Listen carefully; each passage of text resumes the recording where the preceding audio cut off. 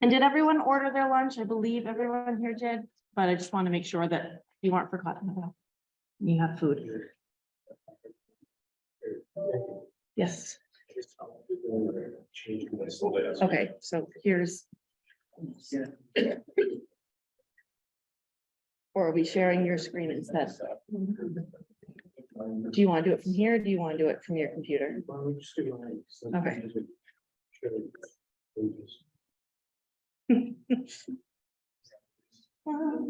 Okay. All right, Kyle, you go.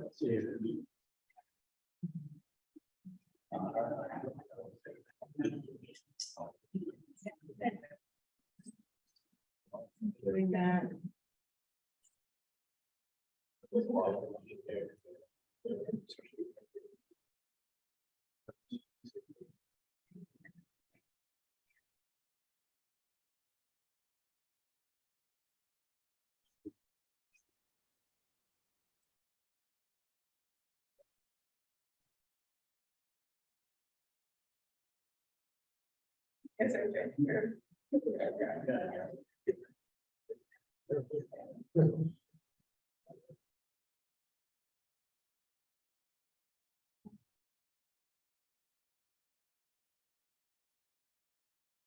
Okay.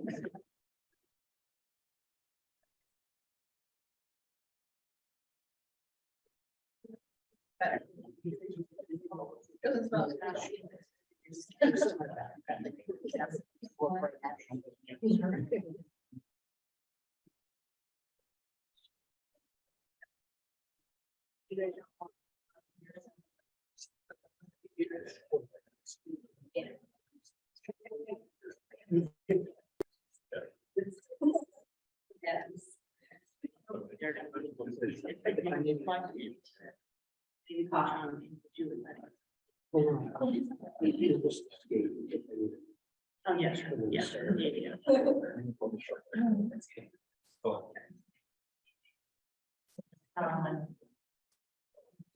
Yeah.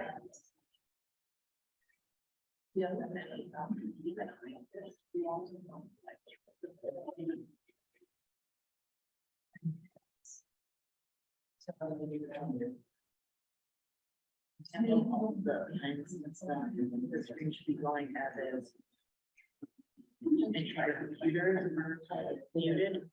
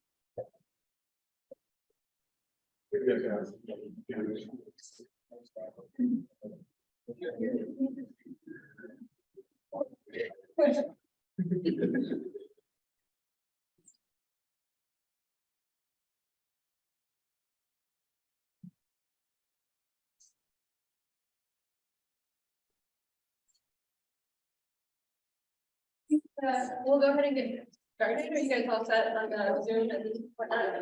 Okay. Well, thank you everyone for joining. I'm Maria Starman with FTA and along with Cassie. Good morning, Cassie Ostrander with Federal Highway, Massachusetts. We'll get us started this morning. I think maybe we'll just start with around the room and then we'll go to Zoom introductions of who we are and then we overview the day and then we'll get to the first agenda item. So introduce ourselves. Everybody, Joshua Barber with Federal Highway. Hi everyone, my name is Tina. I'm with Federal Highway. Hi everyone, I'm Brandon Burns, I'm with the Federal Transit Administration. Hey, I'm Nate Ryan, I'm a planning intern. Greg Dorino, Principal Transportation Planner, Old Colony Planning Council. Hey, Solomon, planning for Paul Hancock. I'm Andrew Vidal, I'm the GIS manager of OCPC. Morning, everybody. I'm Charles Plummer, Deputy Director and Transportation Program Manager with OCPC. Bill McNulty, Principal Transportation Planner, Old Colony Planning Council. Hi, Howard, I'm Senior Transportation Planner with OCPC. Unfortunately, with OCPC as well. Joanne Zimmerman, OCPC, Senior Planner in the Comprehensive Planning and Sustainability Department. Good morning, Mary Waldron, Executive Director, Old Colony Planning Council. Hi, I'm Marisa Kwame, National Office of Transportation Planning. I'm the MPO liaison for OCPC. Glenn Geiler, Grants Manager for Brockton Area Transit Authority. Michael Lambert, Administrator of Area Transit.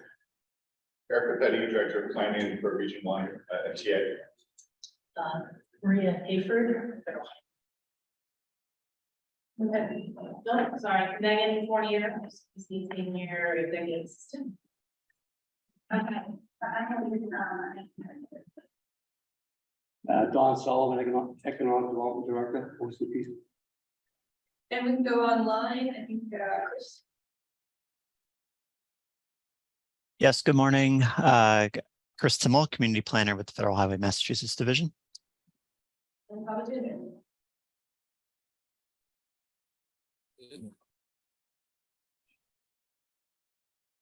Good morning, Babatunde Tubobo, FTA Region 1, Boston. And I think that's all. So as most of you know, this is our planning certification review we do every 4 years. We have an agenda to cover quite a few topics. We had some back and forth with their staff in advance, had some questions, and you provided us a lot of information. So I think we're set up to have some big conversation today.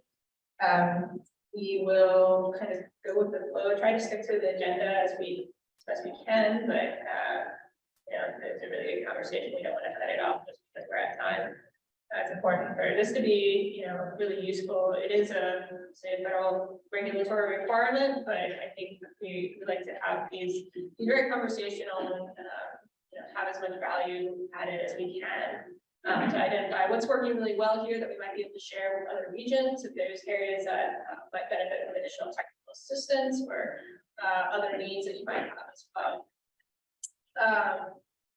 Cassie, any other? No, that was good. Yeah, I thank you all for being here. I think you were fortunate enough to be one of our last CERT reviews before the pandemic. So you didn't we didn't go through that virtual format with you, but we do appreciate those of you in person and very organized and you planned well. So thank you very much.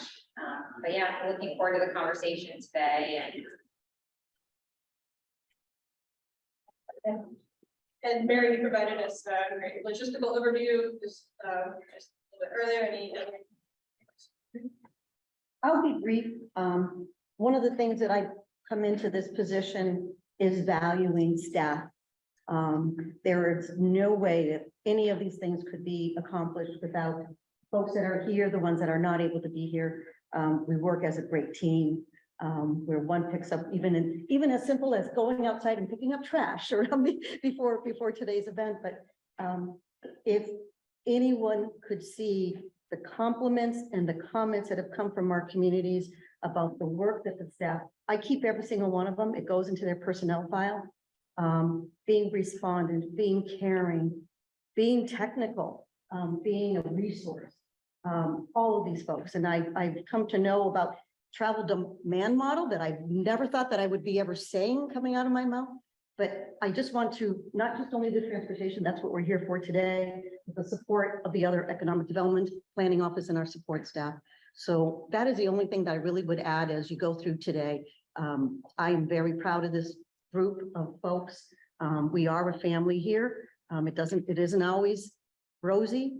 There are challenges, but we never leave anyone behind. And I look forward to seeing all of them shine today. So thank you.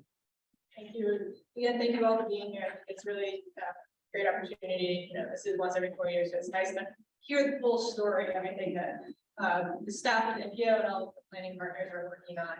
And, you know, I'm really happy we have a great federal team here today, also pulling from a lot of different areas of expertise. And we'll have another member of our team joining us for one of our agenda items via Zoom as well. So with that, I think we'll turn it over to the MPO to get started with the MPO showcase.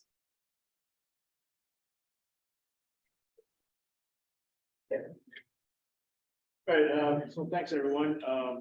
So this is start with showcasing a couple of things that we're particularly proud of here at MPO, calling MPO. I'll speak first on safety planning, and then one of my colleagues going to about highway corridor screening. So safety, obviously, a very big focus in the MPOs, not just here, it's across the country. It's one of our required performance management areas that we're required to monitor and report on PM1 safety. So it's something that's very important, and obviously we don't, MPOs they don't work in silo. It's a very strong partnership with communities and communities, the state and our federal partners, and we really enjoyed a great working relationship with all our partners. In regards to safety planning and specifically goal setting and achieving those goals under safety performance management PM1. And so the next few slides, we'll just talk about how we go about safety planning. Excuse me. And how we work with our partners to achieve these goals. So on the first item, you see the local highway planning technical assistance program. This is a program that we're particularly proud of. It's over 20 years old now. This was a program that we rolled out as a task item originally under the Unified Planning Work Program. The goal of this program was to provide communities with short-term immediate technical assistance on areas of concern in the communities. It doesn't have to be safety related. That can be a congestion issue, it could be a stop sign warning analysis, something like that. But it's usually safety. It's usually an area where the community has concern about a high crash rate, or conflict between pedestrians and bicyclists with motorists.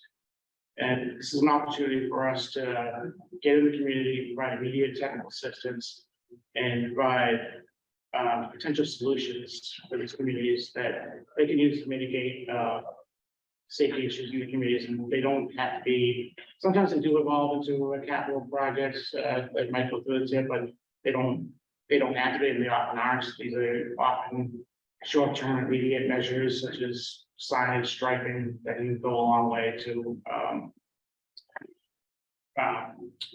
addressing safety. So this is a data-driven process. So when community comes to us, we immediately collect data. So if necessary, we get updated traffic counts, train movement counts. We do all the background analysis. We work with the police department. We have great partnerships with all the law enforcement agencies in our region, where they're able to provide us with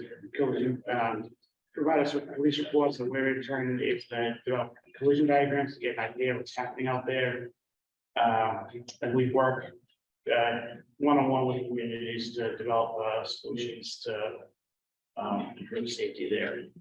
So this is been a very successful program. Like I said, it's over 20 years old. In those 20 years, we've done over 300 of these studies. And they range everywhere from pedestrian safety analysis, looking at crosswalks or enhanced pedestrian crossings or new sidewalks to traffic signal warning analysis. So they kind of range all over the place. It's been a great program that we're doing.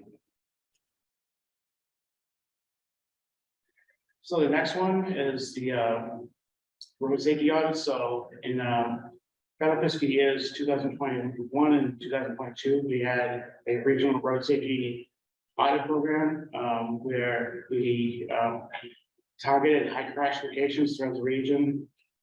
This was a collaborative process with our communities. So it started with a base list. We maintain annually, we have to update annually inventory of equivalent of property damage only index values for all the federal aid eligible intersections in our region. So there's hundreds of intersections in that database that we update annually. Every year we have a new crash data set.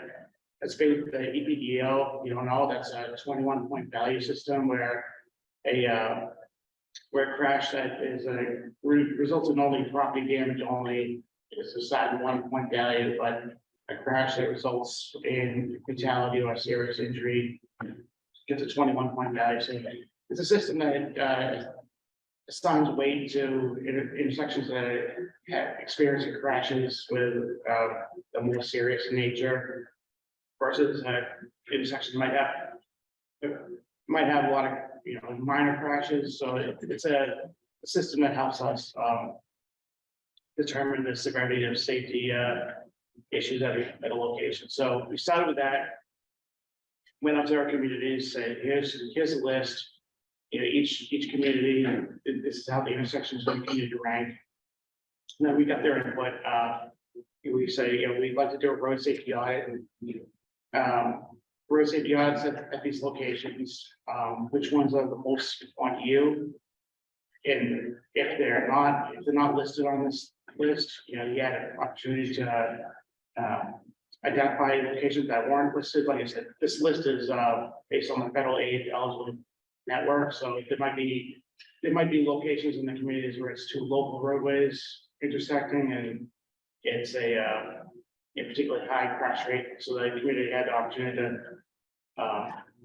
identify those, and we're more than happy to add those, or if there's a corridor. And so the city of Brockton, for example, they wanted to look at the Reynolds Highway corridor, Pembroke. They wanted to look at the Church Street corridor. We were also happy to accommodate that and do a corridor road safety audit. And I guess I'm assuming that everyone knows what a road safety audit is, but a quick overview. A road safety audit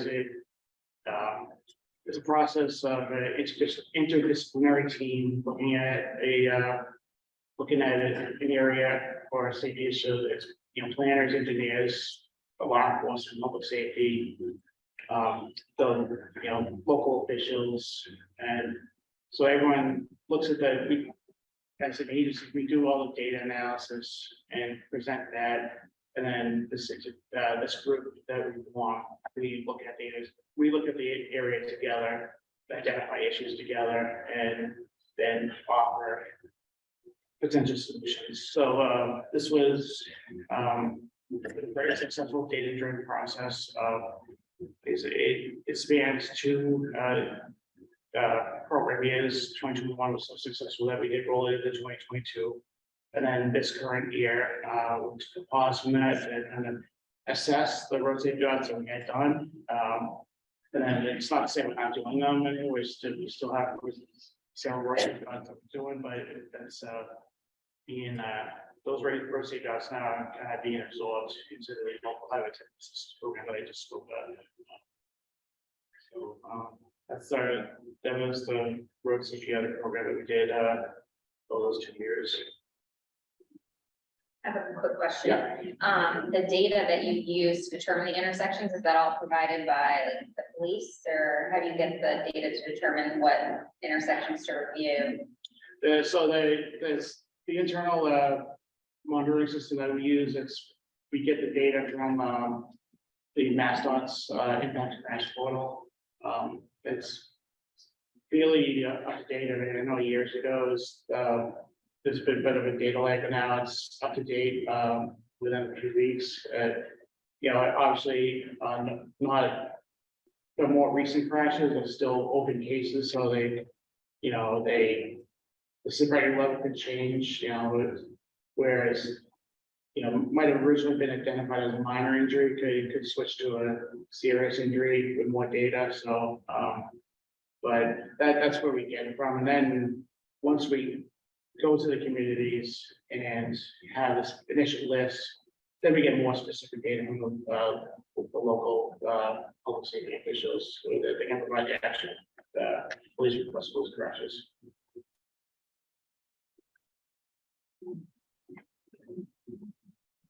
So, last year, as everyone in this room knows, the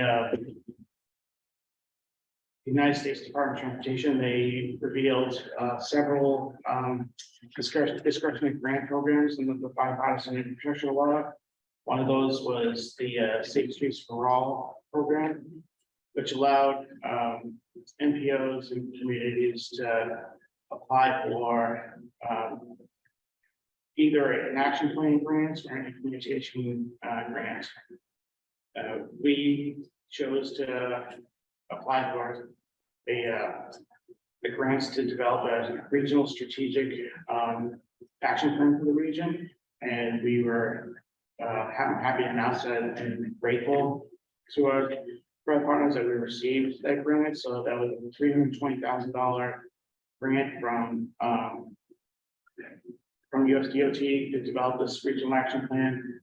That did require a match, and MassDOT was great, gracious enough to provide $80,000 match for that. So in total, it's a $400,000 grant, and we're right now in the very initial stages of this. We're still finalizing our agreement with Federal Highway to develop this, but it's something that we're very excited about. So this will allow us to work with the communities in our region to develop a regional strategic action plan.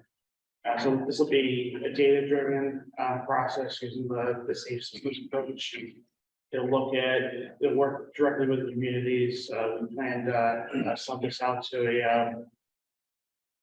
a consultant to assist us with this, and so we'll look at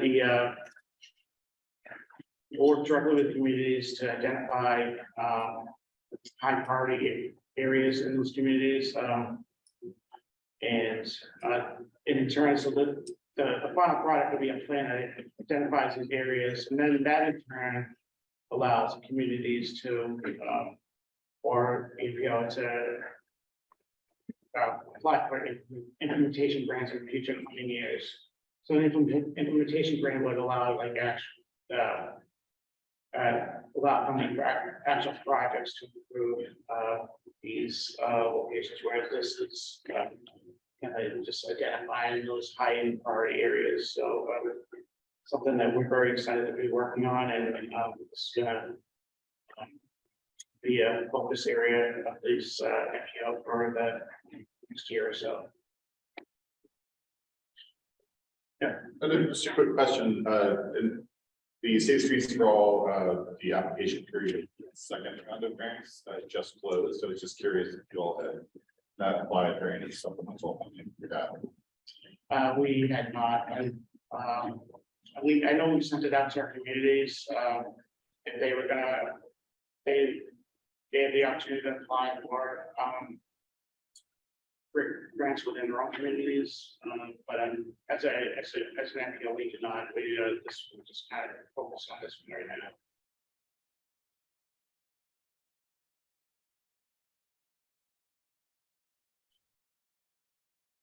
So this is another initiative along the lines of Safe Streets for All, but this was initiated by MassDOT, and we're partnering with MassDOT and City of Brockton. So this is a Brockton specific action plan for the city. this kind of started out as an item, statewide planning item in the transportation improvement program, and it's evolved to a Safe Streets for All initiative. But this is a collaborative partnership that we formed with MassDOT and the city of Brockton. It's being led and managed by MassDOT. And we've, again, it's, very initial stages, but we formed a great working group, the Old Colony, MassDOT, city of Brockton. So we've had several meetings so far. It's been great representation from the city of Brockton, not just city officials, but community advocate groups as well. Brockton Area Transit, they've joined as well. Obviously, we're very focused on safety, especially here in the city. That first mile, last mile with transit riders. So when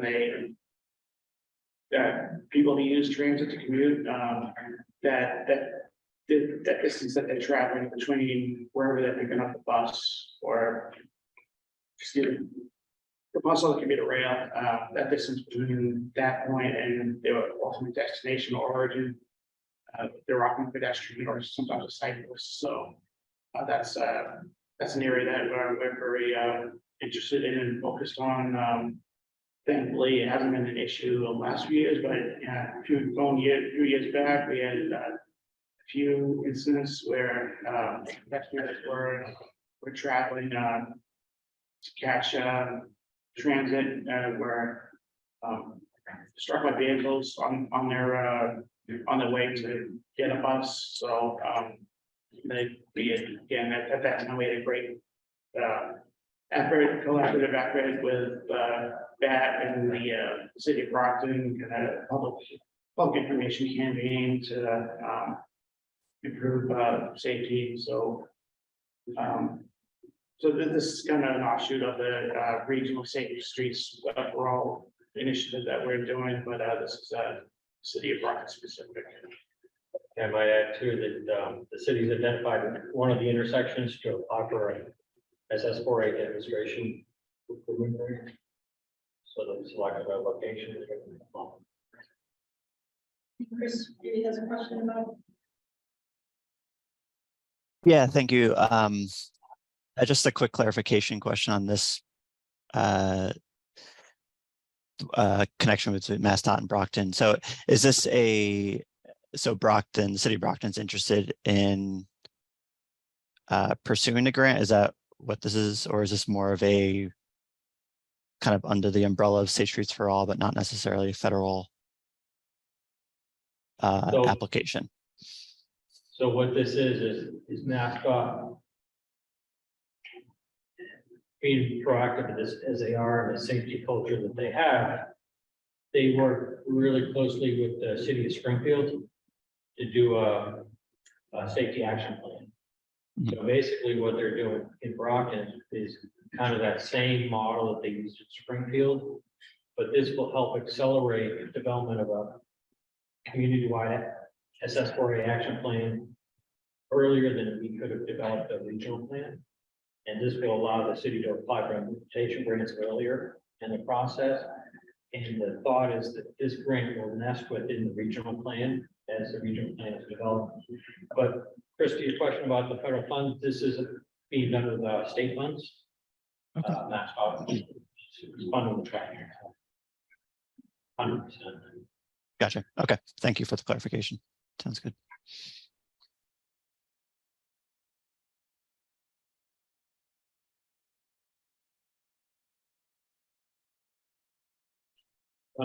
So that kind of sums up my summary of safety planning in the region. Happy to answer any other questions. We try to hand it off to my colleagues for the next few days. I'm just curious, is there this being a data-driven process, I mean, have you seen improvements throughout the years that you've done, that you've been working on? This sounds like it's been very, very useful. locals, and that's great to hear. Yep, we're constantly in the process of reviewing the audits that have been done.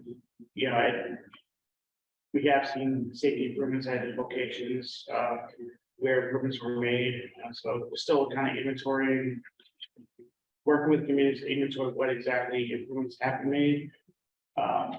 Yeah, as part of overall performance management, we review like any TIP project that's built to visit it 3 years later to look at how it's performed safety wise. So that's something we do, and it often is a substantial safety improvement. And we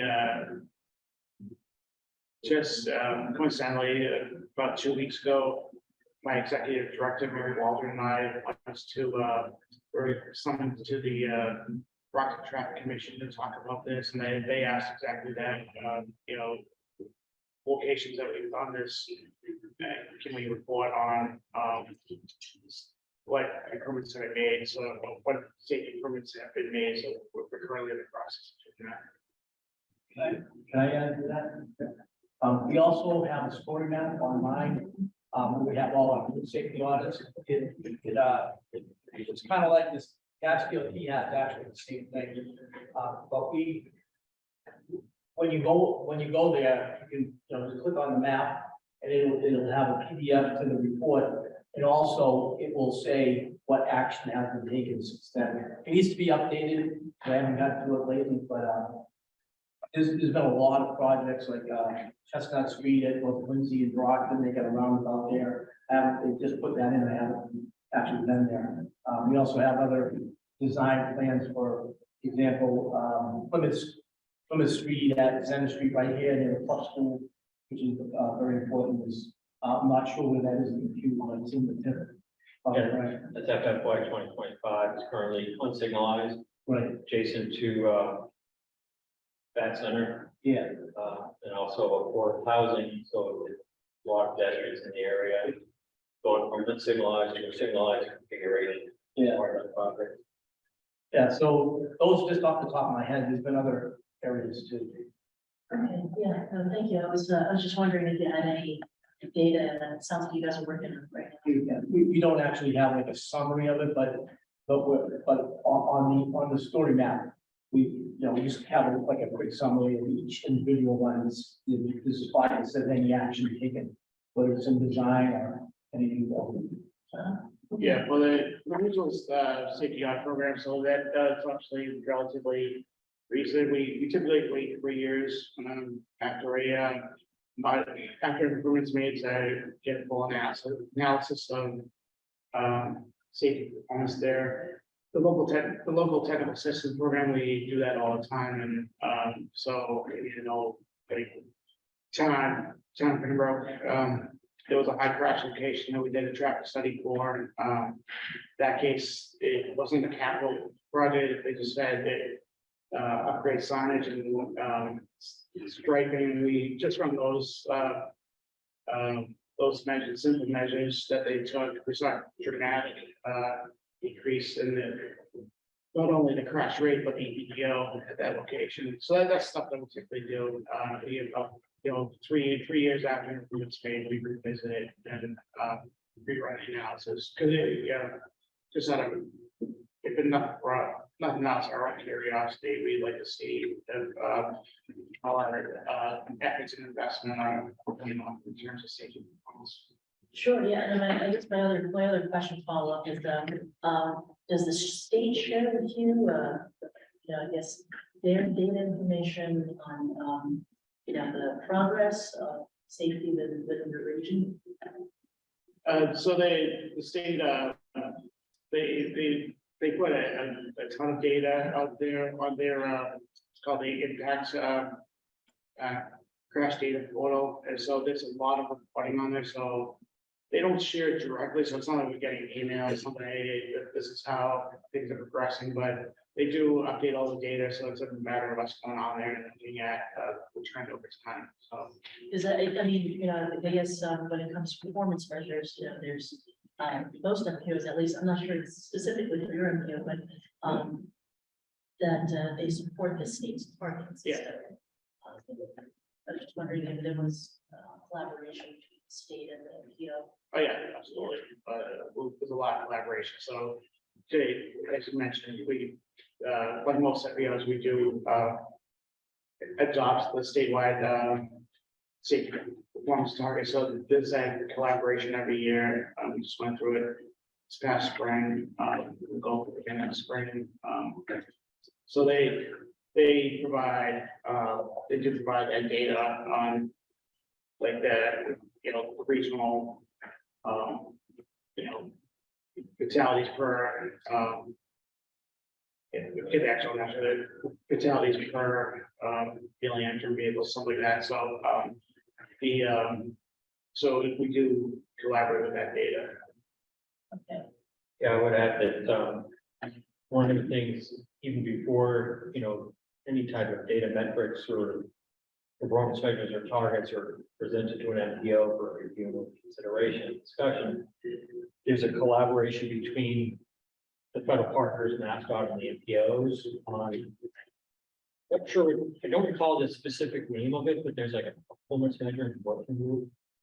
And it's where the minds come together, talk about data analysis, metrics. And I recall there's lengthy discussions about the AMP3 system reliability and Bob Price group and OTP talking about how to measure different types of travel time indices and regard to the pandemic. And so, it's a really collaborative process online, a lot of public body people like officials, but it's more the academics, rolling up their sleeves, looking at the data and collaborating, they're working across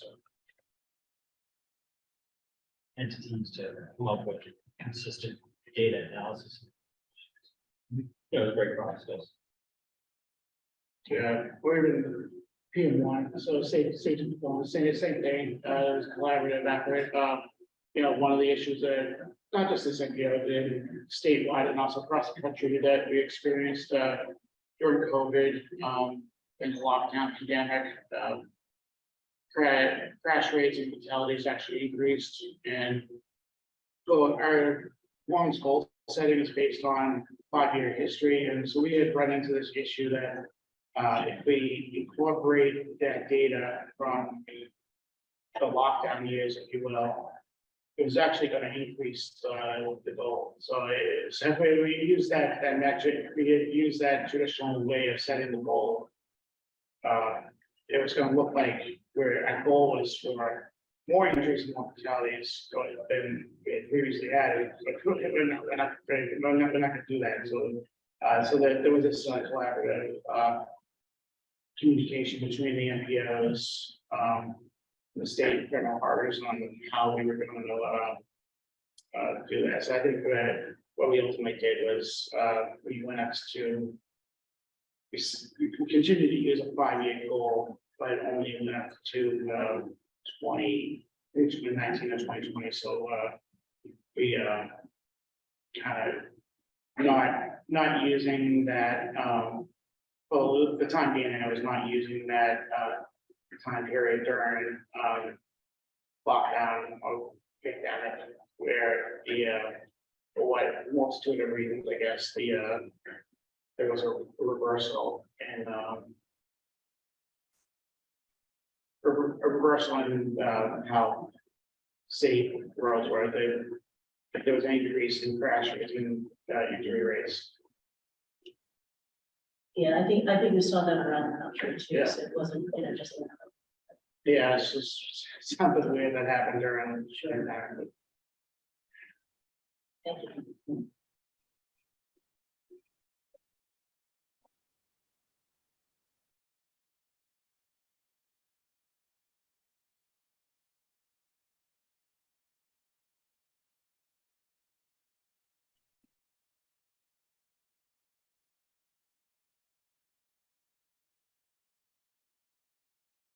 Don, do you want to talk about high priority? Sure, thank you. Okay, my name is Fortunately, and the principal transportation planner, Ray Burino, and I co-lead in this project. It's a formal project enabled by UPWP, and it has been presented to JTC and MPO in our region. Next, please. So, conventionally, we prioritize projects based on the congestion safety.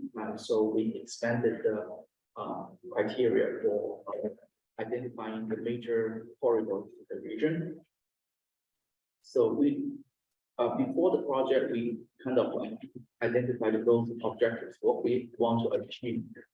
The system should be, we want to emphasize, this is a systematic method rather than looking into one or two single points for identifying the importance of the corridor. So this is the general objective that we have. It should be a performance-based and it should be very specific and it's quantifiable. Secondly, it should be multimodal, including vehicle transportation, biking path, modes, including transit as well. So it should be comprehensive and inclusive. You might see this evaluation criteria very similar to the others we reference and study other evaluation criteria. So we came up with our own process to identify the corridors. Next page. This is the general scope of our analysis that covers 70 communities in our region. More specifically, we include all the principal arterials. We do not study the freeway because it's all address controlled. We also look into the major arterial roads, minor arterial roads, and some key major connected roads. So it's about over 270 miles we analyzed. We all measure by the center line. So this is the evaluation criteria I mentioned before. So during the few months, our team came up with the 9 general criteria category, including the conventional, like congestion and safety. And we also use the travel demand model as a platform. It covers a wide area of the network.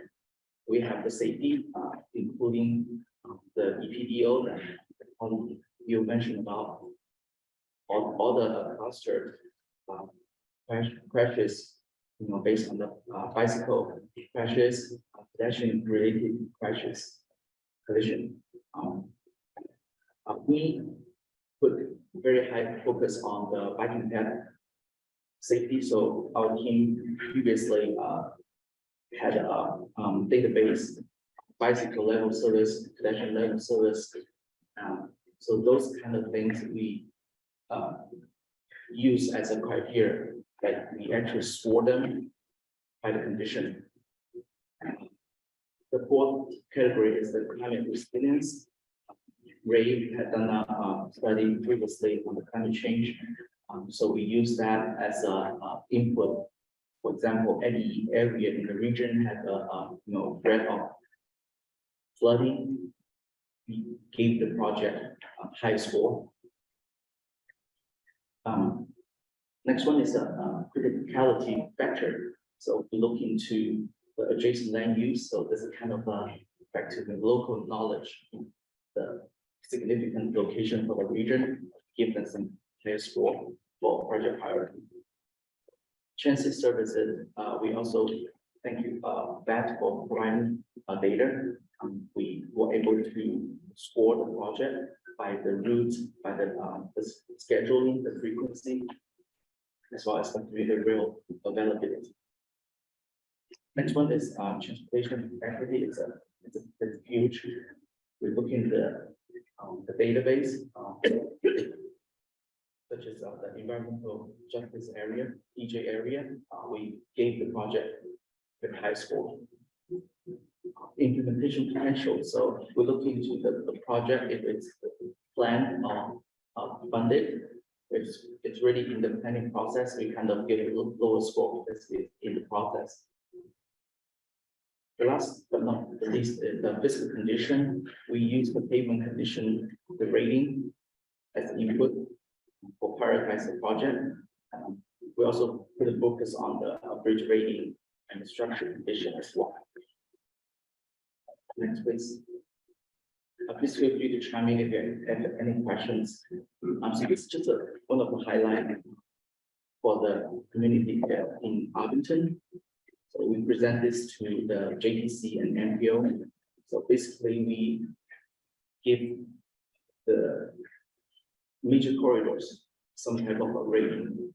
So we came up with the emphasis score, as well as all the details, evaluation scores.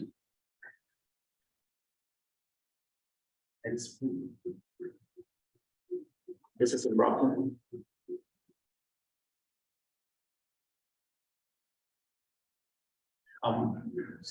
This is really the core value and process or the accomplishment, if you would, what we accomplished in this study. I personally feel this project had a very good process.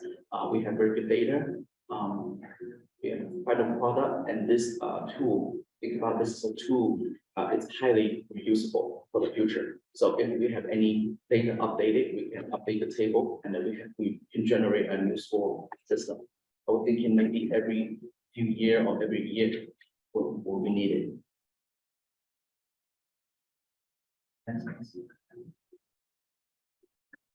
So we think this project was enabled by collaboration only internally, but also with our regional partners. For example, MassDOT, we use a lot of data from MassDOT, including the MS2 conveyor data that the license that request from MassDOT, some enterprise software. So this is kind of just a very high level list of the data or the resource that we use.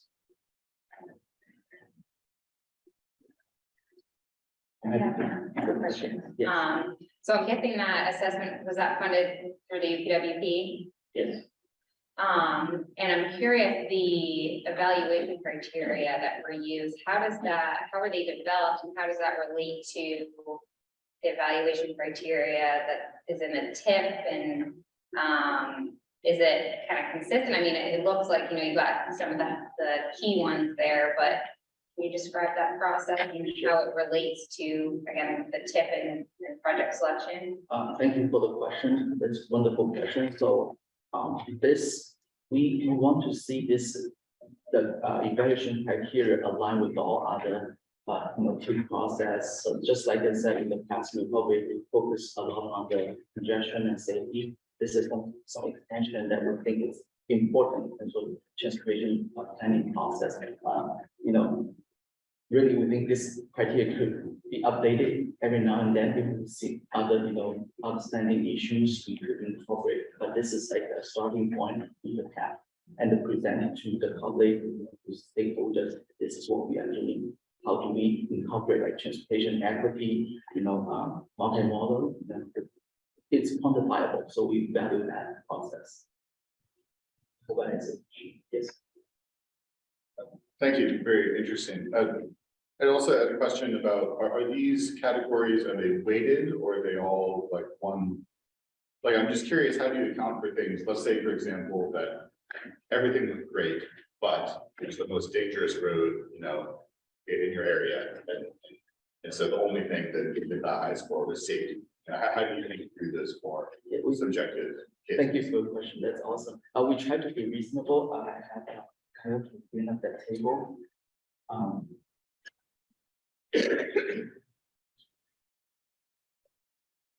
While he's bringing that up, I could ask another question.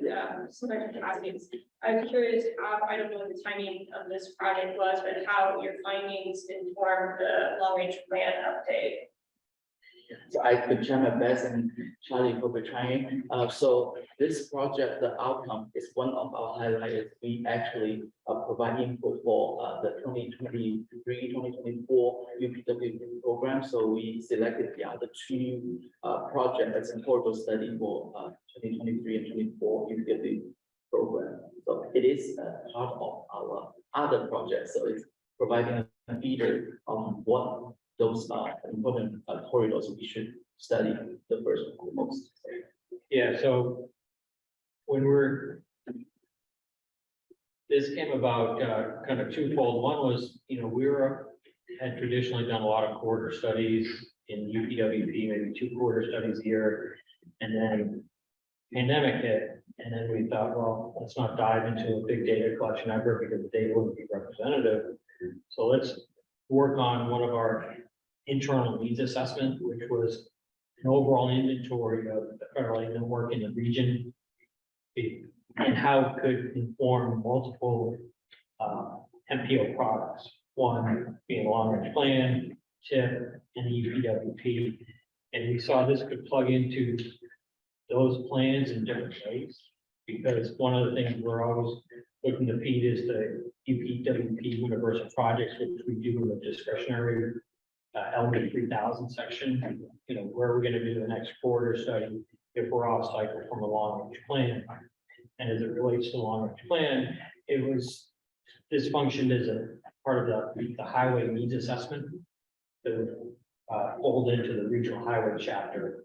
So we kind of served 2 different products there, but when it comes to the TIP, there's sort of a third role to help inform the evaluation criteria.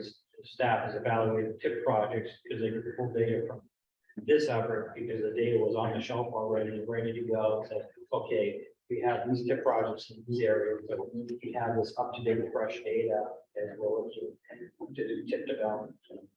I think the next generation and move forward is to do this on a 3-year cycle, to be off cycle from the long range plan. So as the next long range plan is coming up, this would be completed the year before the long range plan would be commenced.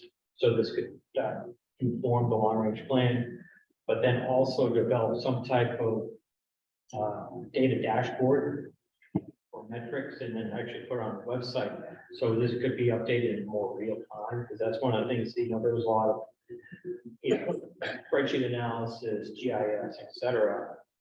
But now we're realizing that is there a way to keep it up to date as we go through on the data from the mass impact corridor, where the team's working on pay management, like folding in the new information or the new census results come out or additional information. So this was kind of a neat project, and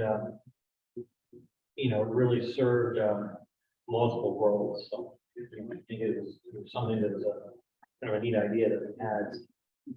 Yeah, and as we're going through the LRTP update, so in our last LRTP, we got a list of regionally significant projects. And these are projects that are not financially constrained. They don't have any funding categories assigned to them at this point, but they are the projects that we had previously identified as regionally significant and were included in that plan. So what we did in this process, this go around is we reviewed that list. I mean, we splashed on them, very implemented since the last plan. And we reviewed that list, and one of the things we did was check to see if it was consistent with what's coming out of this screening program. So that's just another example of how that is the LRTP.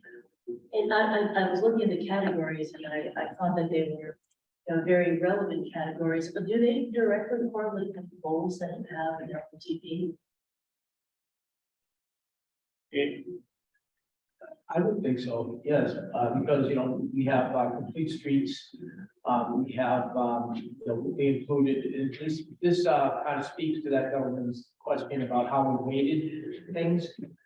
We have empirical things that, like BC ratio and crashes and things like that. But then we also have, how do we account for other things? For example, say Route 18 in East Bridgewater is extending a sewer line, so now they have a whole sewer district in the northern thing. So that's why we put, it's kind of a little bit more subjective. We give it extra points because this is gonna be rapid development. It's a 400 square foot, they're grabbing in 400 square foot warehouse, among other things that are going on there. You know, so we have to account for that also. And we also have to account for environmental justice areas too. So some of it, so we didn't really weight it to answer this question, we didn't really weight it to one way or another, but we tried to add in those elements that are consistent with the long-range transportation plan, as well as the, you know, empirical things like BC, you know, crashes. And also, if there's a lot of planned tip projects, you know, then we feel as though we can look at some other areas and we don't give as many points. Things like, so I don't think we really weighted it in any one area. We just tried to balance it more than I would say. Yeah, I mean, they all work towards the goals in the LRTP in one form or another. So for example, one of the goals in the LRTP is supporting the economic vitality of the region. So going through this process, it does support that goal or mobility, the movement of people and goods. So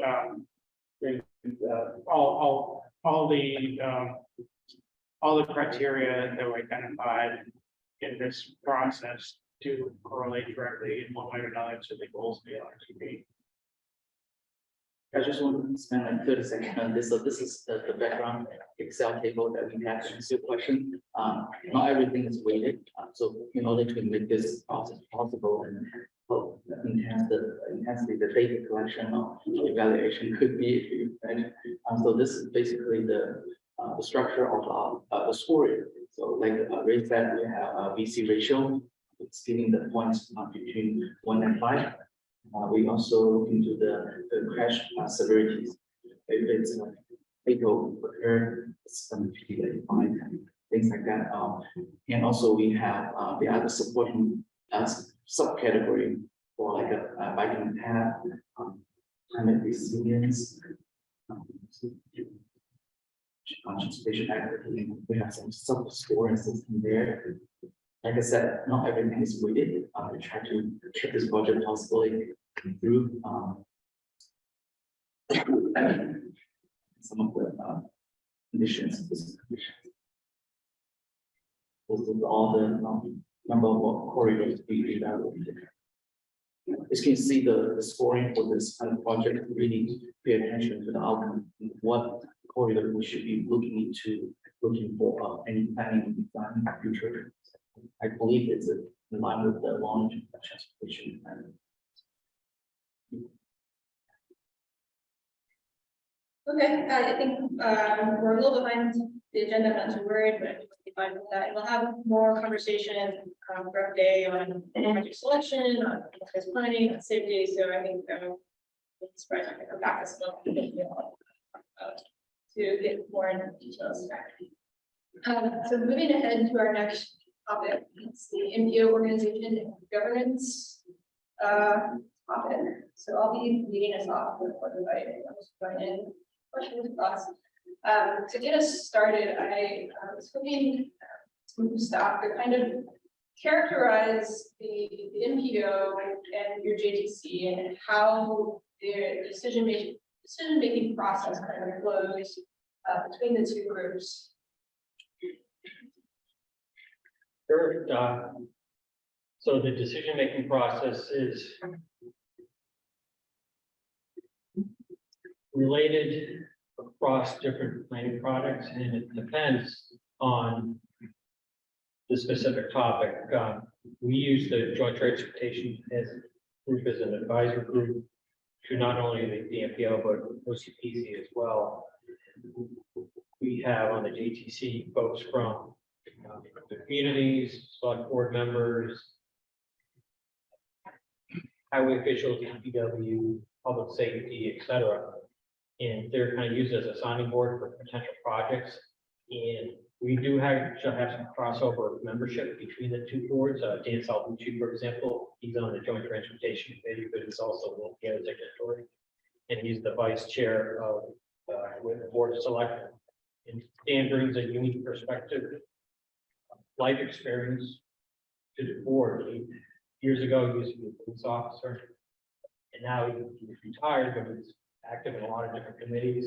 But he also drives a delivery service for delivering vehicles, like grain trucks and stuff. So on the road a lot from I would say life perspective. But the process, we don't have it set up that if it doesn't pass the JTC consideration, it never gets to the MPO. JTC votes something down. We still give the project a chance at the MPO. I know some regions will say if it doesn't pass, the advisory committee doesn't get to the MPO. But where there's some crossover membership, and sometimes there might be new information between the two meetings. All things that are released by the MPO to public review and comment periods will go through the JTC process as part of its public review and comment period. So the JTC always weighs in on the draft tip, LRTP, public participation plan, et cetera. But then any type of MOUs that are undergoing a public review process, we bring that to the JTC as well for their input and feedback. So what about the bike head advisory? Right now, that's just it doesn't have a sounding board per se for a draft document. If we would have something available, if we were working on a bicycle and pedestrian plan, where that committee meets quarterly. So sometimes it'll land off cycle. And one of the things we haven't formed yet with that committee is almost like a hierarchical structure, like a chair of the committee and a vice chair that we would prefer to be external to OCPC. Right now, it's more of a staff led process. So there's not like a representative from each community. Yeah, that there's no bylaws or sort of authority structure for that committee, but you'd like to go that direction. Yeah, right now it's mostly just, like showcasing accomplishments of like a head of the region. And giving the communities an opportunity to bring up any issues they have, bring them forward to the committee and just to have like a general discussion like a head in the OCPC region. Are there folks who attend those meetings who are part of JTC and help you bring that back? Yeah. An example would be Bill Fitzgerald, he's the Avon DPW director. Obviously being the DPW, so roads, sewer, water, but he's very into bike accommodations. And he's been very active in his community with applying for, Mass Works grants for different infrastructure projects and really interested in developing regional trail networks. So it's kind of a neat person to have on the committee and being on multiple committees. So his background and interests. So I know in the past, we've had some discussions about some of the stability of members. Some folks who've been on the for a long time. And it didn't seem like there was any concerns that really brought up with the region. Is that still the case? Or maybe folks have turned over more in recent years? Yeah, I would say that's a fair assessment. We're not concerned about some of the frequent flyers as MPO signatories, if you will. Part of our sounding board is knowing what the MPO structure is now versus and how it operates versus how it used to be. Prior to restructuring of the MPO in 2002, there were 4 members. And it was OCPC, BAT, Mass Highway, and the Executive Office of Transportation and Construction. No public entity was on there as a community, for example. In 2002, it was restructured to 8 members. And basically what we added was 4 community seats on the MPO.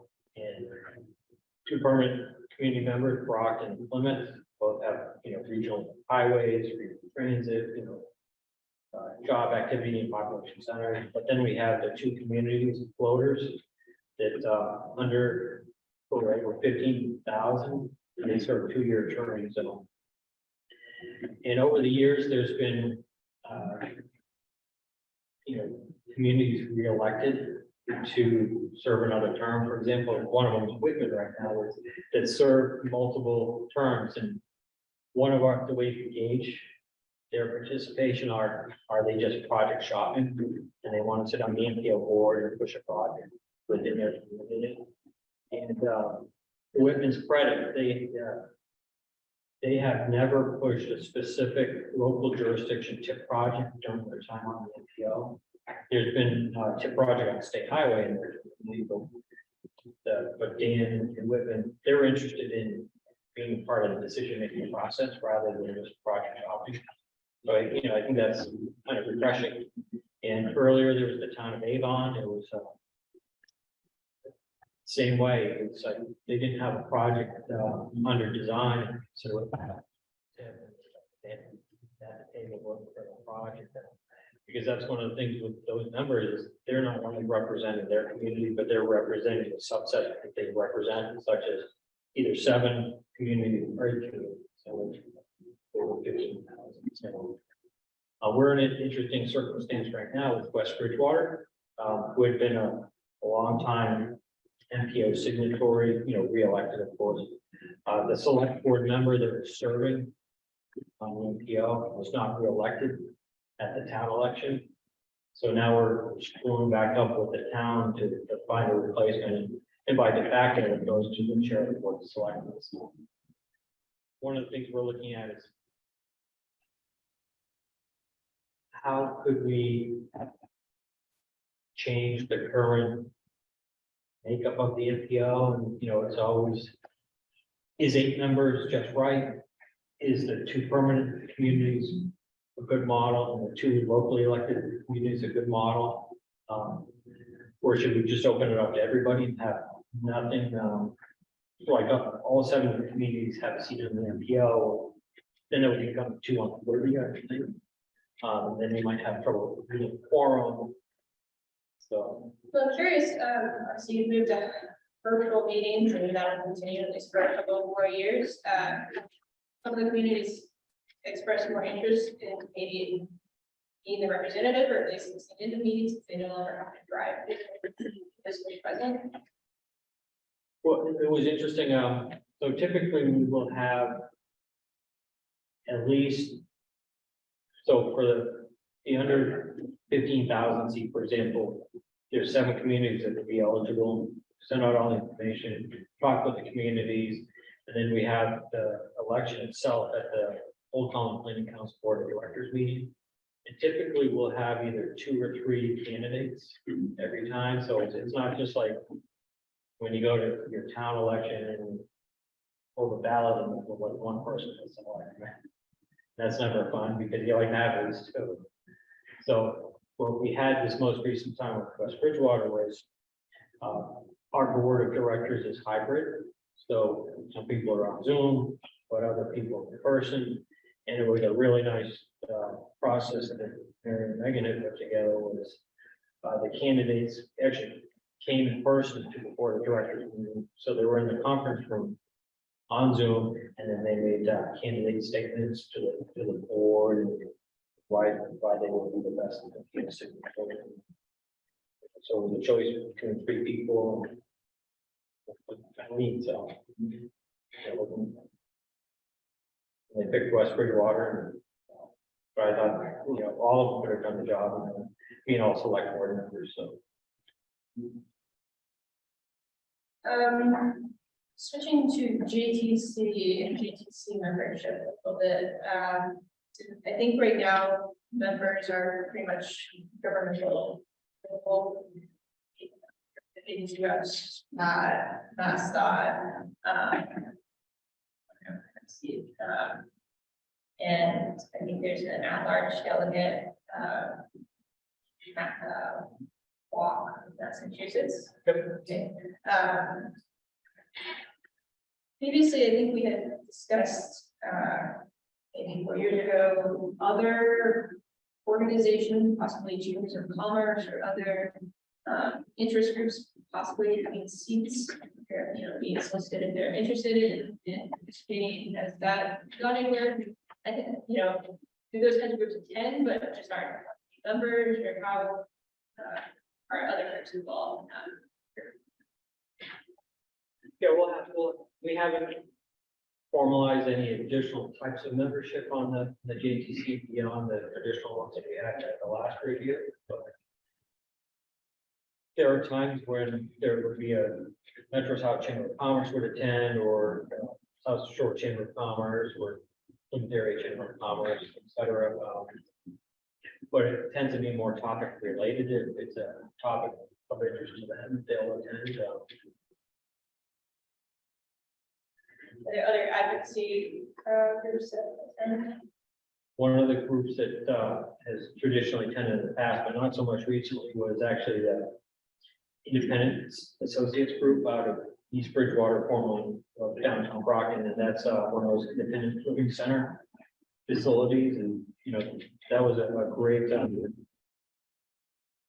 addition to the JTC, and they've also provided over the years input to when that was doing its previous comprehensive regional transit plan. They were one of the stakeholders at the table helping with that process, and actually they provide technical assistance that they did to us here at OCPC to do an ADA assessment of our building. So that was kind of an offshoot partnership that resulted from us getting to know them for the JTC. It's like, hey, we can do that service for you. So that was kind of a process that came about because it,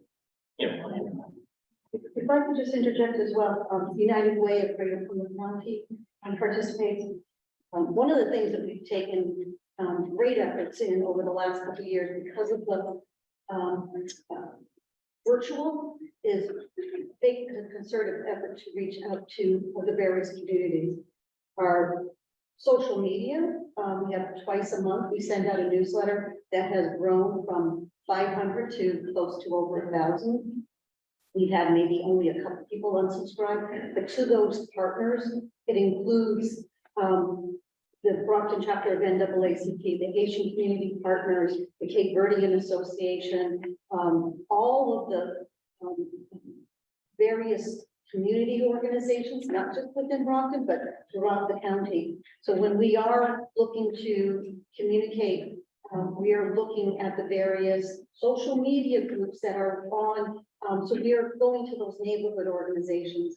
Having it being able to be translated is also another effort that we try to do. And this is specifically not just only to JTC or MPO we're here today, but generally across all of our efforts that we have going into our community. So it's building that community based organizations and staying in touch with them, including when Bill had talked about when we went before the traffic commission, there was a church group that had an issue that had continually over the last 3 years.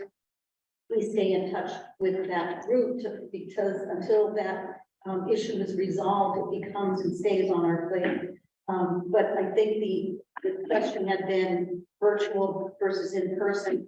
Certainly when we have an area that it takes 15 minutes to get from Plymouth to Brockton, right? We're not centrally located. It does offer the ability for folks to come in. Charlie's right, it's topic related, but they're part of our ongoing outreach. And if we don't see them, we make an effort just to say, did you know that this is not just a general notice? Hope that answers. Yeah, unfortunately, like everything else, it depends on, staffing levels and, budgets. Like one group that used to come consistently, was it's a Conservation Law Foundation, and they were awesome. They kind of brought that angle of environmental sensitivity and social justice, and kind of brought that angle and helped us stay focused on that stuff. And I think, the representative that used to come, she had moved on to another job and just internally, I think they just don't have, whoever replaced them didn't have the,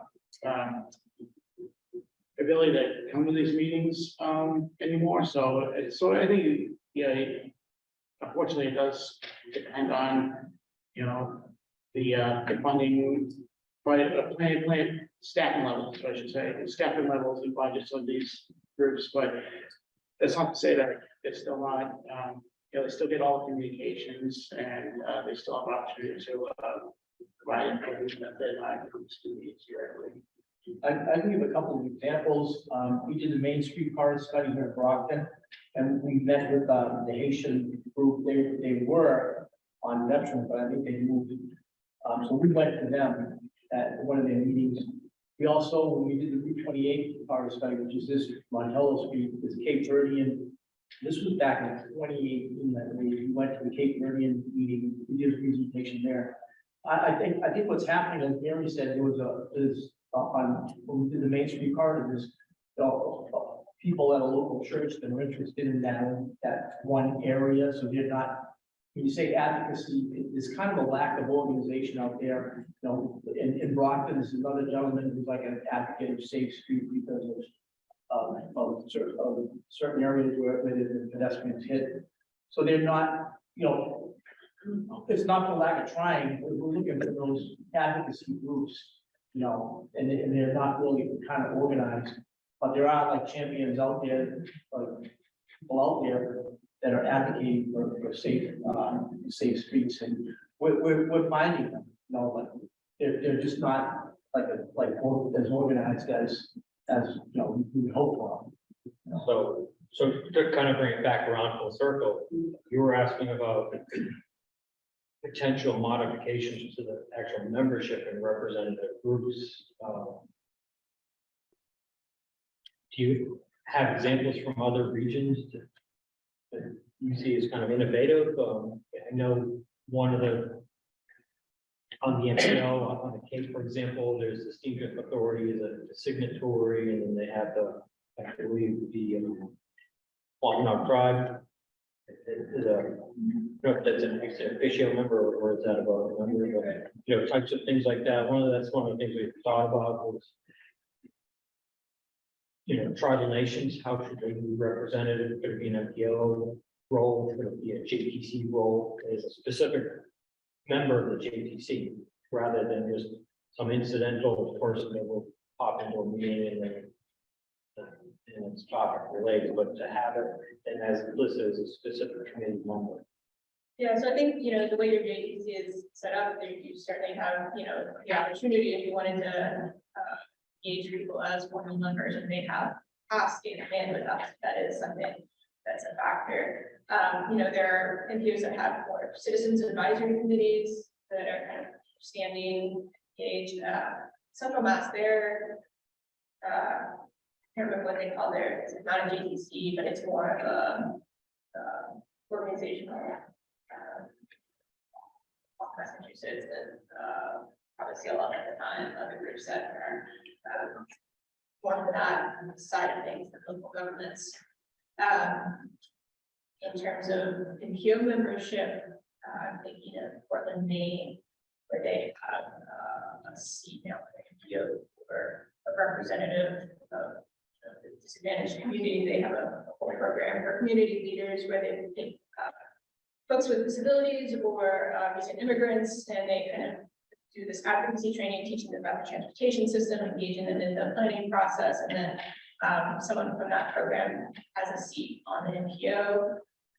So there are some different models out there to consider. It's interesting that you've been thinking about the MPO structure, that a lot of folks would rather just not touch that. So one of my questions was, I know your MOU that you have does call for a reevaluation of it every 3 years. So it sounded like maybe that hadn't been done formally since it was last updated, but you have that thinking. Yeah, we haven't updated it since and run it through official MPO channels since 2018.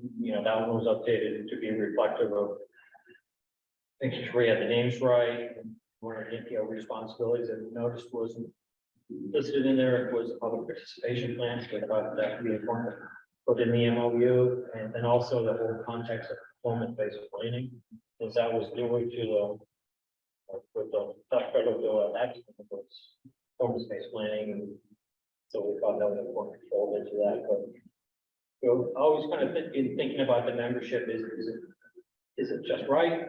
Or are you gonna change it just for the sake of changing it, and then it doesn't work, or is it? We're happy with the state at the table, if you will. I know other states only have elected officials on the MPO or DOT, on the MPO, where I think in Massachusetts, the model works well, and we're happy with mascot with the chairmanship, if you will. Get a challenge out, I think it should be somebody else.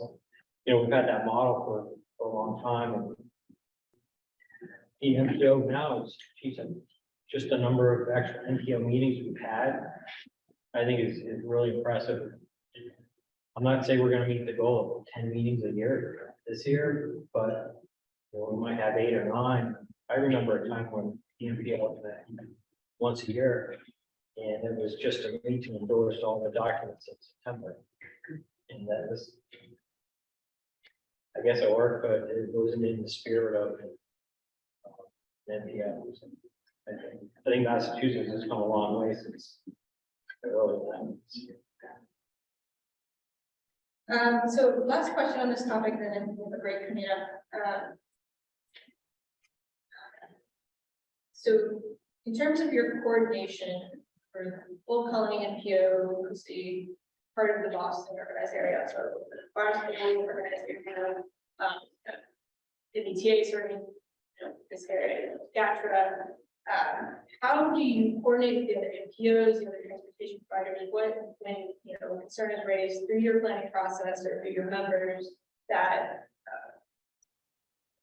might be considered someone else's responsibility in a neighboring area? How does that coordination happen? So it's set up in multiple ways. One is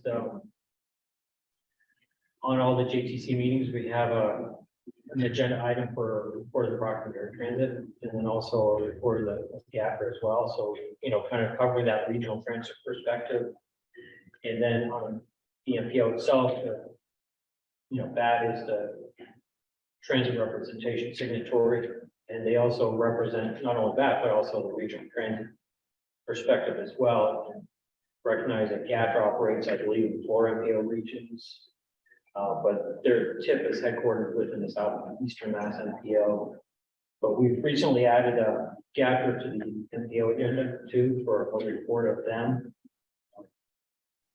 For regional transit planning coordination with that, we have a monthly planning meeting. So things that come up across our radar screen or their radar screening for common planning themes. So we meet on a monthly basis, outside of the JTC and MPO process. So just have a natural working relationship with that and their team. So we can, if something's come up in certain frame for them, or building a team of support to schedule a road safety audit, that's an automatic invite. If that is service area in that area, they're invited, or GATRA. I think one of the gaps is that we've been thinking about is the MBTA planning, because that kind of happens in Boston, and we see a MBTA CIP plan come out, and one of the needs in our region, of course, is commuter rail that was restored in '97, and since that time, the Plymouth station is closed, and that's something that the community wants reopened. MBTA cites low ridership is one of the reasons it was closed, and another reason not to reopen. But the problem with that analysis is the fact that the type of commuter rail service they ran there was only off peak. So you don't have a true measurement of what it could be. And the town of Plymouth and the state have made tremendous investments in Portage Park, actually the train station. That's where that Walmart was. Now it's housing and whatnot. There's a Mass Works grant there for entry into that overall for the park area. So there's a lot of legislative support, state support, community support for transit service. Well, we hope maybe the kids are gonna like. We also sit on the Boston MPO transportation working group. So that doesn't guarantee transparency from the city, but it at least provides us with insight into the official transit and transportation policies coming out of Boston. That's one of the connections too with, again, a name you're probably hear like Dan Salvucci. He is on the JTC, he's on the MPO, but he's also on like the NPT advisory board. So he'll feedback information to us. Then we have another participant who's in the private industry, transit consultant, Alan Castelline, who's actually a Brockton resident, and he's the Brockton representative to the MPT advisory board. So we'll meet offline with Alan to talk about contemporary projects and ideas. And, you know, one of the things that he helped us think about and some ideas, one of the legacy issues with the old Colony Main Line is the track constraint in the Dorchester Quincy area. When they built that, it's basically the same track and there's a capacity constraint. So when the CIP came out for public comment, we provided a comment in there about the importance of helping tracking that capacity constraints. Do you? So one of the, things I see Lisa has joined us online from Serpent. So we often talk about, the regional coordination more broadly, and one of the things we have discussed with the Boston Region MPO, we did their certification review last year, was that in the past, there had been these regional MPO staff coordination meetings, north and south, and I think those were restarted. Absolutely. So, yes, thanks for the TF space out on that. But yes, Southern Boston UZA coordination meetings, those teed up again, and we met. I don't recall what the date was, but within the last couple of years, we talked about contemporary topics, travel demand model, and congestion management process, etc. But more recently, we've had actually some exciting meetings too. Is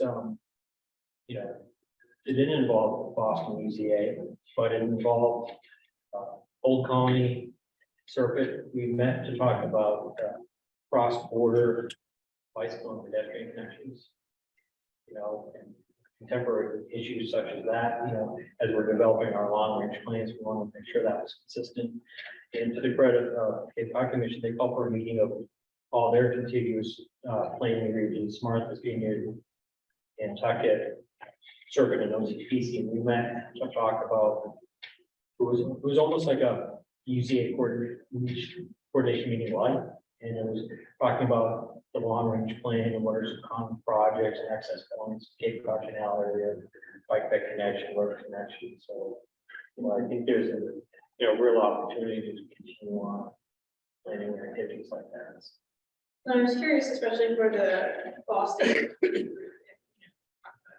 PTA and sort of the challenge and how, especially non-Boston region MPOs can get more engaged in other than commenting on a CIP, if that was a topic of conversation at all. I don't recall that being on an agenda as an item, but I think that would be sort of worth exploring. I don't know if a vehicle might be through the Boston MPO's RTAC, maybe their advisory group, if they could have perhaps a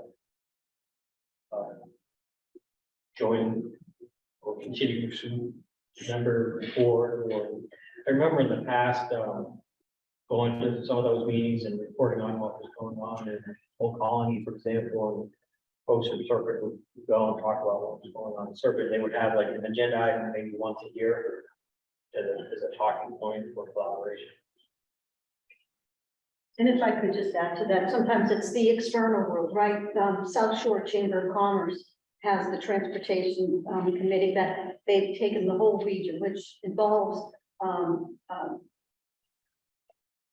MAPC and ourselves, Charlie sat on those committees and the report was developed to talk about the transportation needs within the region, right? Air, transportation, roads, water, they don't see boundaries. They see us all, and as a regional planning agency, you should be thinking regionally, and I think we do. I think it happens at different levels, and then, well, Charlie may have, the discussion about where some opportunities are. There are other avenues that have brought us together, and so the discussion's happening. It may not be necessarily in a formal process, but they are happening, and we take that report that the chamber did. Again, Charlie spent, I don't know how many meetings, and a couple of the other folks. So, understanding where your question is in terms of how are we thinking, certainly our regional planning agency to the south, with Serpide, it does happen with Patrick being part of it, but I think that there are some other opportunities that we can grow. Also, transportation managers meet on a monthly basis, and underscoring, I can't underscore that discussion off of a maybe public, where how do we get together, the discussion happening and vetted and out, and then when it does come to such formal processes as such as the MPO and JTC, we're making sure that those folks are coming and having those discussions. If I could just add to that, I think, there's been great coordination, not just through TMG, but also through Doug. And like Charlie said, Serpide has met with OCPC. We're talking about the bicycle connections, the transit needs, and trying to connect transit where that's needed as well, and bringing it all the way into Boston. And I just want to add that we really appreciate the open line of communication that we have with OCPC. I think one of the really neat things was that time we had the TMG meeting off cycle. It was actually, because it's been all hybrid for a long time, but we actually had it at the Cape Cod Commission. And it was part of the going away party for Paul Bishop. And it was really fun to get back to the after lunch conversation. Because obviously I have a meeting agenda, but I think we all really took a lot away from that conversation after the meeting. Because we talked about planning and projects, and it was just kind of a fun get together. And it really helps solidify the teamwork that we have across the region.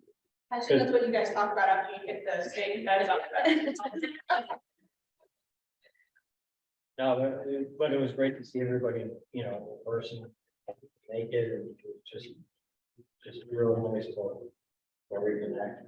Some of it, talk about project ideas and whatnot. So I think that's the real value. Okay, so we're at 10:35. I think we're due for a break. We want to keep it to 10 minutes. So 10 minutes. 10 minutes. Okay. Yeah. So we'll plan to come back at 10:45. Yeah. Yeah. I got it. All right, everybody. Let's get it. I'm ready to get started again. Everyone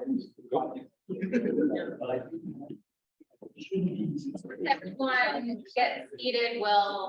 We do have some newer folks that have joined us, so we'll just introduce some of those newer folks.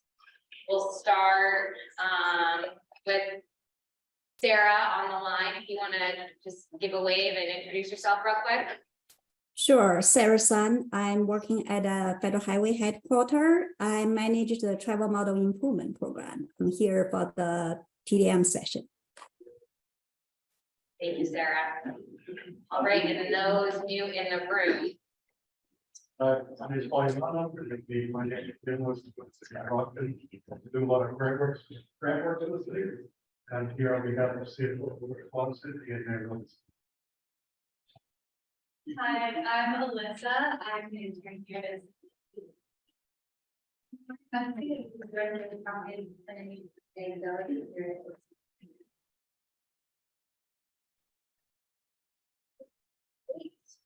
Thank you. All right, so moving on to the travel demand forecasting and data analytics section of the agenda. Sarah, I think we'll turn it over to you to get this discussion started, and we are a little bit behind schedule, but we'll make up for it at some point, so I'm not too worried.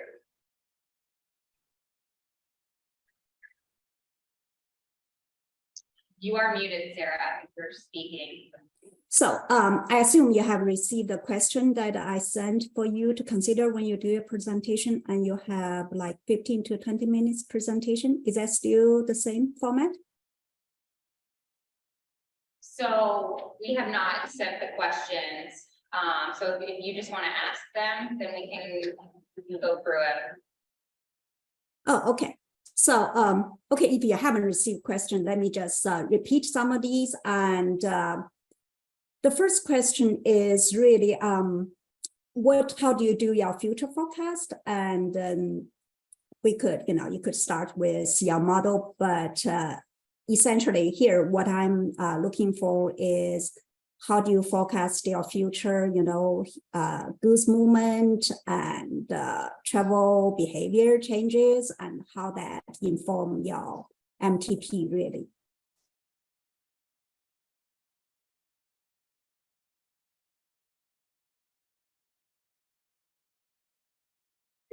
Thank you for letting me discuss the travel demand modeling process in our MPO. My name is Guo Changli, the Principal Transportation Planner. Very nice to see you, Sarah Sun. Actually, I'm a member for the list of the email from Timmy. So I would emphasize that the travel demand forecast is more learning process for us. We are a relatively small team for travel demand model. I'm the principal modeler for the region. So to answer Sarah's question, I probably will go over a couple items I want to cover today. So first, what's the process for our travel demand model? What's the goal and objective for model, as well as calibration, a little bit calibration, and the result of the model. So a couple items. I would like to have next slide, please. So this is a very high level of just introduction to our travel demand model. We are developing a new generation model. We have been using a model was developed by a consultant back in 1999. So this on the left, top left hand is the prototype for our travel demand model. Overall, we have 277 TAZs, internal TAZs.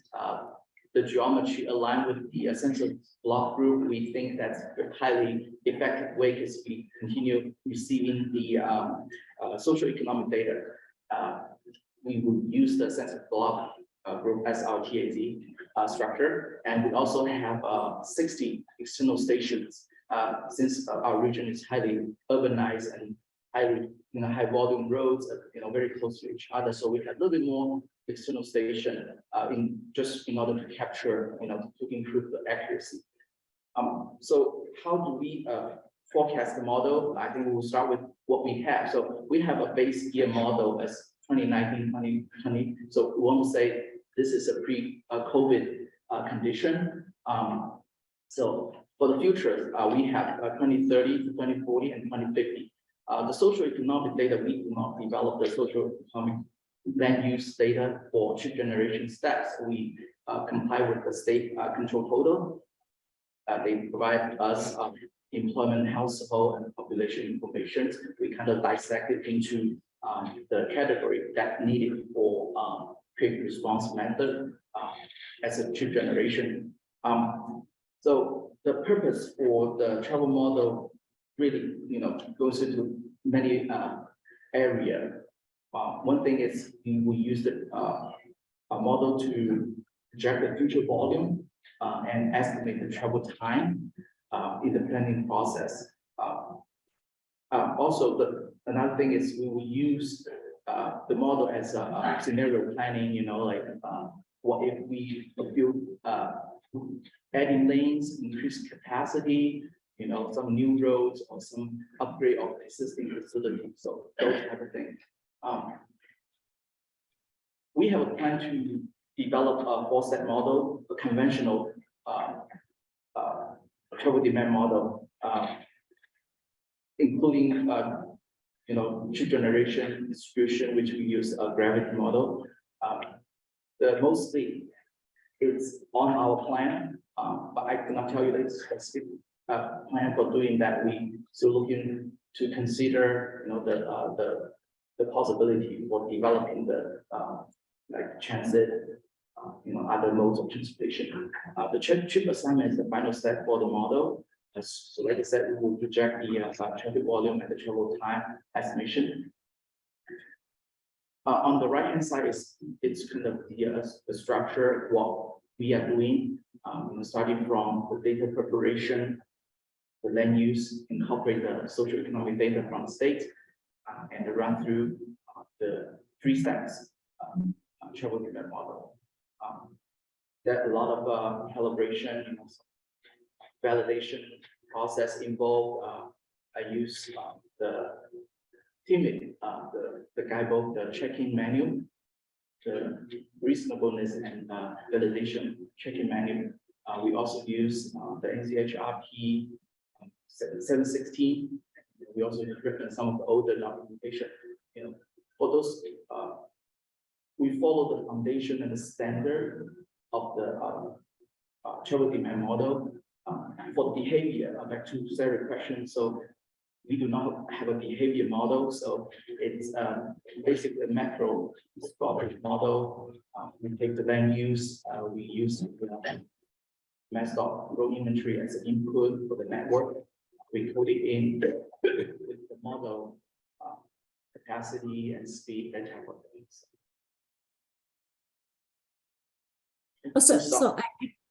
So I guess here, let me just clarify. I know when we use the word behavior, it's really a little bit tricky, but in reality, it's really hard to model our travel behavior, right? So that's why there are a lot of uncertainties. So when you have this model, what's your primary purpose of the model? I mean, I know there are some aspiration goals for a lot of models, but what is your primary use of your model in your MTP process? Thank you. So that would be to application of the model. We have been using the traffic count to provide consultants traffic growth rate. So this is some kind of enhanced tool that we plan to use. So the traffic growth rate is not determined by the previous traffic number, but it is really governed by the land use development, the increase of traffic for certain development types. So this could help us to provide a more accurate background traffic growth to the consultant. So that's the first thing. I get that definitely requires a lot in the past. Also, the model will help us to support the planning process. For example, determine the congested corridor, congested area based on the volume, capacity, and travel time. The third is more project related. For example, like corridor studies. For example, we have a 280 corridor study in progress. So we will use the travel model as a starting tool. What if? So to answer what if questions, what if we improve the link capacity, the intersection capacity, how would that impact the regional transportation system? So from the top to the most project specific, we will use the travel demand model as a tool. So we also consider doing any sub-area analysis to get more precise, if you would, more close network coding in order to analyze the transportation system. So is it safe to say that so far your most use of the model is really to do regional transportation planning? That'll be your most use of your model, correct? Okay, so how do you forecast your future land use? What is that process look like? I think I'm not the best person to answer that question. We received the social economic data from MassDOT. I believe they have a consultant. They have UMass Donahue Institute.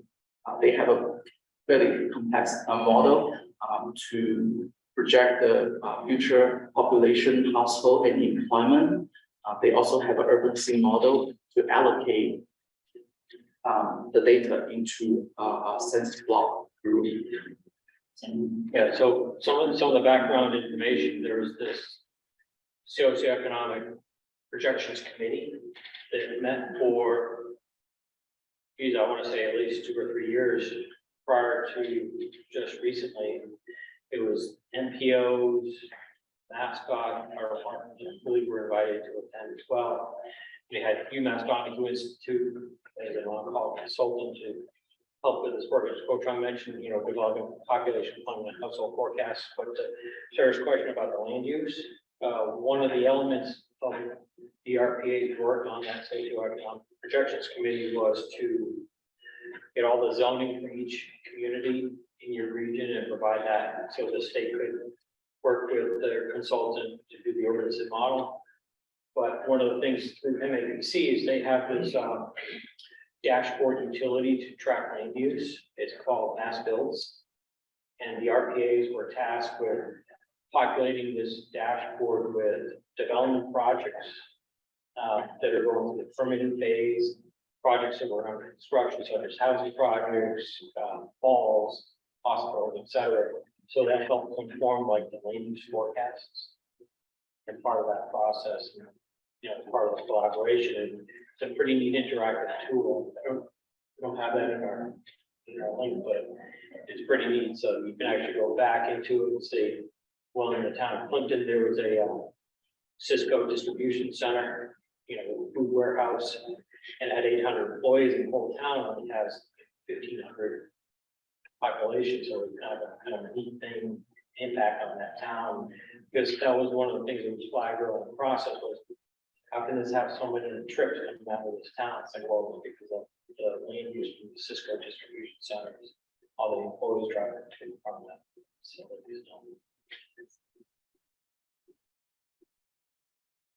Yeah, the reason I have that question, because that's really one of the biggest uncertainties, right, when it comes to forecasting. And so it sounds like you have a committee that's made up of members and the local jurisdictions.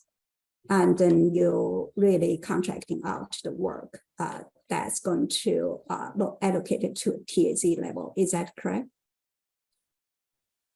yeah, that's correct.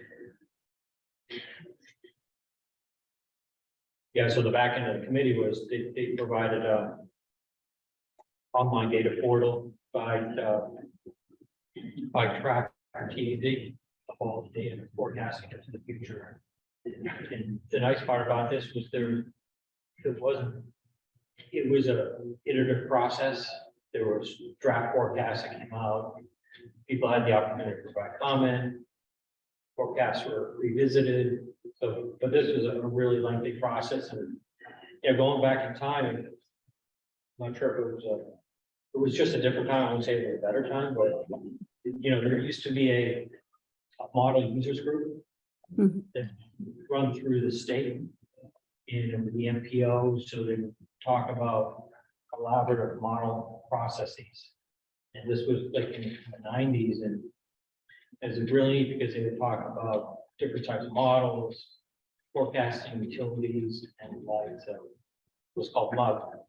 We have a Doug group now and a TMG and stuff. That was kind of a fun group, and we also had a CMS working group as well, and a paper management users group, and a lot of that's kind of ebbed and flowed with the TMG now, and I think a lot of that stuff has been taken.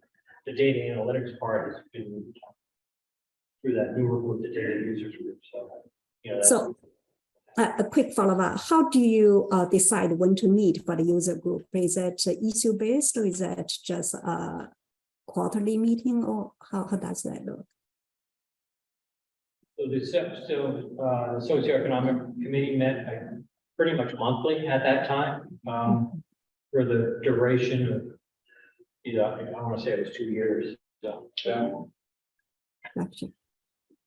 So does your MPO coordinate with state and the regional MPOs, other regional MPOs, when it comes to data and other issues that may need regional cooperation? I may try to make that question. So we try to collaborate and work with NSTOP Bob Bright, and we will communicate with him. For example, in our region, one of the town that kind of in the middle of the PAC. So we request the socioeconomic data in order to increase the continuity and kind of simplify and optimize the model process. So we are looking for any data sharing, collaboration in the process. The travel demand model user group, I don't think that still having that. It's more like person to person request or any data sharing, not through like a group user group. Yeah, so Massachusetts, the MPOs have travel models for the purposes of Coach Jones, we talked to him earlier, but Bob Fry and his team up at Mass.OTP run a statewide travel demand model. And one of their key benchmarks that they look to read every cycle is to do the air quality determination for the long range plan. And of course, the tips come from the Formula 1 plan. So one of the things that Bob Fry and his group will ask of the MPO is that, do you have a list of group what you see as regionally significant projects to code into the statewide travel demand model? So that's a consistent process that's come on, standing about prior to the managers meetings and talk about that project and the process in terms of that. So do you have any type of process to share your data? Doesn't matter, it's forecasting data or your other data that might be related to travel forecasting. Is there a process with state or other adjacent MPOs? Could you repeat the question? Yeah, do you have any process to share data? So far, I have not received any requests for data sharing. I would think our regional model has more details in terms of like major collateral. If I compare with the regional travel model, I have no problem sharing the data as requests from public or consultant. We usually will receive requests for the background traffic growth for consultant more detailed traffic operational studies. So yeah, I guess it's also, let's think that when you do your model development, I know you use a lot of assertive data, information and parameters. Do you have like household travel survey type of data collection going on? Or that's what I'm thinking that probably make a lot of sense to collaborate with your state or any other adjacent MPOs. Yeah, the user traveler survey messed up listed that. So the latest I heard from Bob is there will be a new traveler survey about developing the parameters for travel demand model. But in our MPO level, we do not develop our own traveler survey. But that's definitely important. Okay, yeah, that would be, I think that'd be one area very important collaboration, right? Because it's so expensive to collect these type of data. Totally agree. And like you said, with the great uncertainty of the future travel, especially post-COVID, the work from home pattern is different. We are aware of that. The travel model that we are developing right now, it's really, focusing on the fundamentals like the land use, household, all those things that drive future demand, future travel demand. But anything that we could adapt in the future, we love to hear from our neighboring MPO, MassDoc, even federal level, is how could we improve the regional travel demand model with even broader economic or work pattern, that kind of thing. We would love to hear from you guys too. So, in terms of calibration and reasonableness check, you mentioned about the land use data. We actually have the census data. We have APS data that we also work with. We're not the provider for Transcat. Work with them. We try to compare the data. For example, what's in the social economic data projection and what's in the census. So we're aware of the importance of the data. It's kind of going to the loop of the collaboration process. Yeah, that's why I started the question with the primary purpose, the model, because, of course, as you know, models, you can really get as complicated as you want to, but that's really not the goal, right? The whole purpose of having a model is really help us to plan better. So we always come back to the basic. Okay, why do we need the model in the first place? And start from there so that you can be much more targeted when you calibrate. And, when you do sensitivity testing, you could say, oh, we are doing corridor, then probably the screen line going to be much more important for some of these things, right? So that's why I was asking a primary purpose, because we tend to equal model complexity with usefulness. But in reality, just because a model is complex doesn't mean it's useful. So we really should focus on having a useful model that going to help us to do a better job, plan, do a regional plan. And the other thing that these are really food for thought here. I think we always hear MPO say, oh, we would like to do a lot of policy analysis, but it's really a question is what you would like to versus what you actually are doing. I would always focus on what I actually need the model for at this moment, because there's only so much budget and start time. So if you have a qualitative data and qualitative model, that's really, really important for whatever analysis you have in hands. And the other item is that a lot of times we tend to want to have one super comprehensive model, which is really very dangerous, because just as with our everyday life, you cannot have a one super tool to fix every single problem. The same with models. You really need a suite of tools. For travel demand model, you may not be able to do an adequate job to do equity analysis, for example, even congestion for that matter. So if you truly want to use your model to do congestion planning, I would suggest focusing on some of the real life data out there. There are a lot of emerging data out there. So that leads to my next question. So how do you keep up with some of these emerging data, like the Federal Highway Research data set, right? Essentially it's free for a lot of MPOs.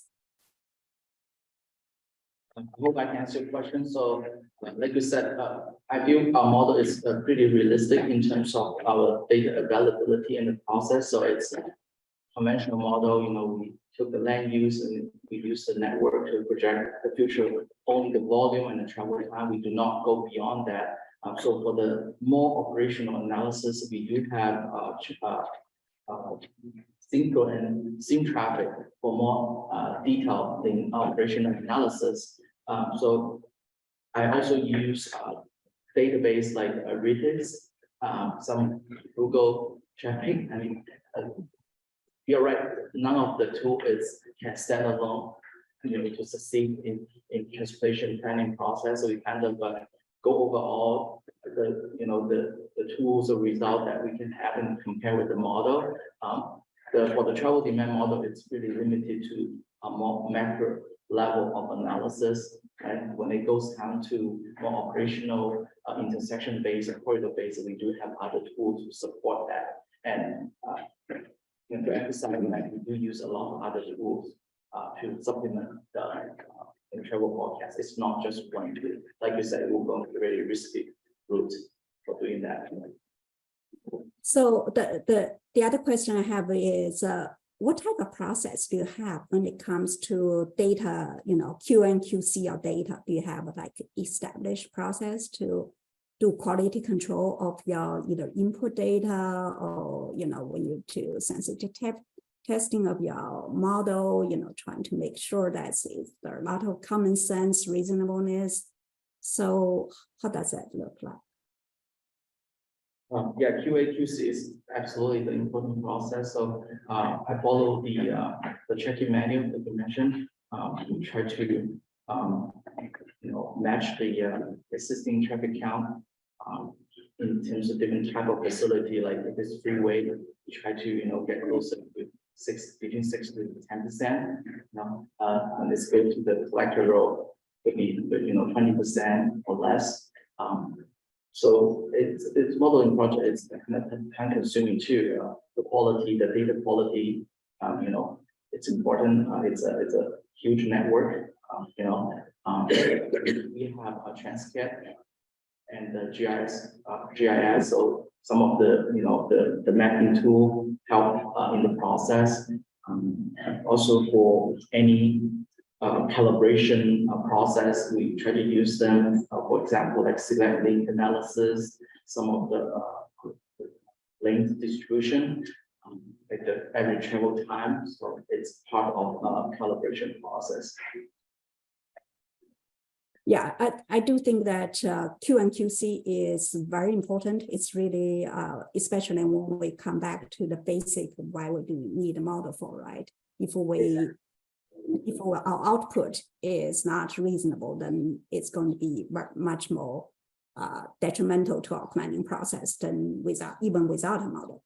So the other aspect is when it comes to the future, there's so much uncertainty now. So have you considered about how to take this type of uncertainty into consideration? Because it's really much more than just land use. There are a lot of emerging mobility technology out there, including but not limited to like self-driving cars and others. So when you do your forecast, how do you take that into consideration? So I'm aware of the uncertainty. So for now, I honestly do not have a specific plan. I think I'm sharing the same challenge with any other modeler in the nation. We are still following the collaboration, look at the future traffic volume versus existing, if it's a reasonable tool that we can project to the future. But like you said, what some of the behavior, like work from home, I think as a modeler, we probably need to go into the chip generation portion, like what's the change on the home-based work. We can work on those parameters as we go. But I think our bottom line is to make sure we match the future traffic with the existing count. So for the base model, we match the projected volume with the existing count. That's what we are doing right now. Like I said, I do not have a specific plan. How do we incorporate the uncertainty? It's a regional model with 17 communities, even though there are not many number of towns, but for an operating model, we probably will have to do more fine tuning in the future. That will be, our future consideration. Yeah, I think that's really most MPO are doing anyway. And what I'm really thinking here is much more along the line of the process rather than the model could really take care of the uncertainty. So if you think of that means that we are much more adaptive when we use the model and really keep track of changes so that we can be much more dynamic than we used to be 10 years back, for example. So that's really, that's really all the question I have.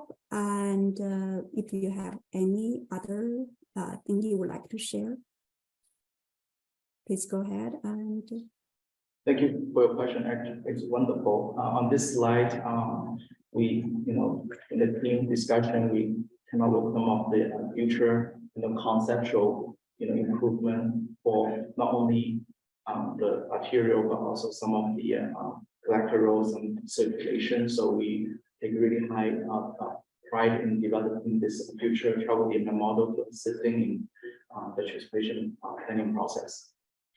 Thank you so much. So, Koshan, I just add that Chris Tim will put in the chat that MassDOT is in the process of doing a Massachusetts household travel survey update. And it's being funded with SBR funds. And as luck would have it, anybody that's available for the July 18th edition of the Old Colony MPO meeting, Liz Williams from MassDOT is actually on the agenda and we'll be talking about that project. Hope to see you there. Thank you. Can you talk briefly, you mentioned the data users group, can you talk about what the scope of that group is? So the data users group, that was, so TMG had, Transportation Managers Group meeting had, been meeting for many years and they talk about, as you know, policy programming and data. And the advent of data and dashboards became almost its own entity.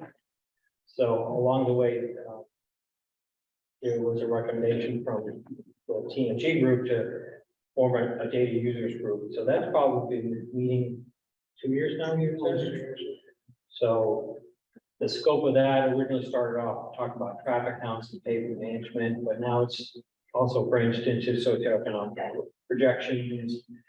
There was a presentation on the Conveil software. So it's really taking on a life of its own. So the scope is, there's no bylaws or anything like that, but the story is still being written. I think it's still kind of in its infancy, but I think it's really taking the place of some of those older committees that had existed in the 90s, like the model users group, the congestion management group, pavement managers group. And so all the MPOs in Massachusetts and MassDOT are. Yep. You mentioned that you use RIS to do calibration or?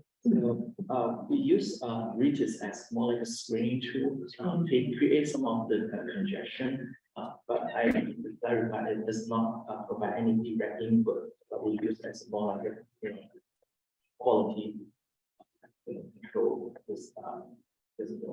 The RIS is more good and the users of that system. Do you work with your TMC or anything like that? Local ones that's around here, or to share data? So I use the road imagery data, which MassDOT provided. It has the right amount of level of details, and it has like daily traffic volume. And in some of the critical links, we reference to the MS2, is a database of traffic count. We also have some OCPC collected data. We use that as well. Okay, we have the OCPC volumes report that compiles past 30 years of automatic traffic report accounts conducted.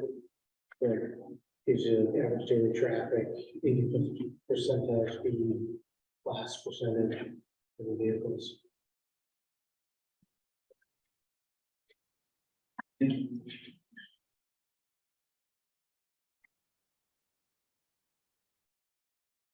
Okay, Thank you, Sarah. turn it back to you. All right, now we'll move on to tip development and project selection.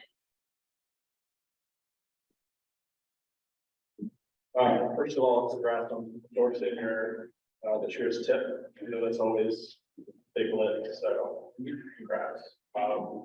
We're kind of hoping you all could like walk us through your coordination process with your local jurisdictions, part of tip development, kind of what the project solicitation process looks like. Sure. So the coordination process through the communities, so it's through a variety, multitude of avenues, really. So communities funded it. Each community is represented on the JTC, so there's that direct interaction with them, but some of the EPWP studies that we do, so corridor studies, LTA studies, there's that interaction with the communities. So through that, we develop, we have this, list of it's called the Universal Projects that we call it. So that's, the Universal Projects really is built based on, this, collaborative process with communities as well as MassDOT. So we often, when the community has a project need, if they're not familiar with it, we will walk them through the project initiation process. So I come to the state's Massachusetts project intake tool system, so they can actually put the project in there, get it initiated. So that's that's the avenue that they would go through to at least get it to project review committee. So there's a multitude of ways that we collaborate with the community, so that there's a fully cooperative process and develop the universal projects, and then from there the project goes through a evaluation criteria to ultimately be programs. That's it.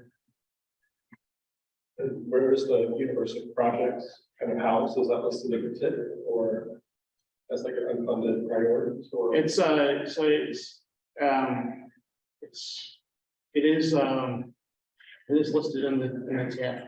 So the TIP each year has the what's probably, so it'll have the evaluation score for each project. It's also, it's obviously less frequently, but it's also included in the long-range transportation plan. So it's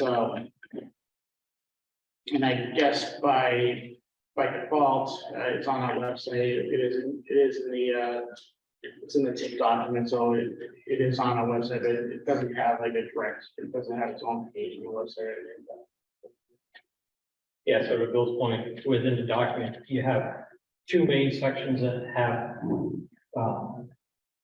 like highway and bridge projects, for example. There's the overall universal project relates, which denotes the evaluation criteria scoring what year the project is programmed in, but then the other side is the financial constraint tables that show the programming of the specific projects. And Bill and I were reminiscing about the TIP and whatnot in recent weeks. And so what's programmed versus not programmed? There's about over $100 million of unprogrammed projects versus programmed, which is about maybe $1 million. Yeah. So we like to think that MassDOT, through its Map It tool, which is an online project submission thing for communities, just used to be paper forms and send it into the state, did review it. There's a project need form, a project information form, and then ultimately project may be approved by the MassDOT project review committee, which meets 3 times per year. And then it will get that magic 6-digit number, and then it would be quote unquote eligible for federal aid. But then the community will compete for target funding this fall. Yeah. But MassDOT's really moved into really the current century with the online submission, the Map It portal, and it's really neat. And one of the evolutions too was to MPOs and MassDOT used to work on the TIP through spreadsheets only. They send it back and forth, and it'd be this big process to make sure you're using the right spreadsheet and whatnot. But now they have something called the E-STIP, which has really revolutionized the TIP development process. And one of the recent additions to that is they added a universal projects tab. So you can generate a universal projects export through E-STIP. And, that's really been a neat process, and they've migrated over, make it truly multimodal. It's not just highway and bridge anymore, it's also transit now. So I think there might have been a real familiarity with dashboard and transit tip planning from the Grants Plus platform, but now it's all into one unified platform. So, yeah, I wouldn't say it's a perfect system, but there's still some refinements needed as we go, but really made it fun and transparent. And So these university projects, kind of like, how do you evaluate like what stage in the project they are? How do you kind of evaluate project readiness, to make sure that they kind of get funneled to a program? Yeah, it's a lot of one-on-one communication with the either the community or the project on, or if they choose all that work directly with their on-call consultants, development projects. So, for example, this latest go around had a project in Abington, had potential to be programming 5-year tip. And so, I had questions about whether I was going to be potentially ready for 2027, ultimately put it in. So, in that case, it's phone calls and emails to the town. How's this project looking? Be in touch with the design engineer. Okay, so I talked to the design engineer. Oh yeah, 25%. Is expected to be submitted this December. Okay, great. Well, that sounds good. So that's kind of the process. It's really a lot of one-on-one explanation with So one of the things that's part of the tip development process, and shout out to Derek Schuster at NASCOG, who lives and breathes all things tip. And he leads an effort with the project managers. So MassDOT has project managers for each of the projects, and they work with the MPOs, and they have something every spring, fall, winter tip readiness days, and happens in February. And the run up to that is MPOs weigh on all the projects in the current tip, and identify potential projects for programming in the upcoming tip. And then Derek and MassDOT, through the MassDOT division, weigh in on each of the projects across the Commonwealth that are vying for, that are in the current tip or vying for a spot. So planning, MassDOT environmental, right of way, et cetera. And then they flag the projects that may slip in the design process, or something's come up, and they'll come up with a recommended year. And say if it's in 26, but then there's these problems, they might recommend 27, for example. And then when tip readiness day actually comes, it's a dashboard meeting between an MPO and MassDOT. So it's MassDOT headquarters and MassDOT District 5, and they go through each project in the prospective tip and their university project and screen it for readiness. Actually, I think it might, the federal partners actually have access to that, or have you seen it? Which one? You said, or tip readiness days? We should be invited. We usually are, and we try to attend our specific regions. I think they have state, like state one day and then MPO another day. Yeah, we do try and attend them. And then beyond readiness days, is the municipal projects meeting with MassDOT holds quarterly, I believe, and MPO does attend those if we don't have a direct voice in them, but if the project in our region is coming up for discussion, that we usually attend.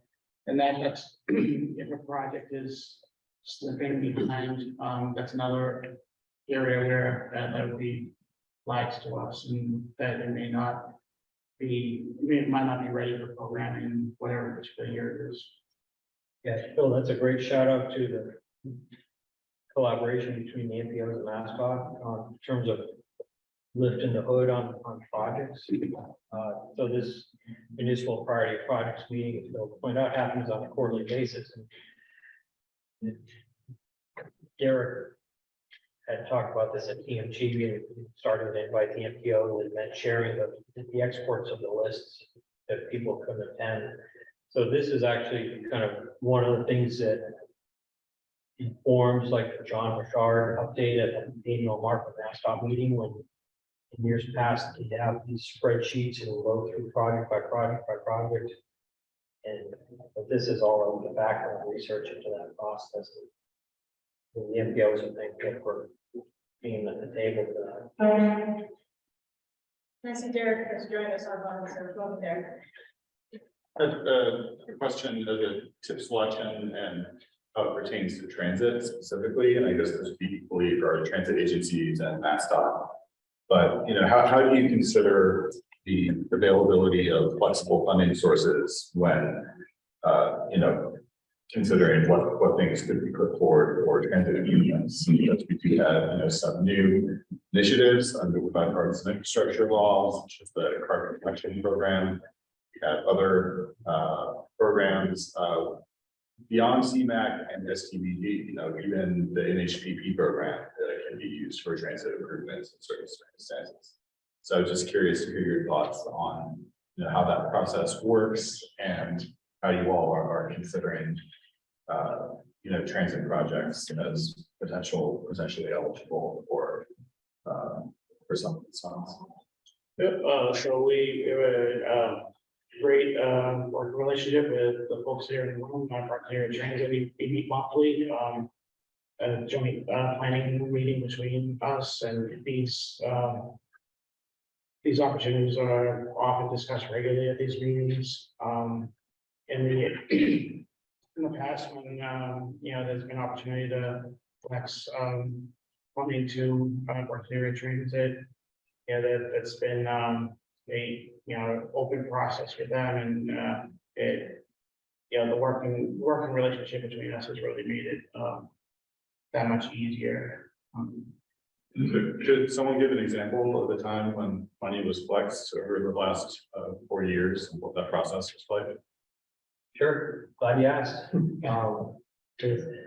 So when the BIL came through, as y'all want to recall, there was a continuing resolution. So there wasn't actually a budget until late in the new year, January, February-ish. Then all of a sudden, the full 22 allocation was realized. And what we didn't have available in the Oconee region was any available highway projects to program in 22. To spend that increase in dollars, I think for Oconee was $3 million and change.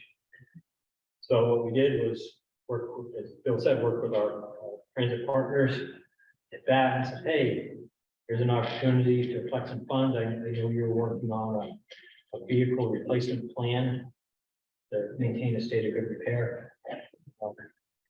Would this be something that would fit in your long-term planning?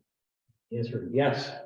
And the MPO, and we did a tip amendment and flexed the funds to FTA. And that went through the process and then ultimately was approved. So that was within the last year or two. Okay. Also, not to steal any thunder from FHWA, but I forgot if that letter has gone out yet. There's some sort of letter going out soon reminding people of the flexibility they have with the upcoming August redistribution. And there will be a reminder soon, just kind of reminding people of the money that is available through that process and how you could go about flexing that to transit usage shows. Sounds like you have a big queue of projects that we're gonna be able to use those on. Yeah, so as Charlie mentioned, they have a vehicle replacement schedule, and Brockton Area Transit actually has a very exciting initiative with the electrification of their system. So yeah, there'll be, if the opportunity presents, so we're able to flex funding.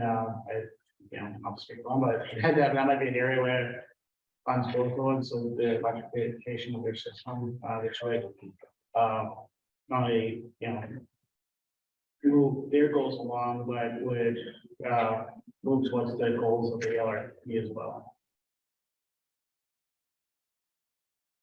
I'm gonna ask, forgot, I know when that happened, the NBIL for some regions, it was a little bit of a challenge because they ended up swapping it, federal highway funds for formula funds, and the new formula funds to a future year. Is that the case for you all, or were you able to just add it?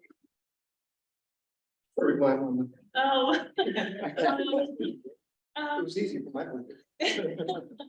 OCPC helps navigate that process. It looks effortless. So, yeah, our long range planning process is really extensive too. We were able to pull in those funds in federal fiscal year 22 to support like Bill alluded to, the purchase of some electric battery electric buses, which we anticipate receiving this time next year. And there's always projects in the queue. So it just allows us to move up some of our other state of good repair projects and just really stick to our fleet replacement schedule, which is obviously a top priority in terms of our capital programs.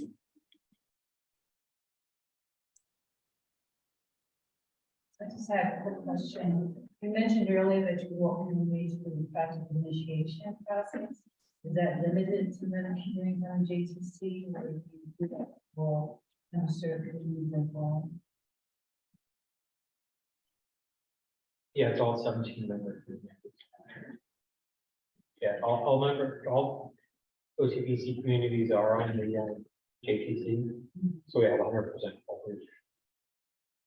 Okay, is there any targeted outreach or targeted education when projects being initiated on the tip? Yeah, we'll have public workshops through the JTC itself. But we haven't done specific ones in recent years regarding the pandemic, so that's something we'd like to do is have tip development workshop, if you will. We've kind of held back on that because honestly, having a $100 million backlog as it is sometimes we don't want to give false hope to a community to get a project developed in the pipeline and then never gets funded. Yeah, that's and there's some times where communities will have too many projects to manage themselves, and then they fall off the radar screen. The public gets mad. How come this isn't being funded by the MPO? Well, the municipality isn't bringing the project forward with design. It's not the fault of the MPO. So it's one of those things you hope to avoid. Really give a shout out to Mascot District 5 and their project development team. They loop in the communities, the MPOs, and have community meetings, like public meetings per se, but like staff level meetings to talk about project development and ideas, and using some of the OCPC studies for the bid and the project development. Yeah, I mean, a shout out to the communities. So I think, the three communities in our region that probably have the greatest concentrations of underserved populations: City of Brockton, Town of Plymouth, and the Town of Stoughton. And all three of those communities are very active with the MPO, and they're very transparent and equitable process. So I think if there was an instance where they thought underserved populations weren't being represented or being underserved, then we would have a more targeted effort to reach out to those communities. But as it is, those three communities are really active and serve those populations well. I think one of the challenges in Massachusetts is sometimes there's an over reliance on the tip itself to do all of your infrastructure projects in a community. Where other states, you might have a county government that has county dollars towards roads and bridges. Have strong confidence in Massachusetts to help do that. In communities that they're cash strapped for feeding healthcare, schools, and a lot of them will not have a long-term capital plan.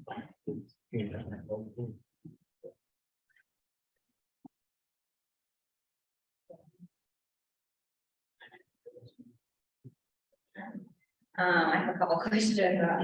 This is all really interesting. So one of the questions I had was, so you're updating your LRTP. There's new goals in there. There's new objectives in there. Related to the TEC, the tech criteria. Do you call them TEC or tech? TEC, okay.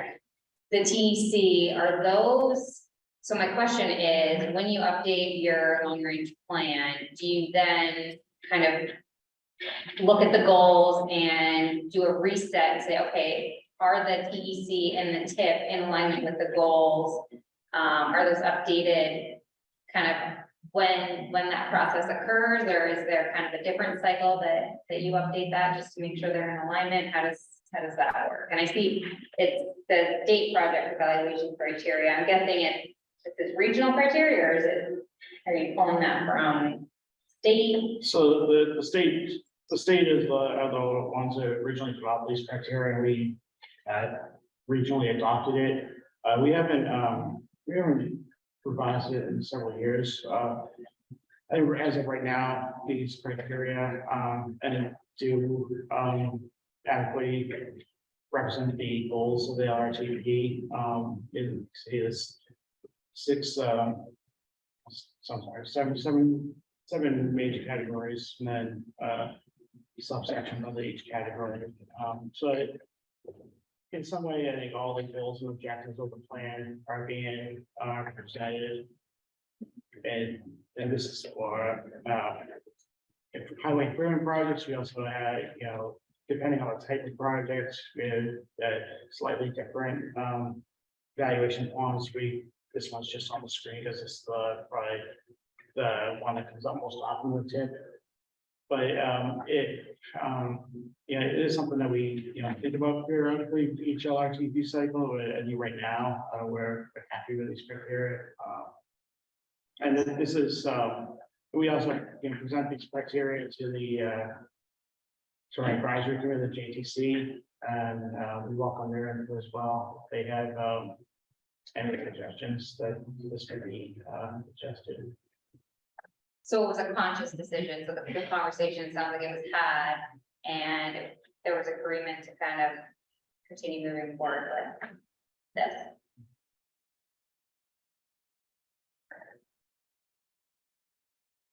Another question I had kind of related to project gaps, and you mentioned in your MPO showcase the local highway planning technical assistance program and how you go out to communities and kind of, I think you mentioned like small cap improvements. Is that right? So has that program been used in certain cases where you may not be able to get a project to construction? So you have certain gaps, you can't meet your target. Have you sought that local technical assistance program to kind of eat up your target funding for a year, or has that been programmed?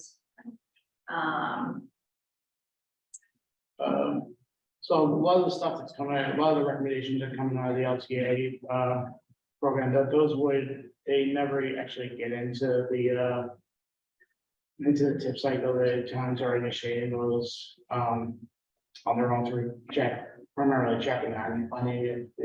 The small scale stuff, the signage, striping, those are usually local chapter 90. Once in a while, a grant program comes along that they might utilize. In Massachusetts, Safe Routes to School, they've had in the past what they call Signs and Lines program that provides funding for those type of projects, and that's a case where perhaps some of those identified in an LTA study, the town then goes and applies for a grant through that to do it. We can't think of specific instance where something came out of the LTA where it became a TIP project that we could fill in. Have you ever used when you kind of gap in your highway funds and your money, have you ever used those for planning studies, additional planning studies? Yeah. No, so we're gonna use, SDG or yeah, I know we have. one part. How do you use that gap, or do you return it back to the state? So fortunately, with usually year 1 and 2, definitely that they're usually wholly programmed. And as the out years, it tend to have a gap. So I would say in year 1 in that advertising program, you really haven't seen gaps. But there are some holes in the couple $1 million. You know, that's one of the things we talk about internally is there isn't a project to fit that thing. Is there a way to develop a smaller, more nimble project that could be done faster than getting to that program? Number 1 and number 2, we haven't really pursued the $20 aspect. you did do a bike parking program. Right. Yeah, the bike parking, that, we did that with, CMAC funds, so that was, CMAC, initiated, project. So when we have had, a gap between programming and target, you know, in that case, we usually work closely with the district, Mass District 5. They almost always have something where they could use that money in the region for maintenance. So there's been times where that's been, you know, so like 20 years ago, there was an opportunity where funds could be used for like flare panels on the 24. Yeah, it's Route 53 in Pembroke. Yeah. The state maintenance job, funding through the tip. Then also Route 25 and Plymouth, that was state maintenance project that all filling a gap in the tip. Yeah, it's good to have those kind of smaller projects kind of shelf ready, if you will, in case, you know, it sounds like you're 1 and 2, you're fully programmed, which is great, but you know, it is good to have something to plug in the event that something. Yeah, and that's where, you know, working with, you know, having that on deck or Yeah. flexing the FTA is like, well, hey, let's keep that in the wheelhouse too as an option. You always say yes. Yeah. Yeah, so so we have that option to flex the bet, or, you know, and we have that great working relationship with Mass District.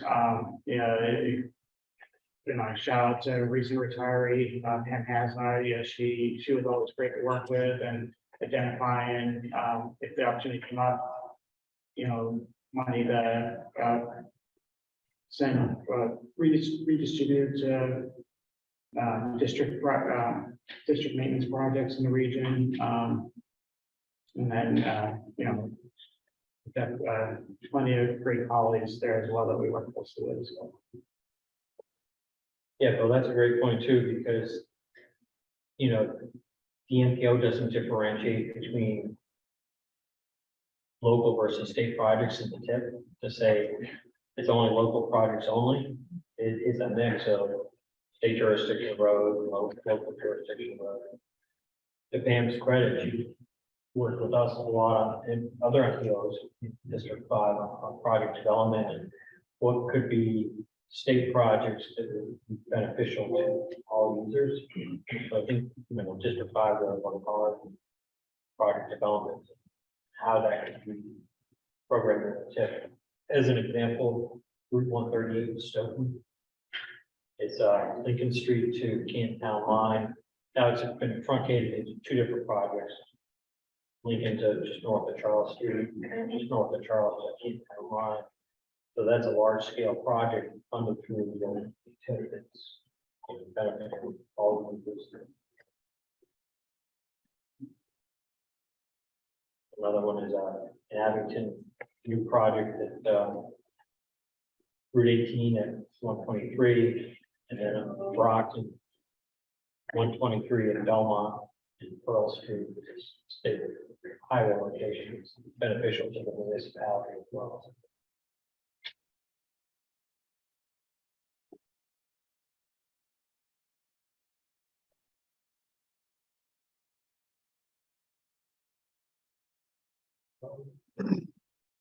You mentioned the project evaluation criteria. How do you kind of go through this process? Is this like a qualitative process? Is it a quantitative process? How does it kind of look like year to year? So stuff like the effect of a project on like bicycle safety. How do you like evaluate that between projects? How does that look as like year to year? Yeah, so it's a mix. So we do have quantitative data. Well, bicycle safety is a little more harder because we don't have crash rates for bicycle safety because it's hard to get a gauge on how many bicycles actually are. So it's hard to come up with a rate, but some metrics we do have crash rates. And so there is that quantitative data that goes into it. But a lot of these are qualitative. It's just it's a discussion, but initially internally, and then we presented to the communities and the GTC. So all of these are rated on a -3 to +3 basis. Honestly, I don't think a project has ever gotten, or any of these categories have ever gotten a negative number. If anything, maybe something gets a neutral, like a 0, just an example. So say there's a safety improvement price, you're signalizing an intersection, but the actual pavement's still in pretty good condition. Maybe in that case, conditions upgrade, it might get neutral 0 and maybe slight 1. So in that case, it's really qualitative, and it's based on internal discussion and also discussion with our regional district partners at Mass District. Yeah, I just add too that on the condition side, we have a pavement management system. Where we evaluate the federal aid system, so you have a chip project and look at pavement data and look at what its pavement condition index is, and if it's a 50 on a scale of 0 to 100 versus on a 75 to 100, so you can gauge quantitatively, come up with the magnitude of improvement. The project's going from 50 to 100 versus 75 to 100. So that's how you can equate that to the actual score. And same thing with crash data. You use the crash impact portal for an intersection and say, well, here's the crash history and the theoretical improvement would help reduce crashes. So you can apply some metrics to it. And you all fill this out for every project, every project comes up. Do you provide a copy of the evaluation criteria? Like the filled out evaluation criteria? Yeah, and this, and for that, so looking at this form, so that just based on the form, obviously the highest score a project can get is 18. So what we'll do for that, sake of making it easy to understand and rate against other projects, we'll convert that to 100-point scale. So whatever that score is, we'll convert it to 100-point scale. Then using that, able to rate rank projects against each other. So that makes it easier for the communities and average citizen to.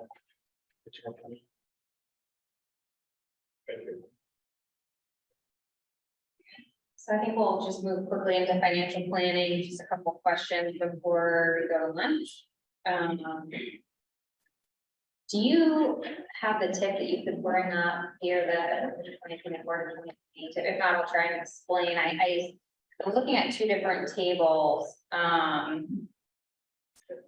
And I was trying to get some clarity on, in chapter 3.3 of the tip, financial summary targets and fiscal constraint analysis. I like how you broke it down, by total anticipated funds, highway and bridge program funds, and then total unprogrammed funds. But I didn't see, and then on the following page, in the next table, you broke it down by funding categories. I didn't see that those totals matched up. And I was just hoping to get some clarity on that. But it does look like, and just kind of looking at this,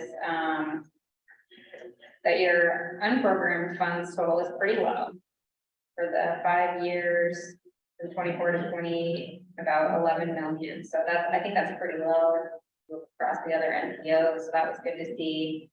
I know that's something I've looked for in the past, and so it's kind of the unprogrammed balance. So you're programming close to your allotment. And then while you're bringing that up, I guess, do you think, yeah, it looks like you're bringing that up. I'm curious on, I don't want to ask this question. So have you found challenges with, you mentioned this when you were talking about the transfer to that earlier, but when we provide you and MassDOT provides you guidance in the upcoming year for what your total kind of limitation is, and when that changes, has that been, what's your experience there and ability to kind of be flexible or pivot to either make up those funds or kind of find out how to decrease and put those funds elsewhere? That question makes sense.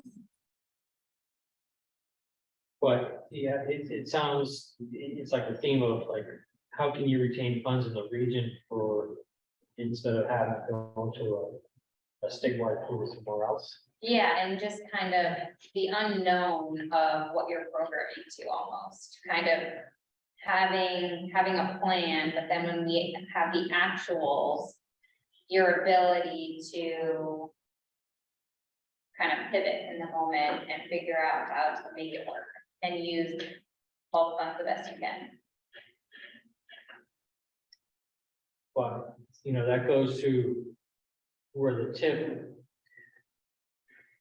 I think that, you know, goes to building the best one you can in the first place, and then because then it's just ratcheting up on years of projects moving ahead that are actually real projects and not just placeholders. Because we want to have, you know, projects in there that are real projects and not just fillers, if you will. And that's one of the things that, you know, we're always hesitant, like if there's not a project that's moving ahead, we know that, you know, we're not just gonna put it on the tip to beat up the target dollars. But the trick is how nimble can the tip actually be? You know, over the course of like a couple months to actually find a replacement project. I think it's things, because you mentioned the smaller local project that could come in from like an LTA studies. I'm not sure if the community would have, I'm not sure what the process would be or what the response would be from MassDOT if that was entered through the map it. Would they say that's too small, or would they respond with, hey, we have this other state funding program that would be more applicable to that? See Jared has his hand up. Yeah, thank you. Can you hear me okay? Yeah. Okay, great. Yeah. I just wanted to jump in and say it might help to clarify any of the issues, but I just wanted to say that when we develop the financial guidance each year that we distribute at the MassDOT MARPA meeting each January, we are pretty intentional about not changing the amounts that we're allocating to MPO's regional targets year to year. So although there are fluctuations in the amounts that might result from you know, changing obligation limitation or changing in the GAN's repayment schedule, As far as sort of the total amounts, we always try to be very consistent with what the regional targets amounts are each year, so we're not changing anything. And if there is a decrease in the overall obligation limitation or things like that, we take that out of the highway division programs typically, so we're not impacting MPO regional target amounts. So I just wanted to throw that out there as far as you know, just sort of our process and what our normal approach is. So yeah, certainly not to limit. Old Colony Region is of course great at being very flexible and responding to changing needs, but that is something we try to account for when we do our guidance each year. Thanks for that clarification, Derek. That does ring a bell. So thank you for that. Appreciate it. No problem. So one question I have regarding financial planning, looking more at the long range plan. I guess, you know, I know it's under development right now, but could you just give us, you know, the overview of how you went about developing your revenue forecasts, in terms of what you expect to be available that you're programming and logging? Yep, so highway's pretty simple. The highway forecasts provided to us by Mass Office of Transportation Planning. The transit forecast, that's been a little more complicated than it's been in the past, where in the past those projections were also provided to us. This time around they were not. And this is actually still development, but we're just looking at how it's the rate of increase in available funding for the highway. We're projecting that to be the same for transit, and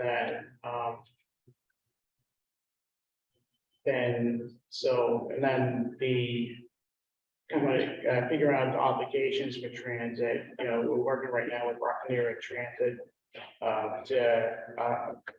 we continue their fleet replacement schedule. And that, so given the current cost for a new vehicle and projecting that forward based on inflation, so that's a process that we're going through right now. So the transit side's been a little more complicated than the highway side, and that's been it's still an secret way. So that plan is still on schedule, but that's been the hold up again, the financial chapter out for later than we had hoped it would be. What kind of inflation factor? 4%. So similar with highway and transit, year of expenditures, 4% annual increase for the inflation factor, but for the revenue forecast, I believe it's 2%. Have you found 4% to seem reasonable across the board?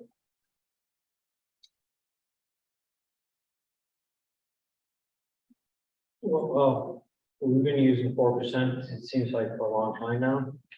And back then it seemed too high, honestly, and now it seems it's worth revisiting it a little too low. Yeah, I think the 4% is a rule of thumb that Carol just had in the guidance, and I think Mass Scott maybe was thinking about doing their own analysis and just right at 4%, but then we've seen a lot of changes, ups and downs. So I don't know if Mass Scott is considered for highway or PO or the transit agencies have considered doing an evaluation for the permit. If another number that makes more sense. Yeah, I think that's definitely been especially on the board. To Charlie's point, 4% used to be very conservative. Now it's it probably is too low, at least based on the environmental the fiscal environment right now. But, hopefully interest rates start to come down a little bit, cost of products starts to come down a little bit.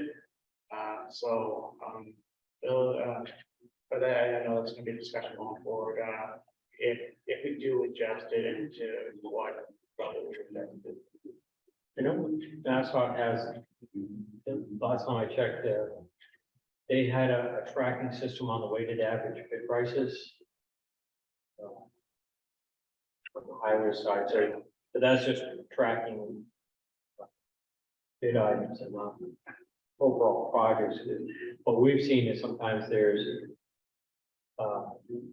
comments that come back at different design milestone check-ins from headquarters and District 5. The designer left something out or did design something completely. That's not coming as well. You should include this element as well. Or it's strange, something or other. Well, then the project goes up, and that's because of design, not inflation.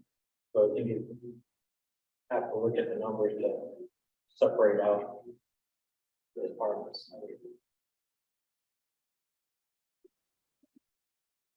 It's a difficult environment to do this, these big projections, so. I have an answer, just curious how you guys would try to manage it.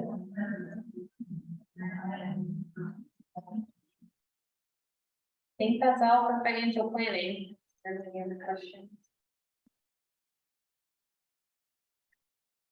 So we're about a half hour behind schedule. We had an hour blocked off for lunch. Can we do lunch in a half hour and get back to schedule? Maybe we could split the difference and do 45 and take it from the complete street sections an hour, so. Brandon and Chris, what do you think about, could we steal from that, or did we short lunch? That's fine with me, Cassie. Okay.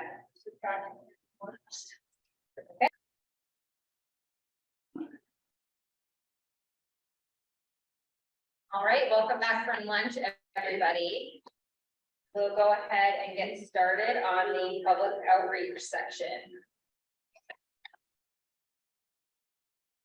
Okay, good afternoon. So we have public outreach. There are no slides from or anything to go over. Just want to double check. Correct, no slides. Okay. Well, sure. Well, we'll find plenty of slides. So, Yeah, sorry, Sam, stand corrected. Boy, did I see something right there? Yes. So thank you for providing that and for giving us those things to review. I guess I wanted to kick this off by just acknowledging that probably the last 3 years or so have been years unlike any other when it comes to public engagement and transportation with all the unexpected things happening amidst the pandemic. And I was just curious, as you all experimented with more remote and hybrid options, what have you all learned? What did you like? What did you not like? What are some things that you're looking to keep moving forward? So I just wanted to open the floor and hear from you all what your thoughts were. Sure, I guess I'll kick it off for my colleagues. One of the things that we discovered early on was, that the timeliness of like the virtual meetings, it actually allowed for more participation. So what we were able to do is have, a noontime meeting or then a meeting in the afternoon. And it would help our staff because sometimes if they were traveling to a location, from an efficiency standpoint, they were able to have 2 meetings in one day, like public meetings or one plan or tip, for example. But one of the things was we've seen like higher participation rates for both the Joint Transportation Committee and the MPO. For the JTC itself, we track the metrics and typically about 30 people. And on the MPO side, it's between, 25-ish. So we were thinking those good numbers. Something that was easy to do was, we certainly spent a lot of money on postage and paper. So I think from an environmental sustainability standpoint, that was one of the side benefits. And we do, even now, as things are rolling back post-pandemic, we're continuing the virtual environment for our joint transportation committee and MPO. As of right now, we have a hybrid option. Our board of directors is hybrid. So some people will come in person and other people will be virtual.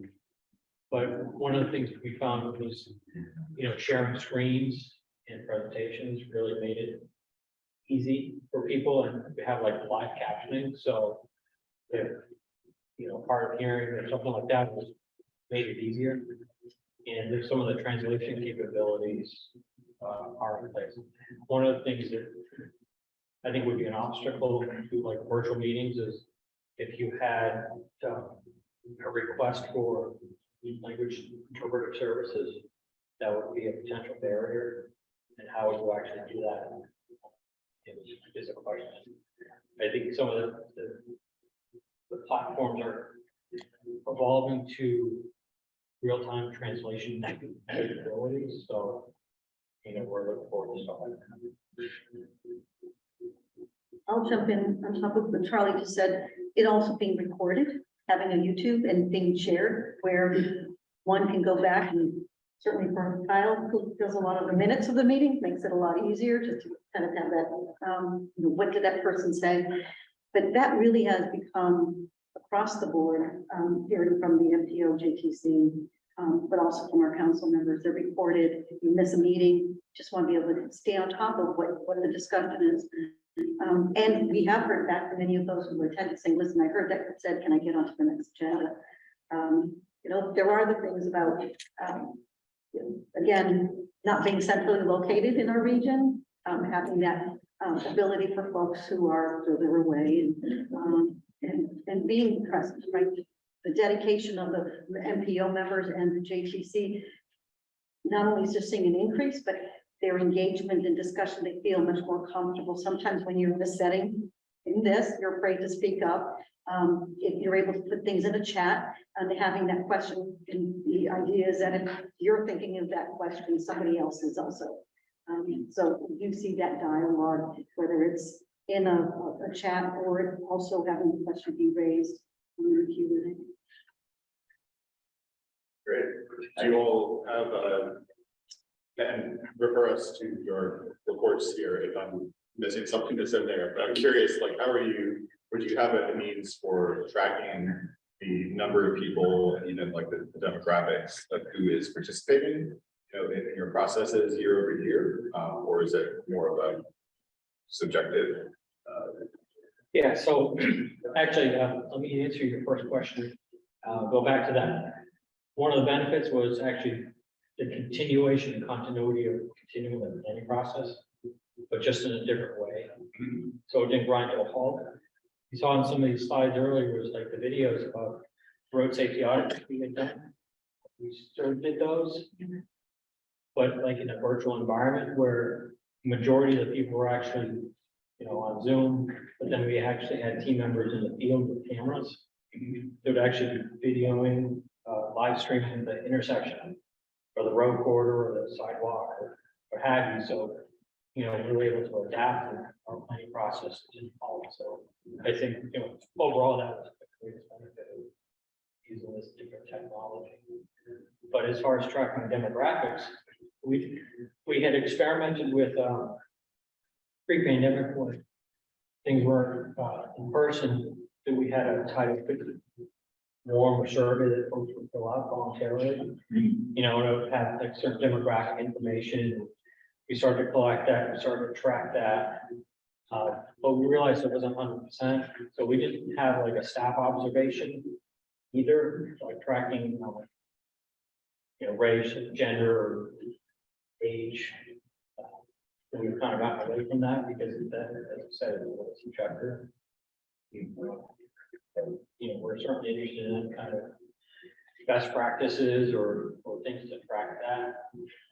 We do track, as indicated on the slide, actually, one of the recommendations from the previous certification reviews, tracking the effectiveness of your public participation outreach techniques.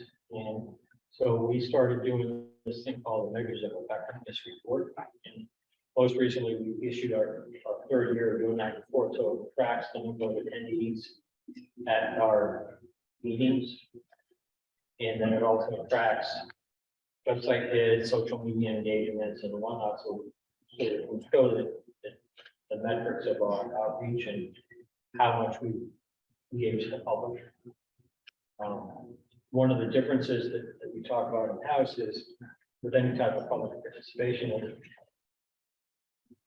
the one hand, you have outputs versus outcomes. And what we were doing is measuring outputs. It's like we had this number of meetings, this number of people, number of engagements with the long range transportation plan. What we're trying to decipher is a way to track the outcomes because of that public engagement on a tip amendment or a tip. How did the program change? Did the mix of projects change because of your public output, or did we get it right in the first place? Or was there another option to do that? So that's kind of that secondary thing we've always been taking a look at. I think that's probably apropos to all MPOs. How did your plan and program change the public outreach? Yeah, I think that's a great thing to think about developing further. I was curious on the measures of effectiveness report. Like, is there an easy way to check, like for people you engage with, either at a meeting or other outreach event, like which city or town they're from? Just a suggestion that can sometimes, if you see something there and you miss it, you see one of your most disadvantaged towns or communities has very few people being engaged with relative to their population, it can be a signal that there's something going on. Maybe just give you the answer that tells you that there might be a problem. Yeah, so one of the things that we track is there are multiple data inputs into the measures of effectiveness report, and we track all of our simply in a spreadsheet, what we did, where it was, when it happened. So then, that's like a raw data that will provide the input. On the contrary, this is an example of it's Sean Bailey on the left and CC Rodriguez, who's a navigator for Rocky Music. And this is actually a public outreach event at the Imagine Mobile Center in recent months. And, with the pandemic winding down, folks are getting back out and meeting people and going to places where people are, different things. So this is a great partnership we have with that. And one of the things that they have is staffs that are multilingual or bilingual. So they will partner with us and provide real-time, say bus drivers or staff that can speak Spanish or Haitian Creole, what have you, and provide the interpreter service. And we found that the benefit too is not just having us there, is having a friendly face and somebody that they already know, that they trust. It's somebody they see on a regular basis. So you're building that community trust and one of the real benefits of this center. So great. Another area that intersects with public participation, I'm just curious to hear more about, is safety. And particularly when you're doing road safety audits or safety as it pertains to access to transit. And I think that there's often a gap between public's perception of what a safety problem is or what the safety answer is, and what based on the data and your professional expertise. So I'm just curious to hear, like, how do you navigate that? How do you deal with it if you're dealing with a road safety audit near a transit station, for example, and and someone says, you know, I just don't think there's a problem here. And also, I think these flex posts that you are proposing for this intersection are ugly and they're going to destroy the character of our neighborhood. You know, I know these kind of conversations happen all the time. So I'm just curious, like what kind of stuff like that have you run into and how do you think about it? So I think we always default back on data and actual projects. So, if it's referred to at night, on your traffic control devices for that, or if it's identified best practices somewhere, we'll say, well, we'll cite that, and this is how we came up with this. And at least in a road safety audit format, where you have that multidisciplinary training team, there's usually other people in the room that can, vouch for that and say, public works, so yeah, he's right, it's not in the MPO. But if to say, we're also sensitive to the comment, and we say,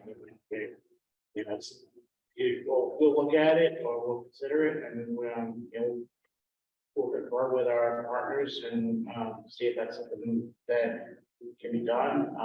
And I think a good example is we recently had just last week, one of our communities asked us about posting signs in town about integration on commercial freight, or only referred as jake break, and they wanted to put up signs in town saying no jake breaking, and we said, well, we'll look at that, and that's a federal safety standard in commercial freight.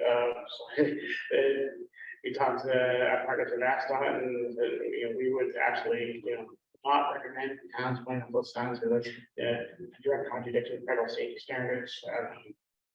So, but if that's the case where we kind of do that, but at least we took the comment and said, we're going to confer with our partners and get back to you. So Great. Are there any particular resources that you found helpful, or conversely that you wish you had to help with public participation and communication as it pertains to safety? I know that there's a lot of stuff that's new and being developed right now by our partners at MHWA, along with help from us and CSA and others. So I just wanted to put that out there for consideration. I hope I get the acronym right, but I believe there was a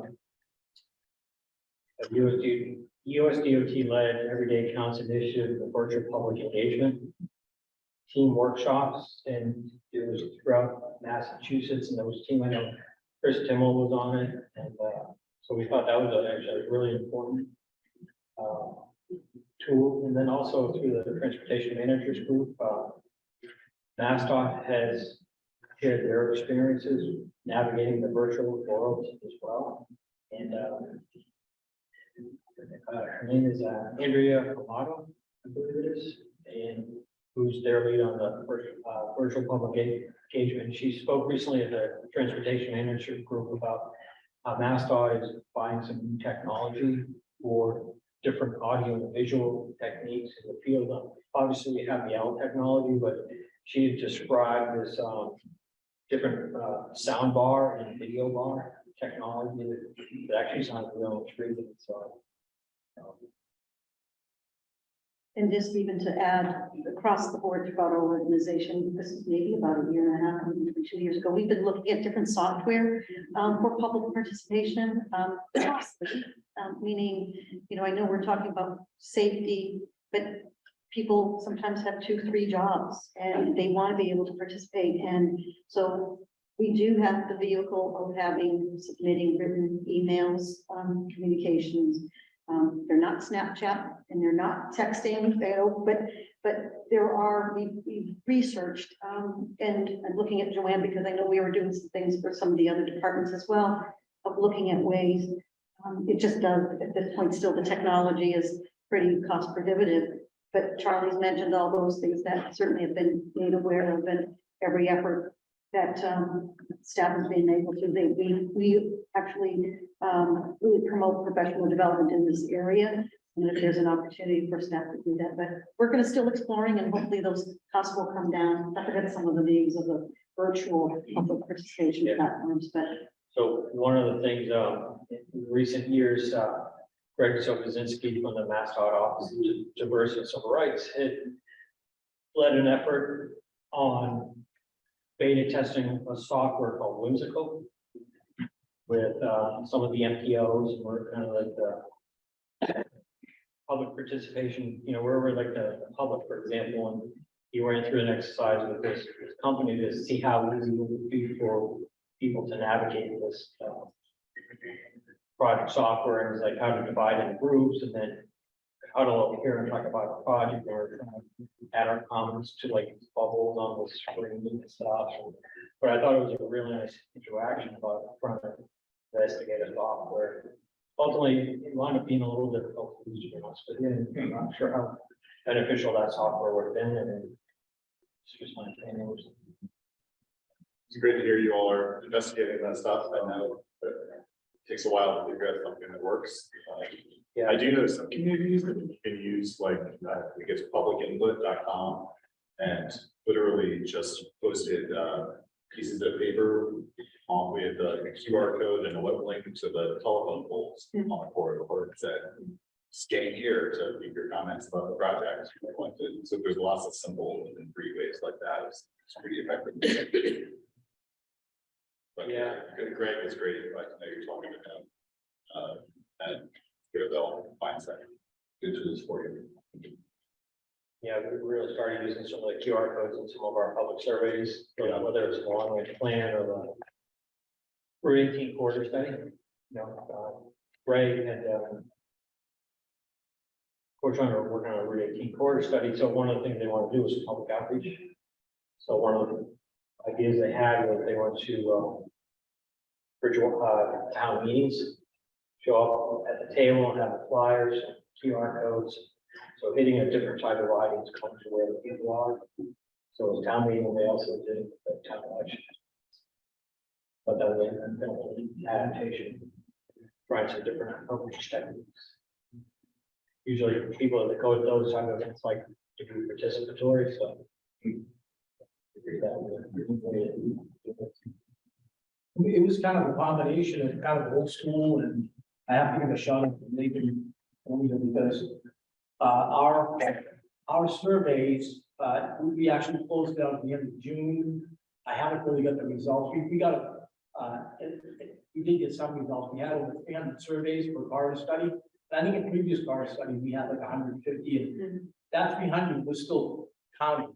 I mean, it was, so because of our e-newsletter, we have I think, and we also had it on the websites of the town. You know, click this link. So between new techniques and the old techniques, just getting out there, giving people a flyer and saying, you know, here's our link. We kind of combine the two. Yeah, to Ray's point, it's like, yeah, the link would go to Survey Monkey.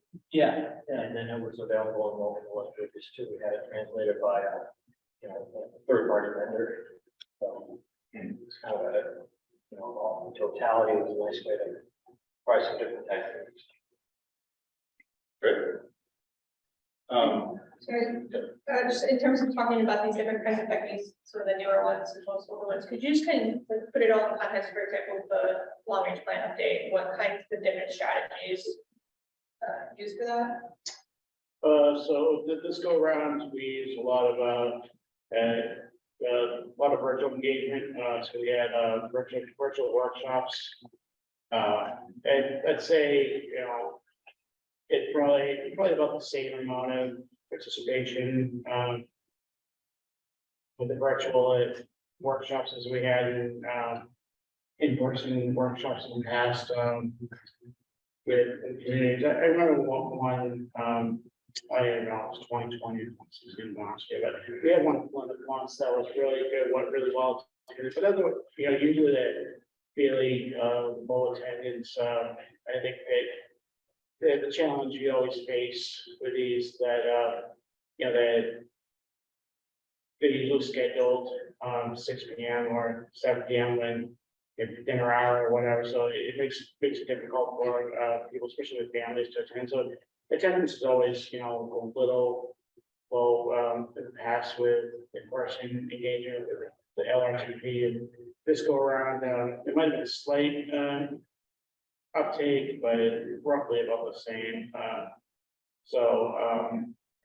yeah, the survey was largely virtual, whereas I think in the past, we still have the online survey, but I think in the past we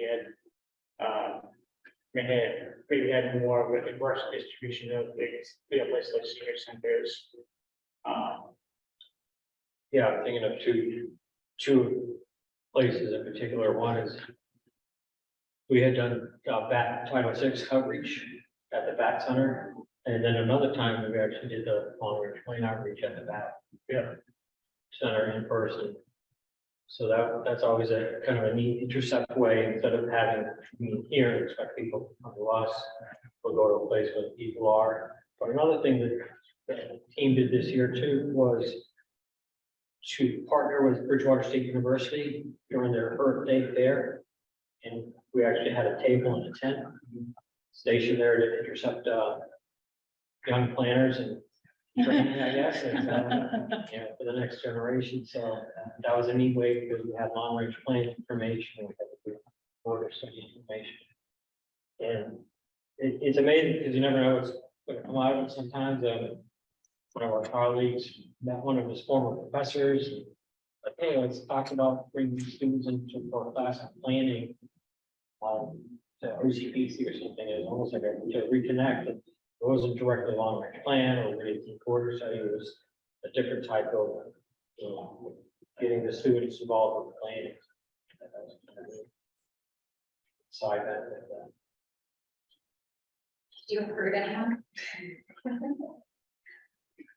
Well, actually not at that event, but we did have a BSU had a career day.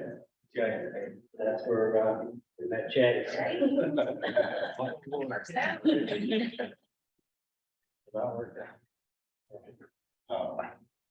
One final question, and then I'll transition over to Tina for civil rights questions. How do you coordinate with, in particular with MassDOT and MBTA on doing public outreach for, transit issues that are of regional interest? Particularly, I've already heard twice today about this bottleneck, with the rail around JFK. Things or questions about the station at Plymouth. And I'd be interested to hear from MassDOT specifically on that, on what that process is like. So, as Charlie mentioned, we have a strong and robust public outreach program at MassDOT in terms of projects. So this is led by the Assistant Secretary for Operational Excellence, Andrea Zamato. And we regularly do virtual public outreach meetings, mostly via Zoom, either in the webinar or meeting format. And during these meetings, we present projects, and the public has the chance to comment on them and provide an official public comment and see the work that MassDOT does. These are mostly focused on highway projects, although we do different types of meetings. But during these highway projects, there are a lot of there's a lot of discussion on the multimodal aspects of these projects, which sometimes alludes to transit.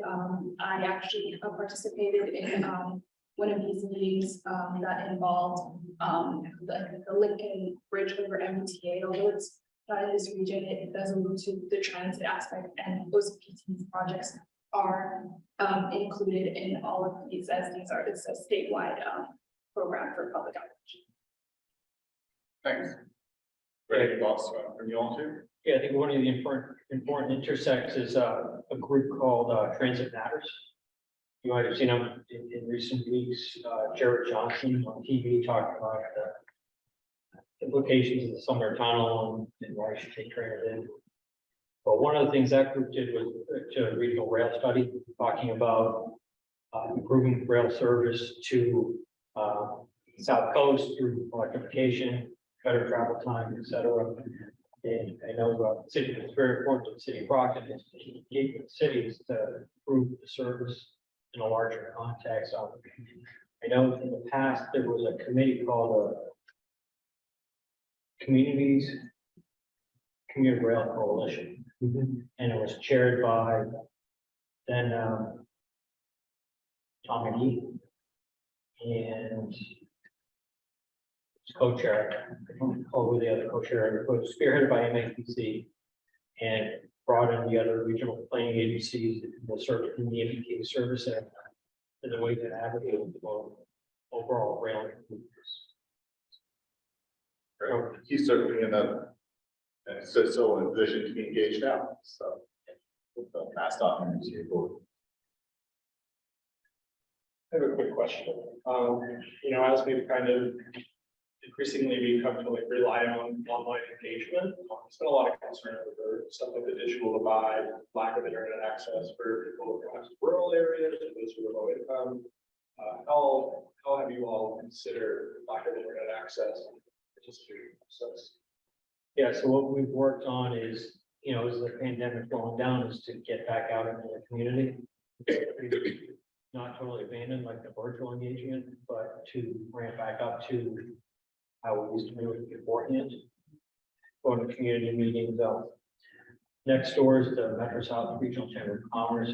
One of the things they have every year is a multicultural multicultural business forum every year.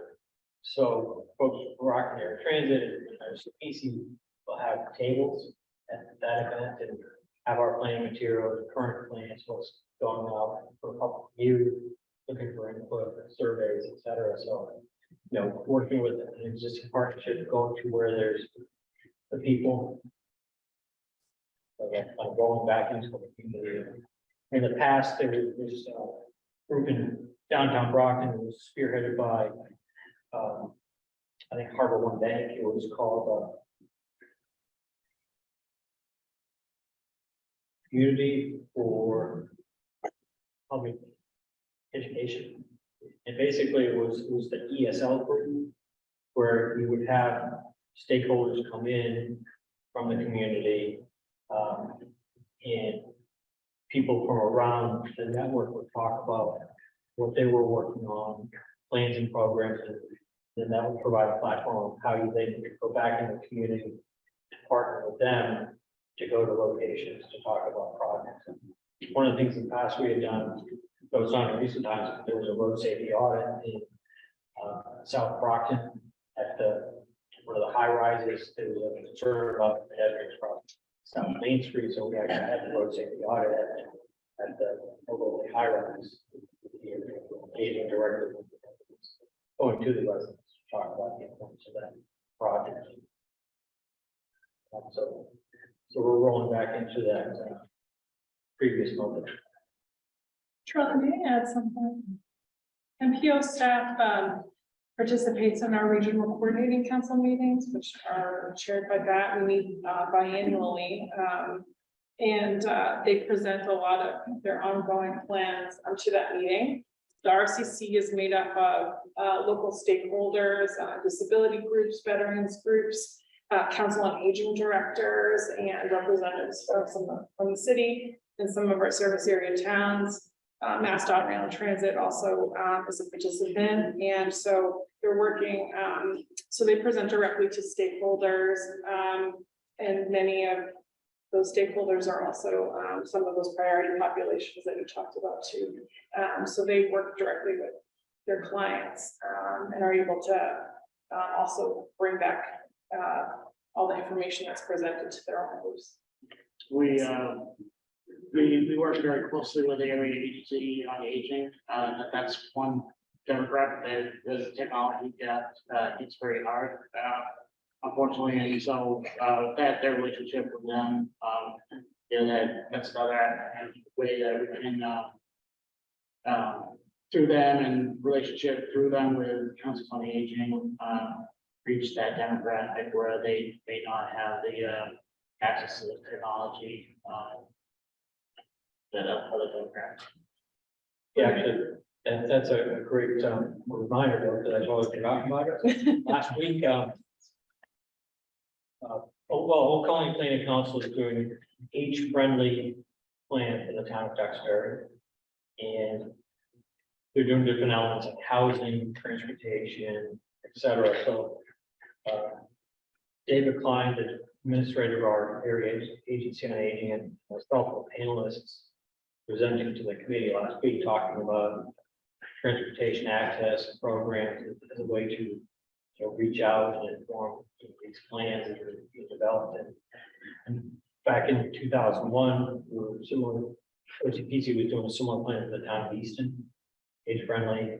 So we're panelists on a meeting to talk about elements of transportation service, not only what's on the ground now, but what could be.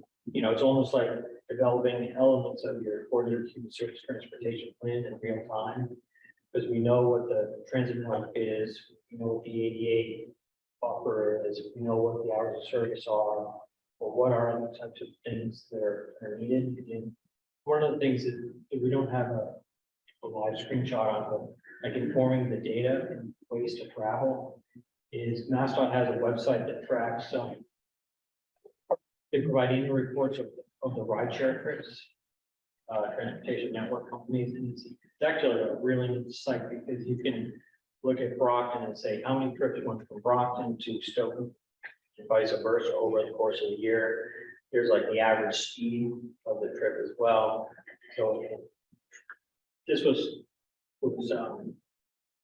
regulation of rideshare companies is regulated by master law. So this predated the pandemic. So it's a really neat data set because it shows rideshare trips, not only commonly applied, but by community pre and post pandemic. So you can see the dip, and now it's how it's starting to come back. The town of Duxbury, for example, had 12,000 destination trips to Duxbury. Pre-pandemic, now it's at 8,000.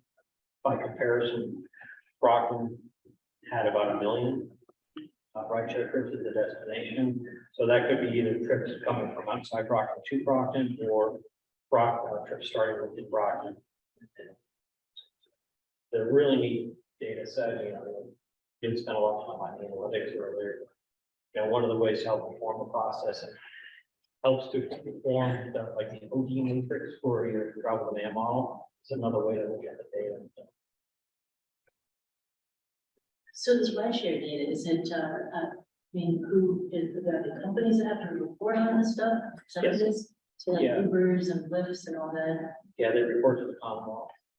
And there's a fee for every trip. Might be 10 cents per trip.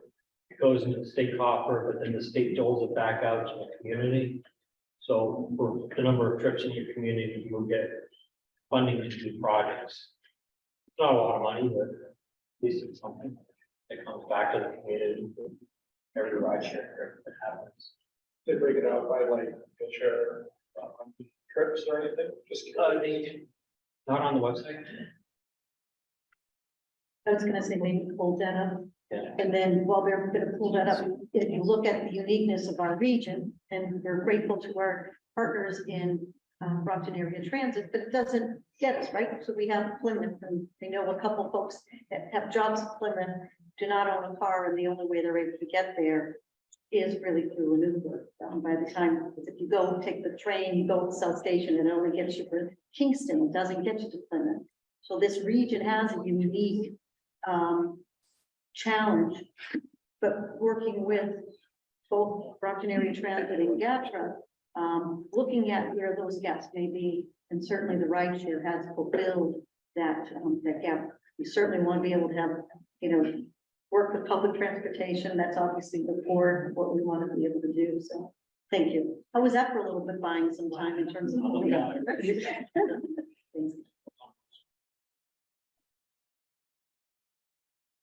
But maybe just pick.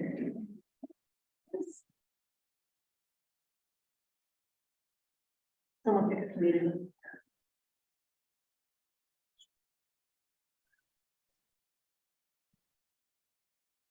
That's a pretty neat data clearinghouse. What does the state use this for? Outside of collecting fees? Question. I can't answer for the state, but I can just imagine for exactly what I was talking about, right, in terms of our region, looking at all the public transportation, looking at modes of transportation, looking at bike lanes, looking at, right, how folks nowadays are able to get to, you know, access to education, access to jobs are pretty critical in using transportation. My hope is that it does play in terms of policy making and as looking, whether it's for funding, I would hope this data, just like with anything else that is being determined, you know, we're a multifaceted organization. So when hearing about that, and if we're having our communication with our communities, like the town of Plymouth, right, that looking to have its station be restored.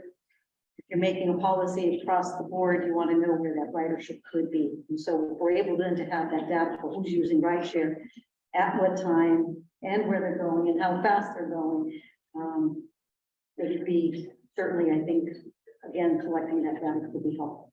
You know, it's really neat data set. Thank It you. really is. Yeah. Yeah, that's a gem. I found out in the world. So we should probably keep moving into some bright section. I'm taking this over time, but Tina, just want to take it from here. Yeah, so one of the recommendations during the last certification review was to stay in its current practices, but extend outreach efforts to more inclusive data.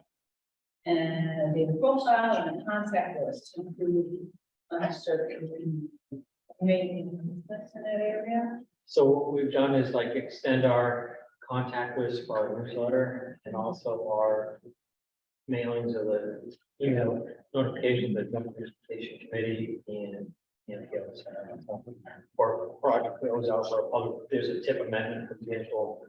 We've expanded our contact list. Definitely include like along private gatehead, Hereford tribe with the Bridgewater community group, so.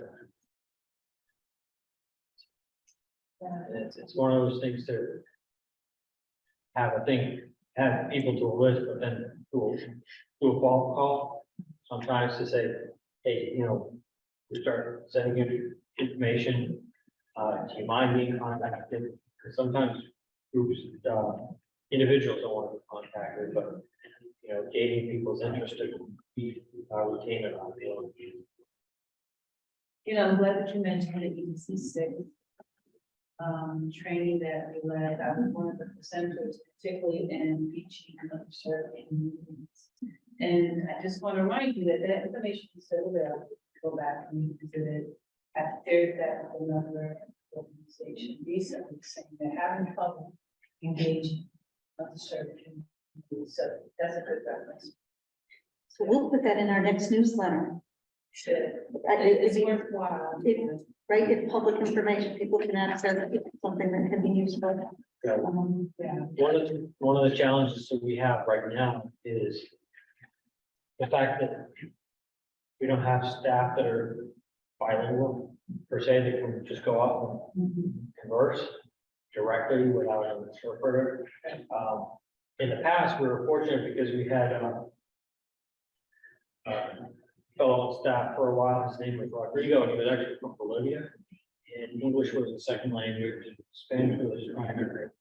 And he was this kind of magnetic personality that everybody wanted to be around. He was fun, and he was a previous professional soccer player. But he loved planning too, so he brought those two things together. And he actually worked for the Revolution as a recruiter. But he worked here during the day as a planner. And he was wonderful, public outreach, you know, just with the language, you know, which is awesome having, you know, personality. And it's always important, you know, not to community for people that trust and build relationships. That's exactly right. Many communities that you can liaison specifically for that. We have room to improve. Everyone does. Right, and I think we recognize that as a team, not just the police department. And we look forward always to hearing some suggestions and recommendations. That leads me to my next question. Do you have a citizen advisory committee? That can be just that? No, not a separate standalone citizen advisory committee. I know in some other states still have, instead of we have like one advisory committee for the MPOs, the Joint Transportation Committee, we're kind of wearing multiple hats. And I know in other states, they will have, say, a technical advisory committee and then a separate citizens advisory committee that will advise the MPO. So.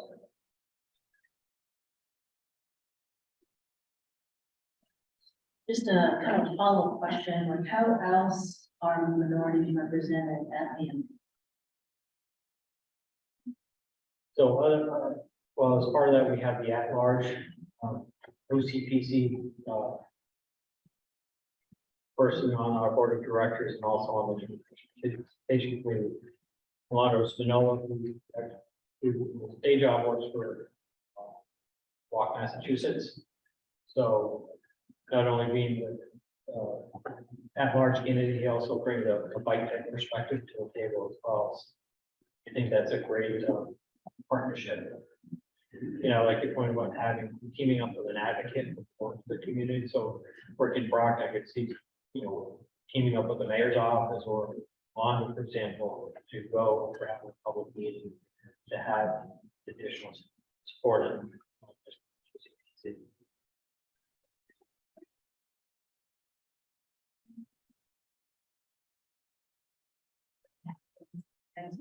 The next one, yeah. So are you considering vulnerable road users in that?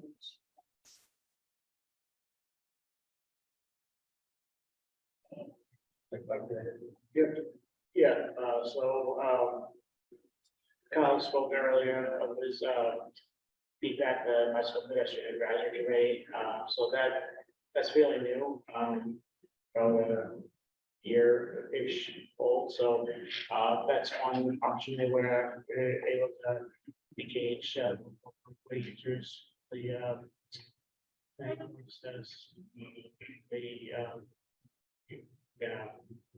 Gelato, the delegate also works for Walk Massachusetts, so it's another opportunity. And you know, our LRTP survey, we among other demographics to try to definitely reach that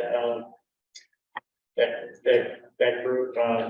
The other community groups, such as there's a very active Duxbury bicycle advocacy, bicycle advocacy committee, so something like that we've worked with closely in the past. So it's, I think, you know, they've always been incorporated into the process. We didn't always call it formal roadway using, it was, you know, I think we used to say like in the head. Yeah, recently, when I was in Massachusetts, the legislature passed and the governor signed I think it was Governor Baker before he left, was the Vulnerable Road Users Act that had you know, increased signage requirements and lights. And, you know, going earlier from that, there was the Municipal Modernization Act of 2016, which allowed communities with thickly settled or business districts to lower their statutory speed limits from 30 to 25. And that's something we can engage with some of the communities on, is how to make roads safer by reducing spin limits. So we'll go out and study and, well, first measure off to make sure that it meets the definition of thickly settled. And then seeing based on speed counts, and then if the board changed it from 30 to 25, which the town of Kingston did, in some areas they opted into this program. Could you last on speed to thickly settled business district?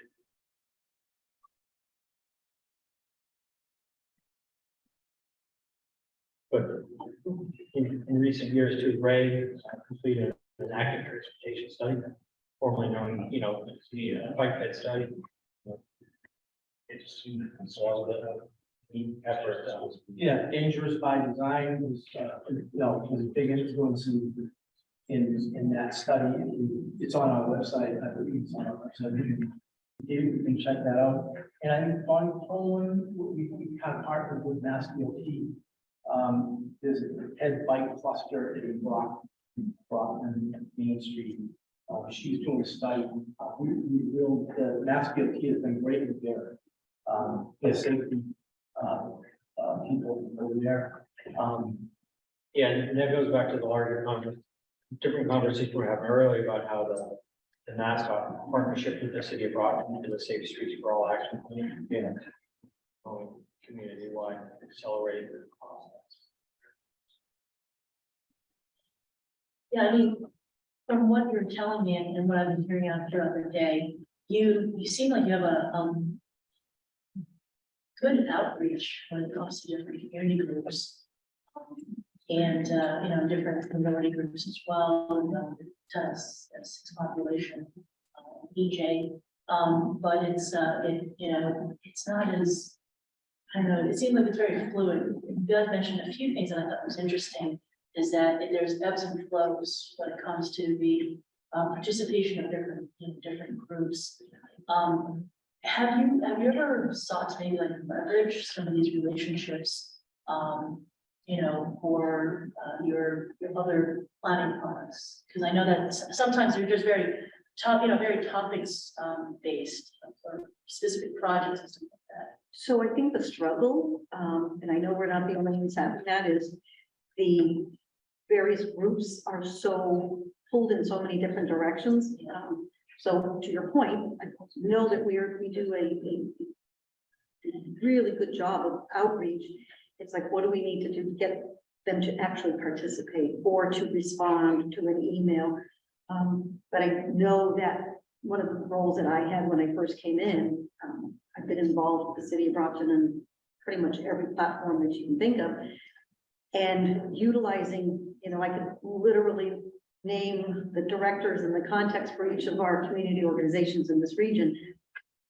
But I do get, I can't make the meeting, I either have a full-time job and, for me to get that, to actually get a response. To Charlie's point, we have to go to where they are. So I started getting onto their agendas. So I'm a member of the Brockton chapter of NAACP. So I've started talking to them about creating a transportation subcommittee. I was just with Phyllis Ellis just at the previous event to really just start getting onto their agendas and talking with them when they are meeting. That is just beginning. We have some inroads to further to make, but that has been, again, the challenge of trying to get people to come to when we're all meeting. Of course, it's during the daytime, right? But it is virtual. I offer the option for connecting and communicating with us. But I would probably say to go just a little bit further. So my hope is that some of these inroads that we have, again, the efforts that Glenn had talked about in terms of the regional. So that's where we are making some inroads, and I'm hoping to see some results. Yeah, I mean, even like, and it sounds like you guys have really good relationships. That's great. And then it sounds like you guys are taking good steps to try to deepen those relationships. I mean, even something further down on, since those folks have some contacts, even to like, get the word out about doing a survey or something like that, to include them in, in the response, for either the LRTP or, or some other kind of, interest study that, that they might be interested in, whether it's, for different modes of, transportation. They might have, they might want to comment on it. Right. I will say from those communications that I've had, transportation isn't exactly a sexy issue to talk about. That's not, I do believe planning, it really, but right, and I said this earlier, right, the access to education, the access to jobs, right, we're talking about the very community that we need to get to have a voice and have an impact. So put Charlie and Bill and Ray and Kyle and Bochong and missing somebody, but my point would be, thank you, and Sean, but my point is, in your saying it, that as I said, we need to continue to not be settled for what we're doing, is to continue to make that effort to be where they are. And we're getting there. COVID played huge impact while the venue for having virtual meetings helped, but again, that still was limited, particularly in a city like Brockton, where even getting internet access, right? Most of the families had their either through the Brockton Public Library, through the schools, and just having to have access. I mean, there's a digital divide that occurs, and it's real, not just only in this community, but it's real within the other. So virtual can be helpful, but it needs to be taken another step, and we're cognizant of that and working for ways to make those improvements. Sure, and I mean, and these are things to kind of digest as we move into, this area more, especially with the emphasis from, the VIL, and also the planning emphasis areas that came out, Justice 40. I mean, it'd be, I was very, very interested in your LTA, because it sounds like it's been very, very useful. But I guess, maybe I didn't see it, but is there some kind of a map or something like that kind of shows where the spread of the impacts to different communities are, are the PJ communities represented there? So those would be really, really great ways of kind of seeing the impact. I liked how you put it, the outcome rather than the output. That's something that we're actually working on right now. So we've always been pretty good at mapping like capital measures like the TIF against PJ communities. But the LTA, so right now, traditionally it's just existed in this really large spreadsheet. We're in the process of working with Andrew, our GIS tech, to kind of digitize that a little bit. So we will have that digital overlay where we can see where these studies were done. Not just the studies, but the projects that came from them, and weigh that against different layers of the PJ population. General clarification question, kind of related to what you're talking about. People don't have time to comment on everything and go to multiple meetings, but I know I heard some this year about MassDOT updating their long range plan as well as the MPOs. And there was some portal set up to share the public comments that were received. Did you have any examples where you were able to leverage any comments that folks made to MassDOT to inform your plan, or comments in the other direction?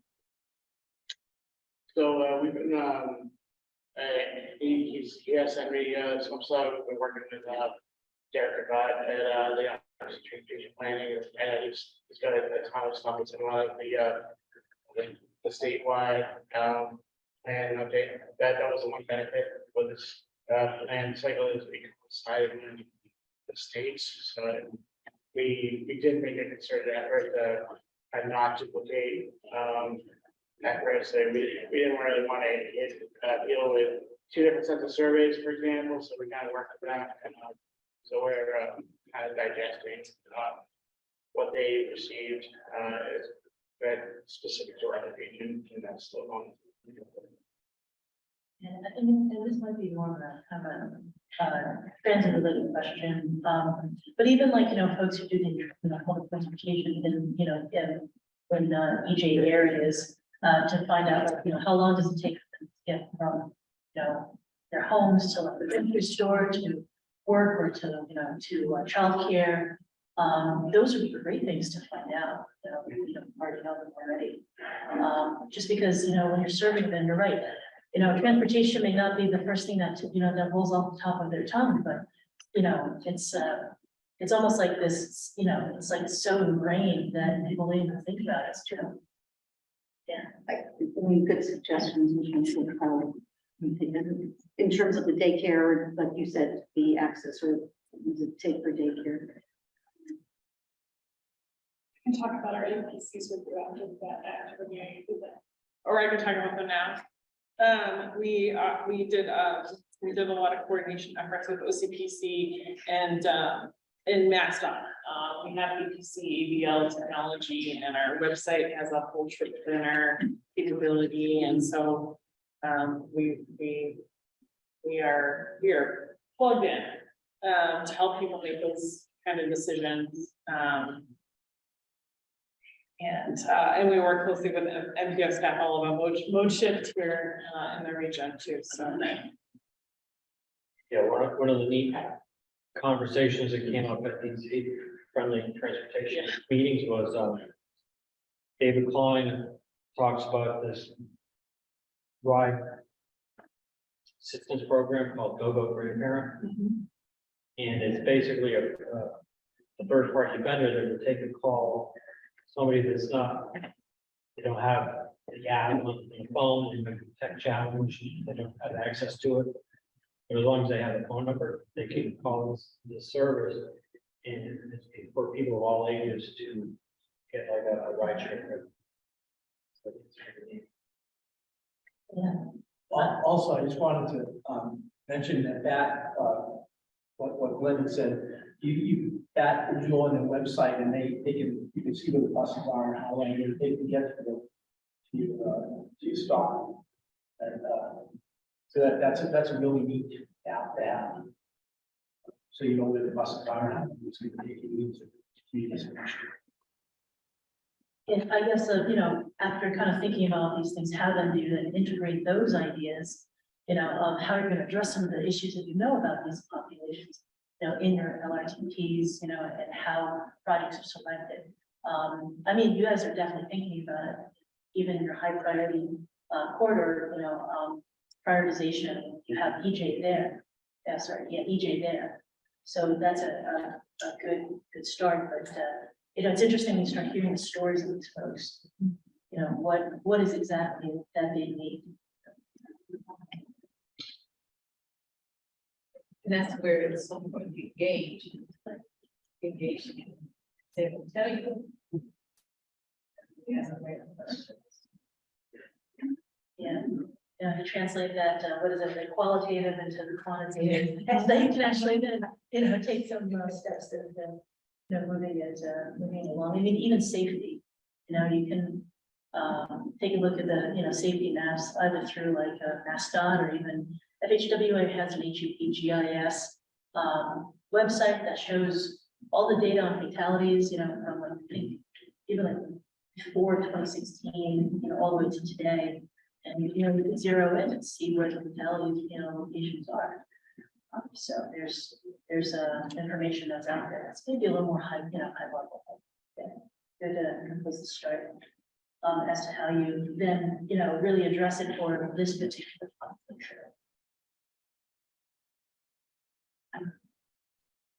Move on to the next one. Actually, so Kyle brought up, we're talking about the communities that have opted into the reduced speed limit in newly settled zones. So MassDOT has this portal on their website that's actually really fascinating to look at. So we can scroll down. Some communities have adopted, community-wide, some of them select certain streets. Yeah, the communities in the region, so Duxbury, East Bridgewater, Townwood, Halifax, couple streets, Hanover, Kingston, Townwood.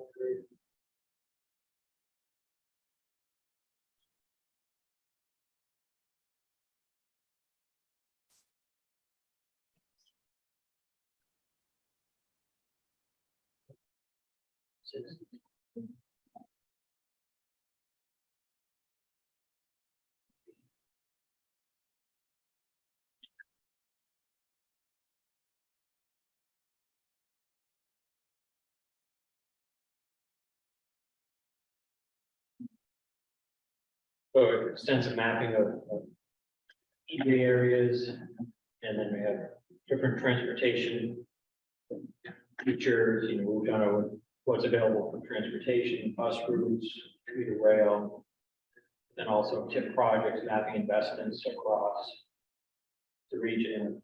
This way we can call out to say, okay, where are investments? Are we investigating in areas of need or certain communities? So we have an equity analysis with itself, so there's a numerical documentation of projects within EJ communities versus not EJ communities, so we have a run total. Or just go back. Control.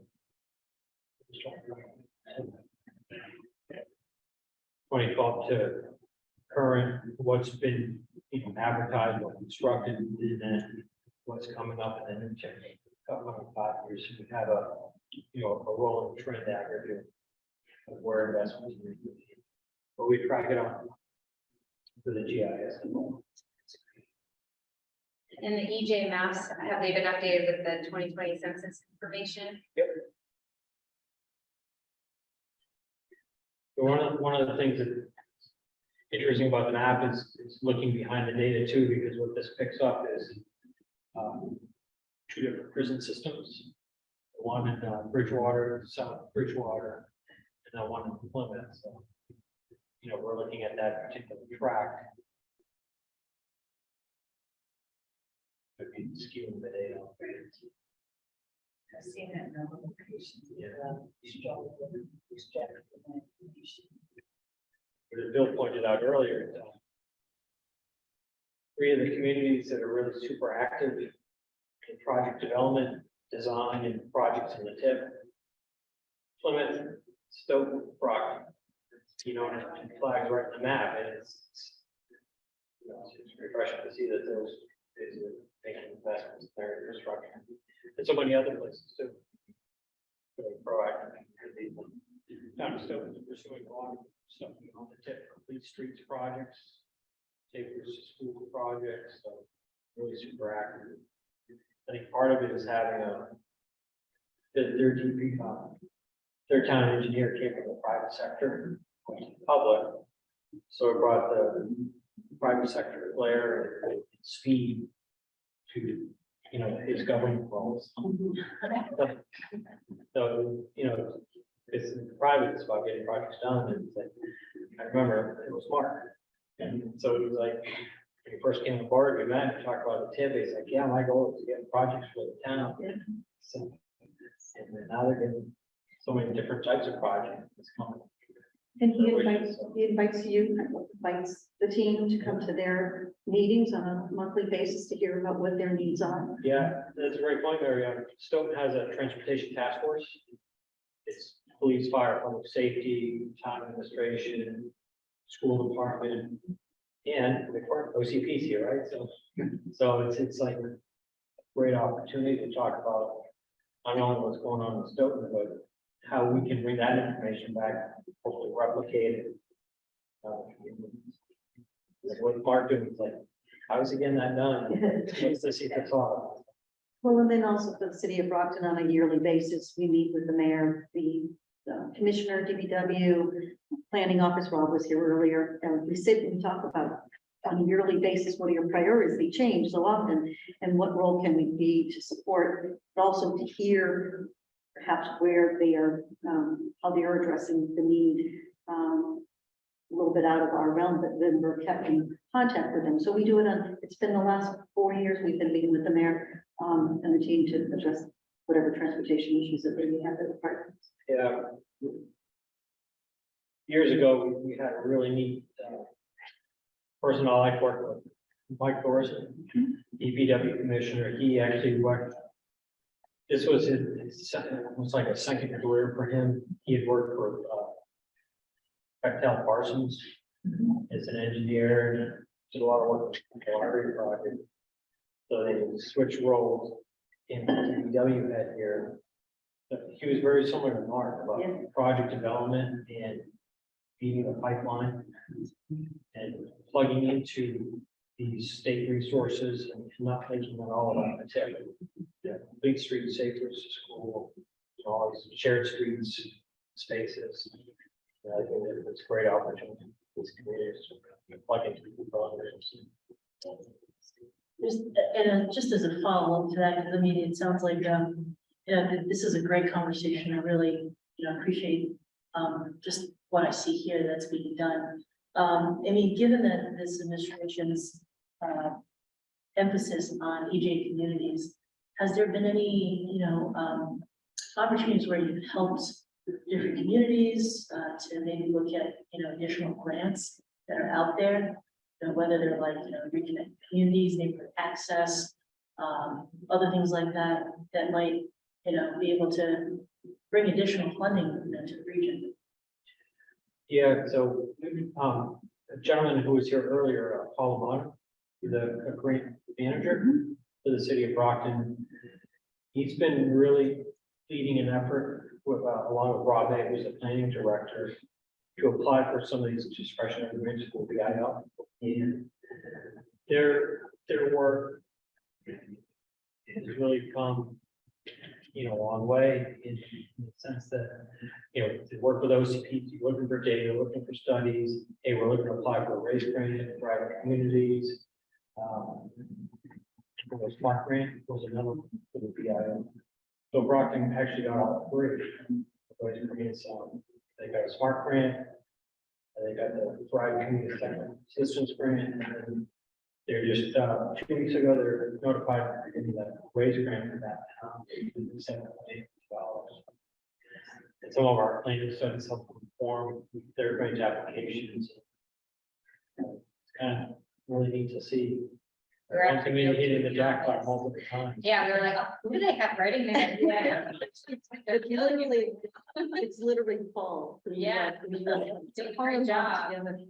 And also to supplement what Charlie's talking about, so we as a team, we go out into our communities in different venues. So Dawn was doing work on the other side of the wall, but when talking about, with the community about economic development, you have to talk about mass work. When you have to talk about mass work, he's so knowledgeable that he takes up and he brings up the other opportunities, both state and federal funding. Lori, who's back over that way, right? We all are dealing with our different communities, and the nice part is that, again, we all have tend to have like a lunch and learn and hearing and listening. A lot of our other staff participates in the MPO and the JTC, and they hear about not only the acronyms, but they know what the funding programs are. And 2 years ago through EDA, we had an economic resiliency position available. And when during COVID, she made all these contacts within our different communities. And she has left us to go to work for mass development, but those inroads and talking about how do we hear and communicate, it's not only internally, but we take that, and then when we do go out to communities, we bring it back. So it means being brought up. Joanne was sitting here, talks about our comprehensive economic development strategy, and when the BIL was talked about as, what it is and what it isn't, right? But it is the continual discussion and communication with our federal partners as well as our state partners. Because if we're not up to date on it, they're going to ask questions. Any of our communities don't have planners. I just heard about one planner who just resigned from one of our communities. We have to stay on top of that in order for us to be that resource for the communities. Did you, actually, want to go to question 5? Thank you. Could you all kind of speak to how you're integrating the Americans with Disabilities Act into your planning process, like the local technical assistance program for you? You're doing corridor studies, like evaluating ADA, and then could you kind of speak to ADA transition plans in the area, how you're supporting their development? Yeah, so earlier I spoke of our relationship that we have with the Area Agency on Aging. Thankfully they're actually under the same roof here, so it makes it really easy to work with them. So that we incorporate a lot of that, but everything that we do, whether it's a part of study or an ICA study, ADA is incorporated into it. We our regional bicycle pedestrian plans that we've done in the past, and we've had two biking ped plans in the last 10 years. So one of the main focus areas of those, for example, that speaks to specifically ADA, was looking at ramps. do the sidewalks have ramps, and if so, are they up to code? We look at, so like, a lot of these studies, things we look at, you know, are sidewalks obstructed by utility poles? You know, that's something we pay very close attention to. If someone in a mobility assistance device can't navigate around a utility pole, if the sidewalk's not wide enough, they're usually traditionally they're not.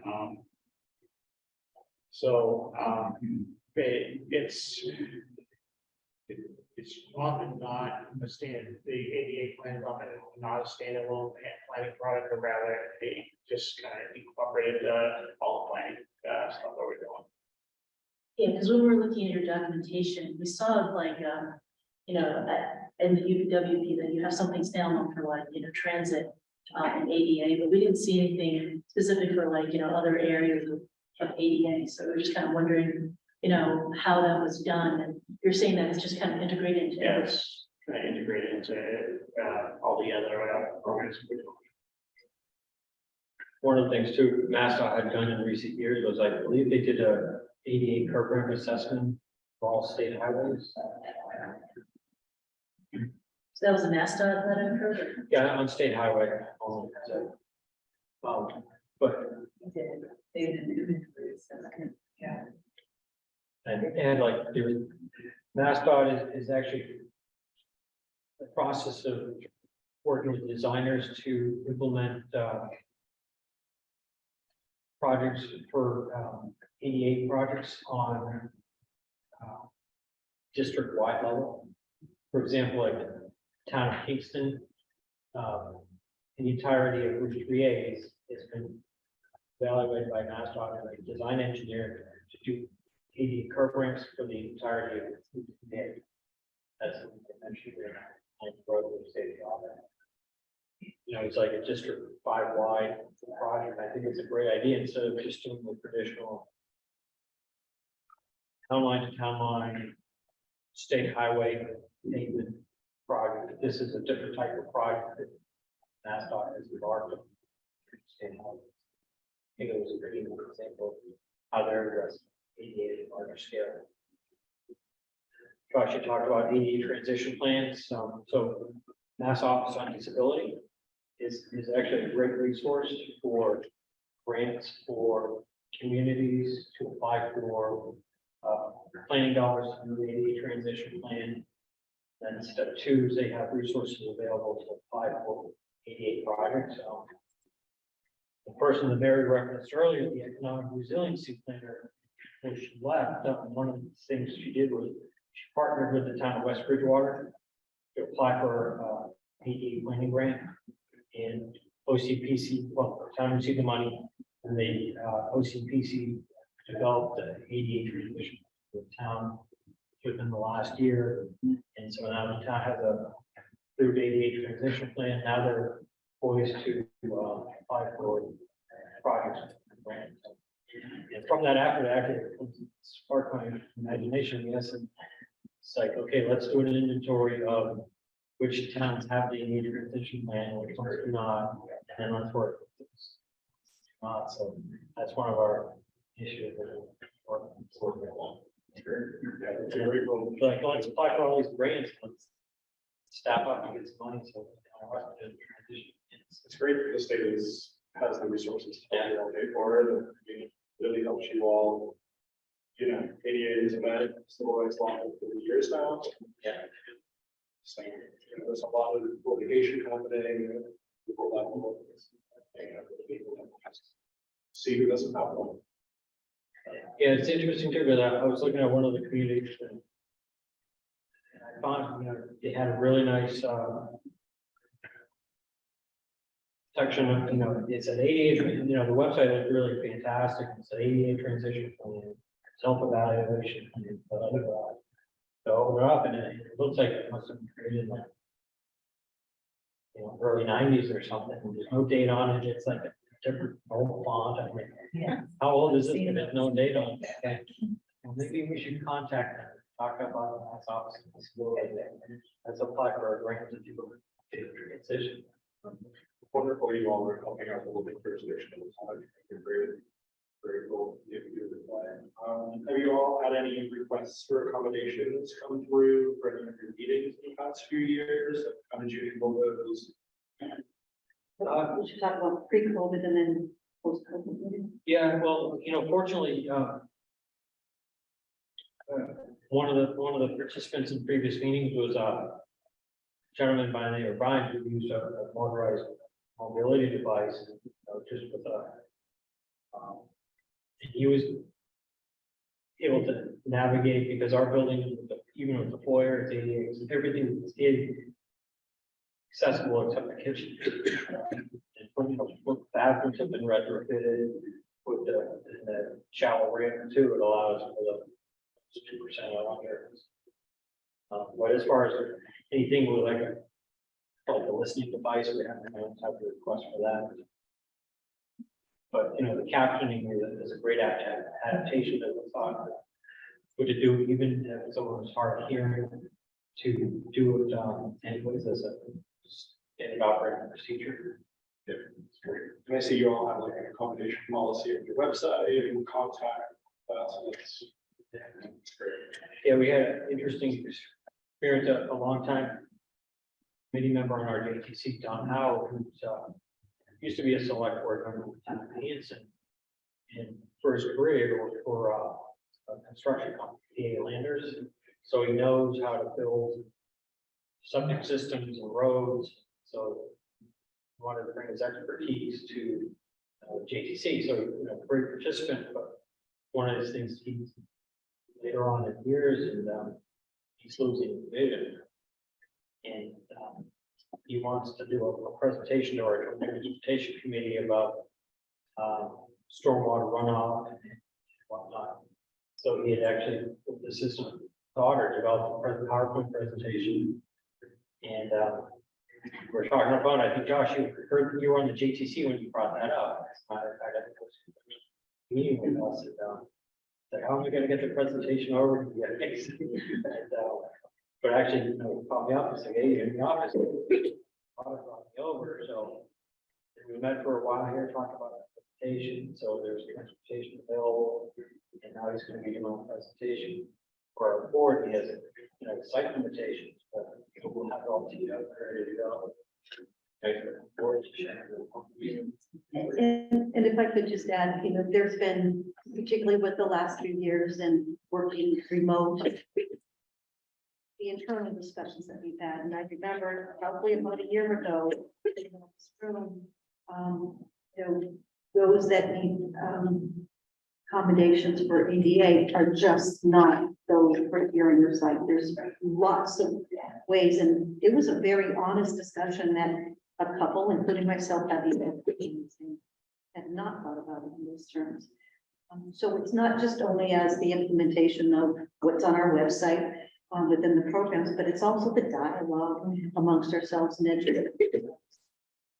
That's pretty important to me. As we're having it, then we also need to have it with our various committees and our delegates.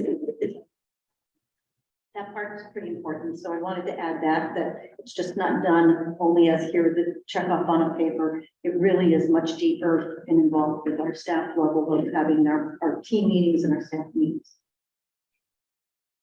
I think that's one area too where the virtual and hybrid actually has helped us. Like I have a visual impairment, so like I'm looking at that screen and I can read the top line in the blue, but other than that, I can't read anything on that. But if I was home and that's on this screen, I can make the screen bigger, I can read it. So I think that's one area where the virtual and hybrid has helped us.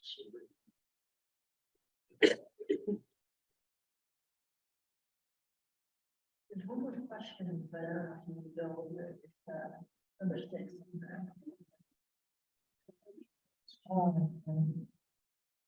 Okay, the last one. How are people with disabilities considered in planning event? Just repeat it one more time. How are people with considered planning evacuation events? What has the community?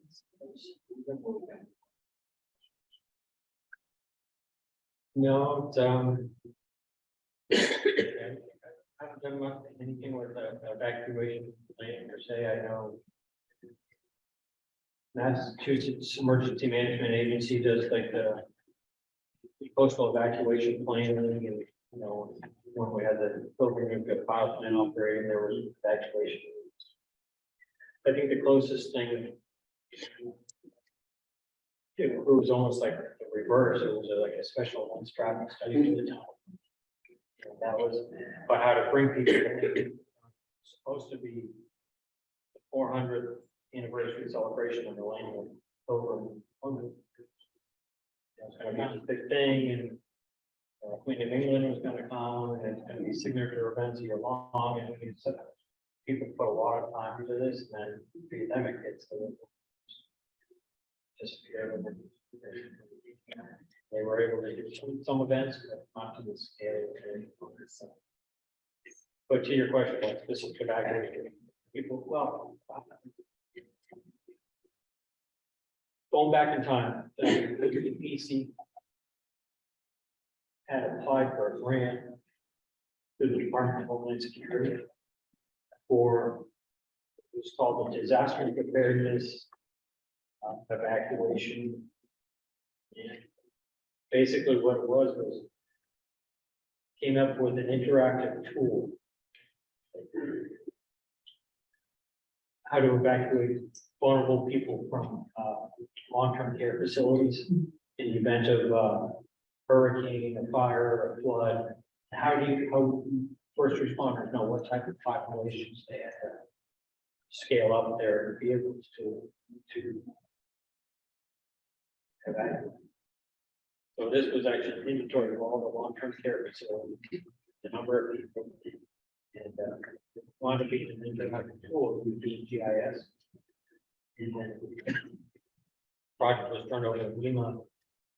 Sure, they replicated that or newer technology, but problem. It's really going to be visiting, considering the flooding and climate change. I've also commented on what. So don't consider.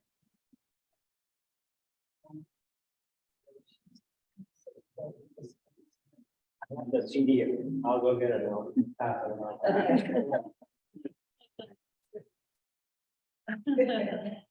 You know, it just because you mentioned the vulnerability, so Lori Muncie in our planning, comprehensive planning office that deals with municipal vulnerability.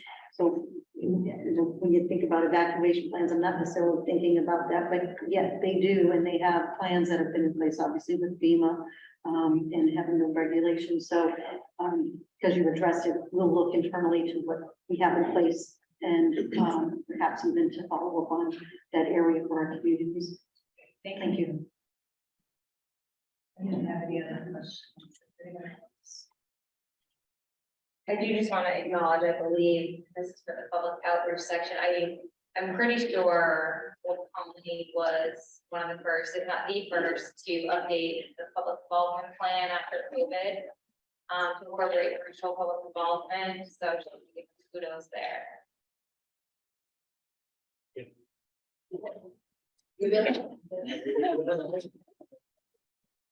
So Charlie has documents from 1881. And you'll be able to find it on his flash drive. Depending on all the younger generations. Those things. I don't have a computer. No, yeah. That is impressive. I think we do have a converter, but we can always. Did you also present? This is their time.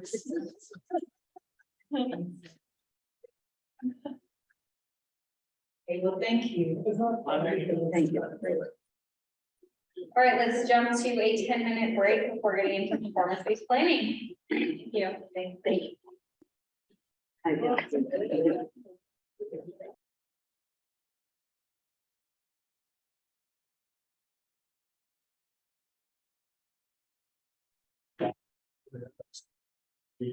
That exists.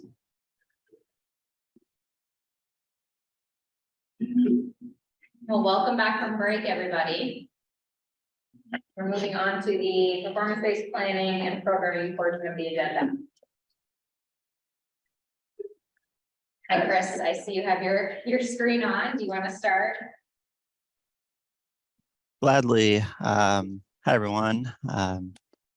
Thanks again I'm sorry I'm not there in person. Thanks for setting up the remote option for me and others on the call. So to get started, and thank you again for also sending responses to our advanced questions. In reviewing the documents,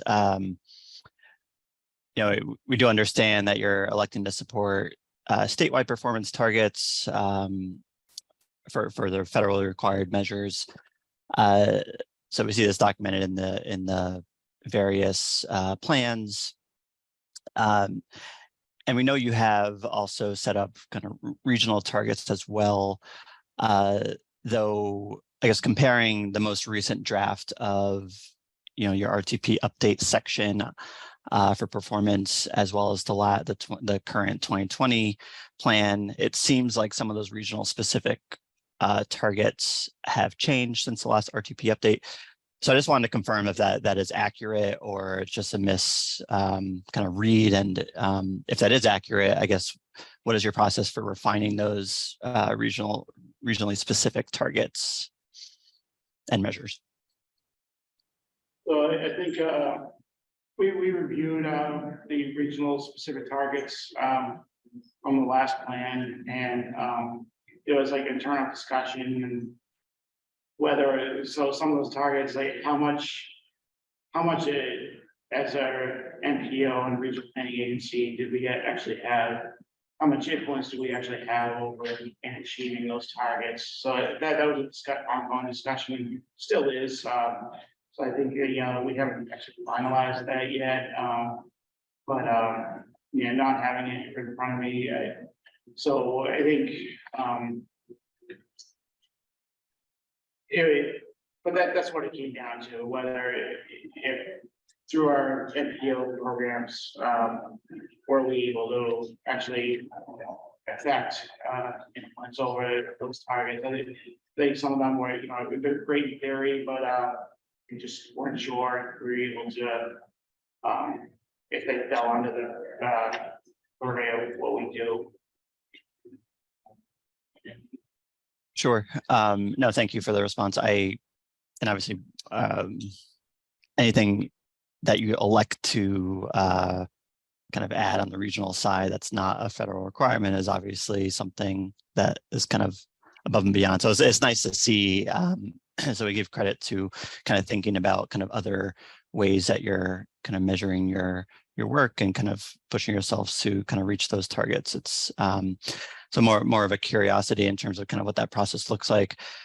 And I guess on kind of similar question is, I guess off of that is, I guess, how do you track progress over time? I did see some indication kind of in the congestion management kind of process and kind of planning in terms of, as well as even your public outreach in terms of the measurement of effectiveness, kind of how you choose to kind of measure that. But in terms of kind of generally tracking your progress, does it look different for different measures that you have, or is it kind of one place that you report on that in a specific way?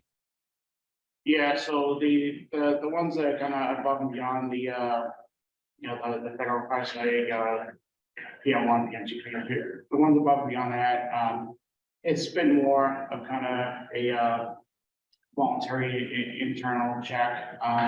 So I like one that off the top of my head, I think we had a goal, and it might actually still be in there, but a certain number of our schools in the region being use school partners, and so we maintain internally, we maintain a database, and honestly it's a little redundant because the Massachusetts State School Program also does this, but so we have all the schools and whether they're partner or not, and then, so we come up with an overall percentage, but, and what made that tricky, so I think, you know, we had a target of, I think it was 80%, but that was when, only K through 8 schools were eligible for, Safe Routes to School. Now all schools are eligible, so that, all public schools, I should say.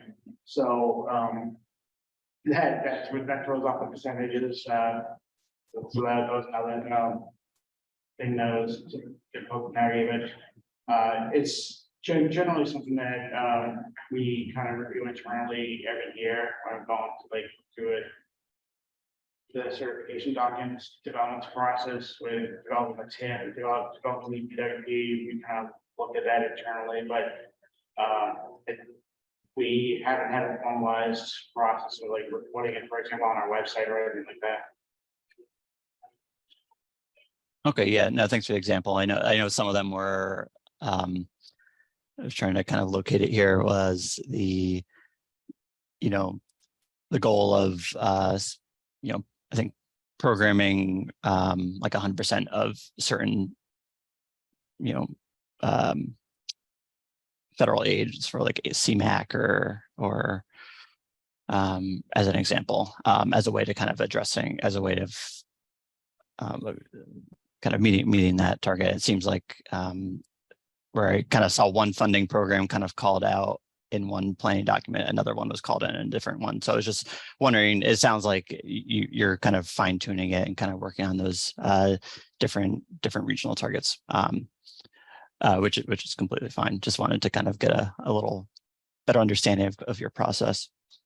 And so I'm curious because I think a couple other targets I saw, at least the draft long-range plan, were, you know, very similar to like CMAC or just whatever programming projects were, you know, a certain number of GHG reducing projects or ed projects. So I'm curious how those sorts of goals or objective targets that you've identified are related to your project selection process. You know, obviously because these targets are just a tip, but also because the long-range plan is feeding the tip and PWP is also supporting it, how kind of feed back into the project development pipeline. Yeah, so it feeds directly into like the project selection process. So, and we had evaluation criteria up earlier. So one of the criteria that's rated is its impact on GHG reduction. So and having a goal of all of our projects improving air quality, at least minimally, that if the project's not on to achieve that, the project's actually, it usually isn't the case. I can't think of an example when this happened, but if a project's not going to improve air quality, it's actually going to add emissions, then that would be good. That would score, you know, fully on that evaluation criteria. So that's one example of how that would like feed into like the project selection process.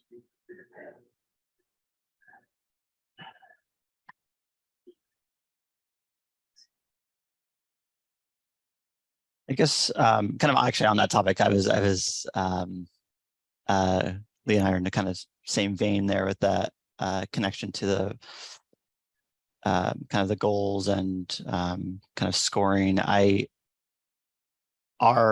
guess I know kind of based off the conversation earlier on the evaluation criteria, it seems like you adopted that from the state. Maybe it's been a few years since you've kind of revisited it based off that 18-point scale. And so that was one question I had too, which was just asked already if that was specific for a state or if that was regional driven. And so it sounds like it came from the state, but the question was, how are your performance measures kind of then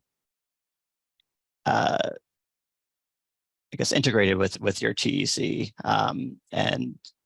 but but it sounds like that's still a work in progress in terms of just how that is included. It sounds like the goals, and correct me if I'm wrong, the goals are aligned with kind of generally the performance measures, but I'll allow you to, yeah, if you want to expand on that thinking and approach. Yeah, I mean, honestly, I think the evaluation criteria could use a new fresh look. I think all those criteria do address performance targets, and so one way or another, it may not be so. Like, it may not be worded specifically that does this help reach the targets of PM1, for example, or PM2. But so that might be something that we look at. Do we reword some of those criteria so it is more clear that it's being applied directly to performance measurements and those specific performance targets. So that's something that not just regional, I think, with our other MPO partners in the state, that's something we'll revisit and look at. But yeah, circling back to the main question, that all the performance targets are reflected in those criteria. It's just a matter of how they're worded. Okay. No, thank you for that. I'll pass off to you, Leah, if you have some transit questions.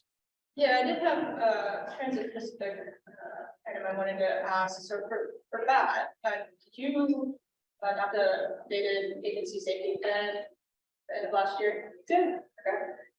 How was that process coordinated? Okay. So Michael left me some great notes about how that coordination goes.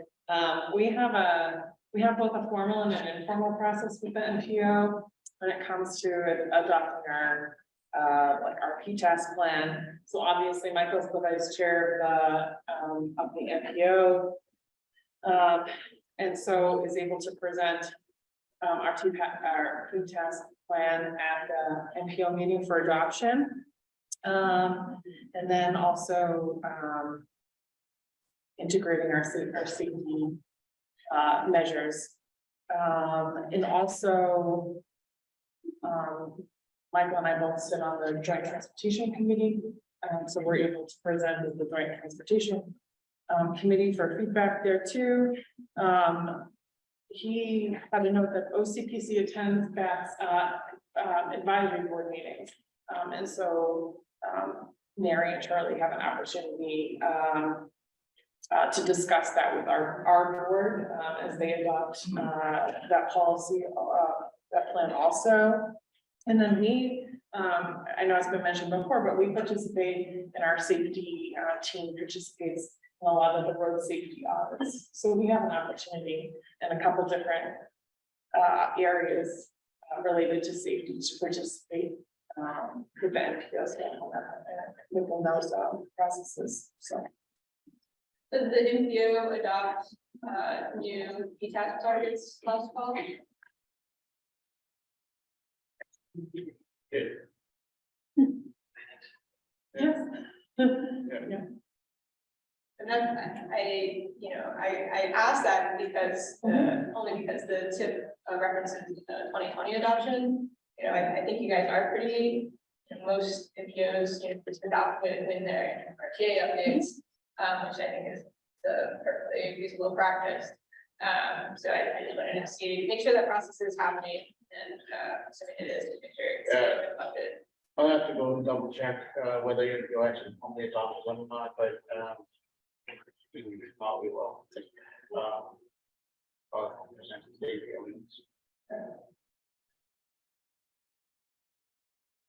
That was the only transit specific in my wanted to raise, or others.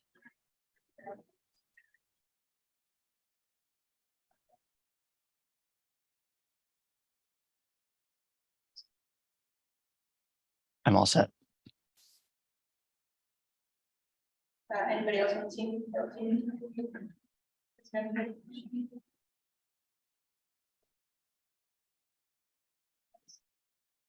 Fund complete streets.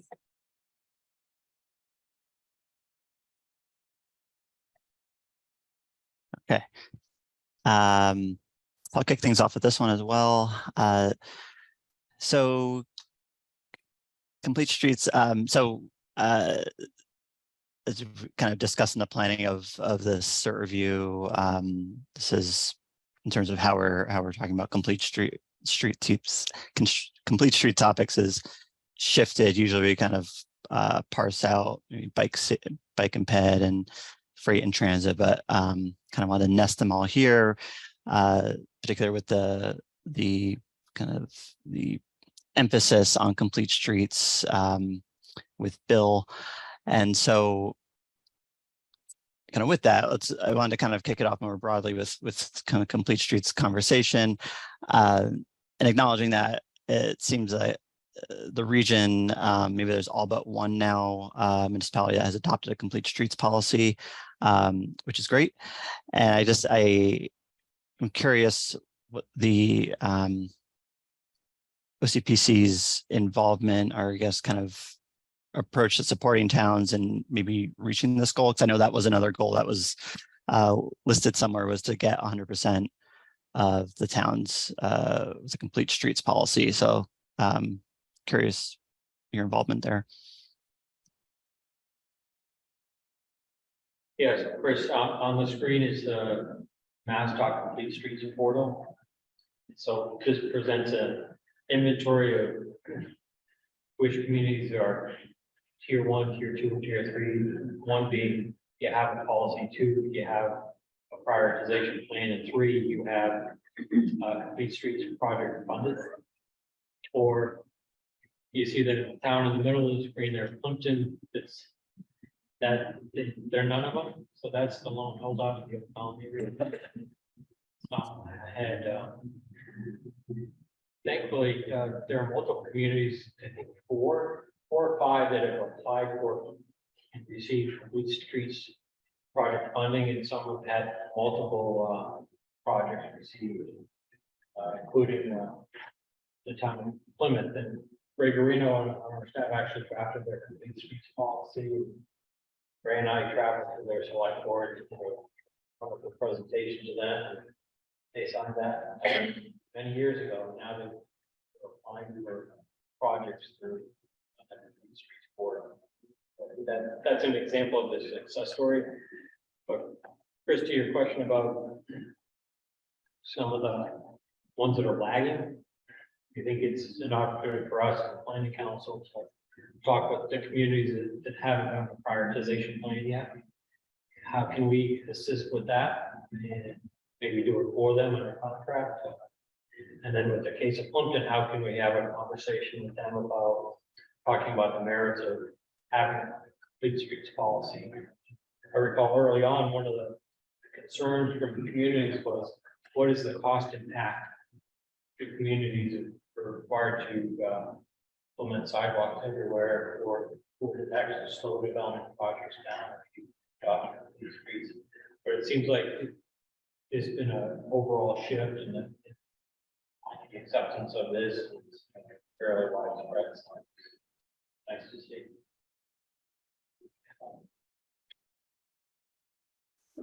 It is nice to see. Yeah. And I guess what has the RPA been involved with supporting towns as they've kind of been putting together, project proposals, or the steps of even kind of thinking through putting together the policy in the first place, or have you We've helped assist with policy development. Plymouth is a perfect example of that. Other communities such as Kingston have hired a consultant to do the policy and the prioritization plan. And the consultant asked us in the town for basically every study that we've done for that town over the last 15 years. It was basically kind of data done for us to help inform their prioritization plan. Of course, there was a big public process with that one as well. Have online in map of residents could go in and select areas where or drop a pin where they thought the project was needed and what it should be. But, you know, in an example like Stoughton, I think they're on their second funded project now, so Mark Tisdale was, you mentioned his name already. But here's a community knitting corridors together through different funding resources.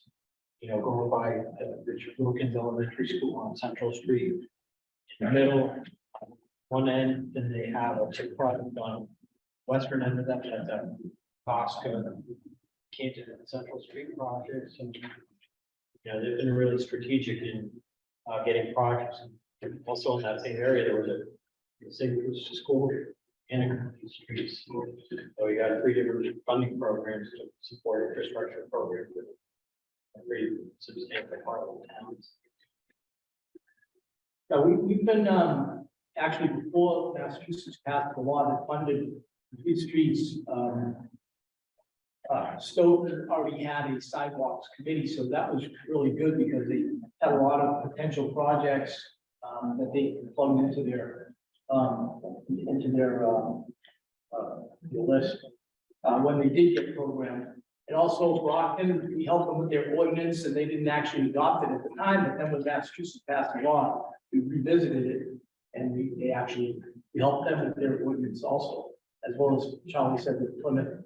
I'm trying to think of other towns, but any town, you know, we've been, especially since they passed a law in Massachusetts that they're funding complete streets, we've been there helping them with their ordinance or their recent projects.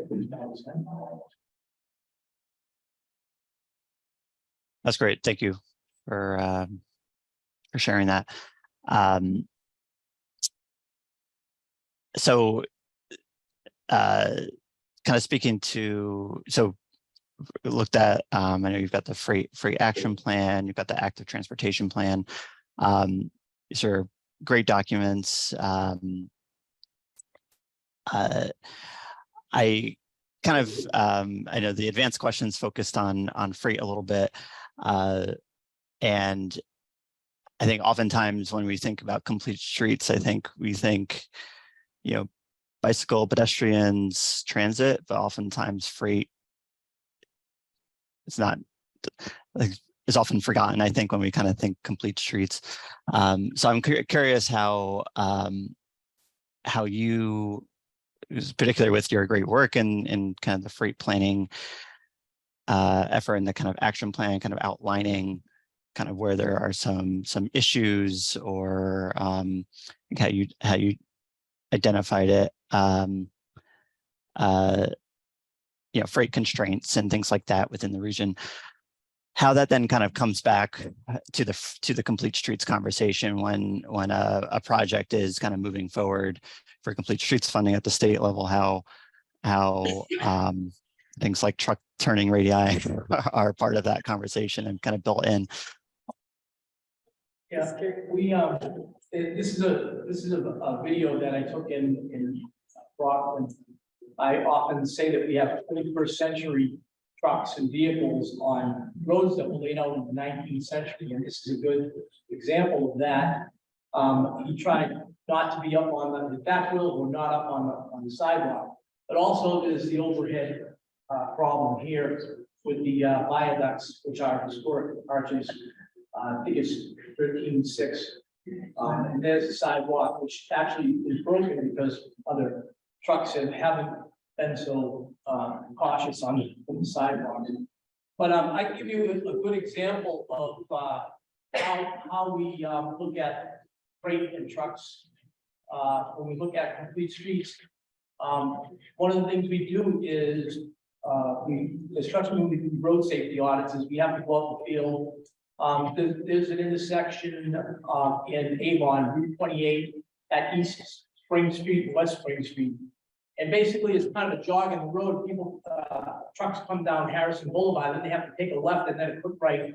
And we did a road safety audit there, and the trucks were right up on the, although there's not a lot of pedestrians there, but that ended up being in the previous go to the previous, the one next to the one with the video, down further. I have a list of projects that, right there, that we kind of informed. Because trucks and complete streets is kind of like the opposite. Trucks are competing for that real estate, especially when they're turning. So when we look at complete streets, we say, okay, how can we retrofit a bicycle lane or sidewalk? And kind of the opposite, it's like that truck who just had that problem turning. How can we make enough room for trucks? Was kind of like competing.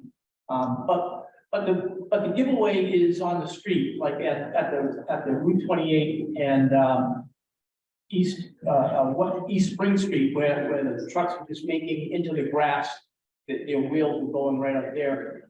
And there's a project on the tip that's gonna help that turning radii. It's on this list. There's a number of projects that were formed based on truck constraints that we've identified in the region for our freight plan. So we definitely look at trucks and their ability to make returns. And because in Massachusetts, although there's been some pedestrian bicycle deaths where people are riding bicycles, the truck takes a right turn and the bicycles end up on the back wheels. So they're trying to put the guards in on the truck. So it's a definite issue that we're aware of. And it's kind of a balance between the truck needs and pedestrian needs. The best way to go is actually have separate facilities, a raised sidewalk or a separate bicycle lane. And then knowing that trucks can make that turn. But when you're looking at that roads that were laid out in the 19th century, unfortunately, they're all competing for that space and you're limited in your right of way. So it all depends on the location, but you have to be aware of the issues for all road users.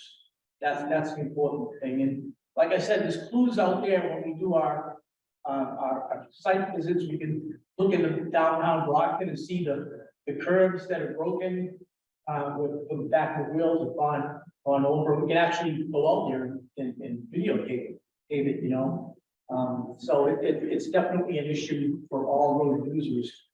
We want to keep the pedestrians safe, the bicycle users, obviously. And the truckers need to get their goods to where they're going. They want to be safe too. They don't want to hurt anybody. So I hope that was kind of a long and involved answer, but I hope I answered your question.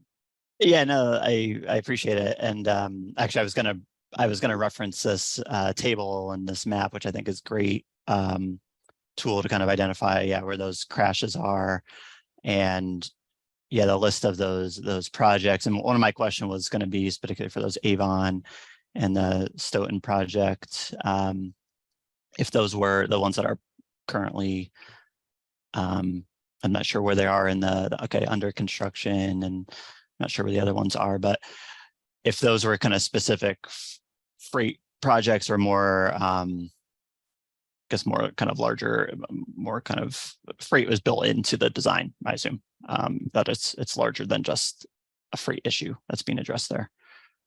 Those are issues that we identified that trucks have a hard time turning. So they're not specific to freight, but because there's for example, in Stoughton, at those intersections, Tosca and Island Street at Central Street and Central Street at Tosca, because there's some dust at the end of those streets, there's a lot of trucks go in and out of there. It was identified that trucks have a hard time going in and out. So we were doing corridor studies, we were doing road safety audits, and trucks were an issue. I mean, you couldn't miss it, you know. So it wasn't specifically a freight project, but they were projects, there were studies that we looked at that trucks became important in moving the trucks through the intersection. Okay. Yeah, thank you. And I was also, looking at the map here, looking at kind of the high concentration in Brockton, in terms of the crashes. Was gonna ask how that comes into play in terms of kind of priority when it comes to either the corridor studies or road safety audits, things to that nature. It sounds like you do have a process where you revisit from the earlier conversation, the prioritization corridors, kind of road safety audit list. So it seems like that all comes into play when kind of selecting kind of where you're focusing your planning efforts. And I guess I was also gonna, I did, you shared the Brockton, I can't remember the name of the study, but that Brockton corridor study, I'd say from a few years ago, a couple of years ago, that we'll note that that particular study kind of, you had your own kind of recommendations that then led into City of Brockton's application for a RAISE grant, which got awarded recently. So it seems like the effort that I guess speaking to that specifically, that Brockton corridor project, how that came to be in the first place, that Brockton corridor, and then maybe your work, if any, to kind of for assisting Brockton with getting kind of funding for it. That map, we have to give a shout out to Mass DOT and their impact portal. We were able to pull out all crashes in a 4-year period in our region that involved heavy vehicles. So, and then what I did, and that's what that graph is actually in 4 years is, I think at Brockton alone was close to 400. Then the table, I just pulled out those crashes that where a single vehicle truck crash or a truck had hit an object along like a signpost along the side of the road. And then I pulled out truck crashes, bridges overhead. So we could flag these trucks crashes with pedestrians and bicyclists. We wanted to try to flag those areas that were having the most problems. And 2 areas where they have overhead problems is one in Kingston at Landing Road, and the other one is in Brockton downtown with the actually several intersections with the historic arch bridges. So we were just flagging, we were trying to flag those problematic areas. That's why we did that. And I wanted to see if there were any other places, for example, where pedestrians, there doesn't seem to be any patterns. I mean, there are pedestrian hits. There's actually not a lot in 4 years. There's a couple of bicycle hits too. But that's why we pulled those out. And what was the other part of your question? Sorry, No, it was that's okay. It was not a concise question. I kind of, it was like a 2-parter. My other question I brought up was focus on the Brockton corridor. I think what made me think of it was looking at the concentration of, I guess, crashes within Brockton, and it seems like it's consistent with the corridor that just recently got a RAISE grant. And I was curious from your corridor study that you conducted a couple, I forget what year, 2 or 3 years back, how that then kind of translated into a RAISE grant. Yeah, I think it's a Main Street corridor study we did on Main Street. And there's actually crash clusters for pedestrians and bicyclists and vehicles. But it's not just with trucks, it's with, all vehicles through that corridor. But what we did, again, single out trucks because of the observations that we made in the downtown. These truck routes through downtown, but there's no east-west. There's no real straight east-west route in Brockton, unfortunately. And to get to Route 24, you have to go through the downtown to run 123 or 27. And it's kind of circuitous through the center of Brockton.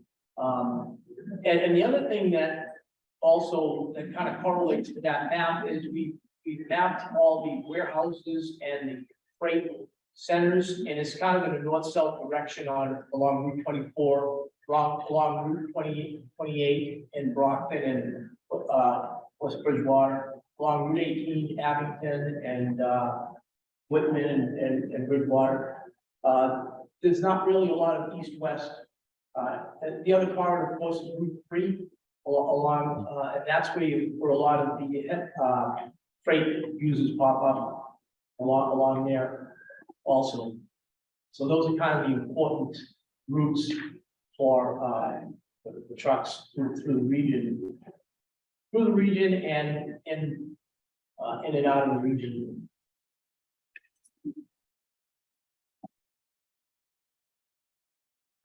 Yeah, thank you.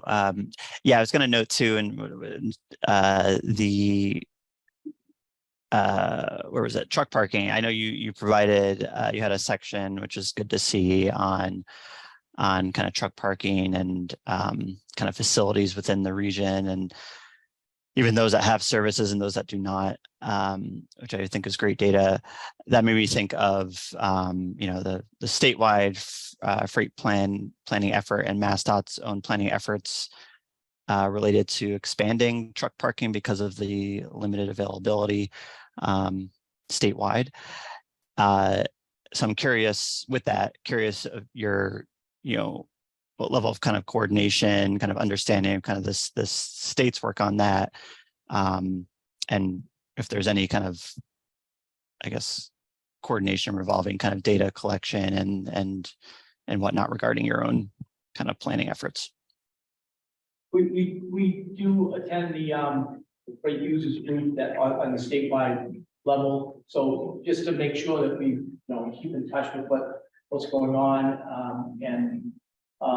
but we don't right now. It's kind of inventory stages. Where's the parking? How busy is the parking? I don't think the state has any plans to expand that in our region. We do have that 2495 parking area, which is at capacity, especially in the northbound. Trucks are parking on the ramp as they get out here. Unfortunately, in the southbound direction, it's not too bad, but it's still very busy. We don't really have any other parking along the except those informal ones like Walmart. Yeah, the only other one that comes to mind, right, is Route 3 at Long Road, that parking right. Yes, that's right. I forgot about There's that. like a truck parking facility there. Yeah. And it's a service bar that there's no fuel, but I think one of the things that MassDOT worked on in recent years is putting in like a solar field, solar panels. So I think that might meet some of the potential parking areas for trucks in the future, but with the pandemic, you didn't have a big push on regular auto users using that. So the trucks had plenty of product. Yeah. Recently, there was an Amazon facility just built up in Kingston, like a distribution center. Yes, it's one of the newer phenomenon from a great perspective. Yeah. Could you speak a little bit about just how you guys might have done some direct outreach to these populations? We did actually do a questionnaire. This was a while ago. This was with the previous economic development, a comprehensive planner, Jim Watson, who retired in Stoughton. But we did not get a lot of responses. We wanted to try to create a group. So I kind of try to partner in-house with comprehensive development, economic development in-house at the time. And then also we did the I think it was the Main Street, it might have been the Route 28 part study. Lynch's towing, even though they're a towing company, they actually tow trucks. I was trying to entice him to get, to start a group, but that didn't go anywhere, unfortunately. Because there's a lot of proprietary information. They don't want to tell us what their trip generation is. unfortunately. But we did have some outreach at the time, old fashioned, knock on doors. But we didn't go too far with, Thank you.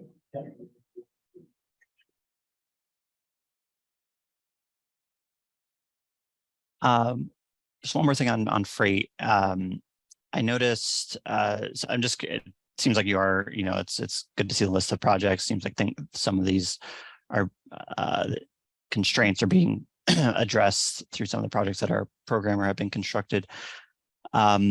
Generally, do you, because I think the freight action plan includes kind of a list of funding sources, considerations, options for when to where to get projects funded.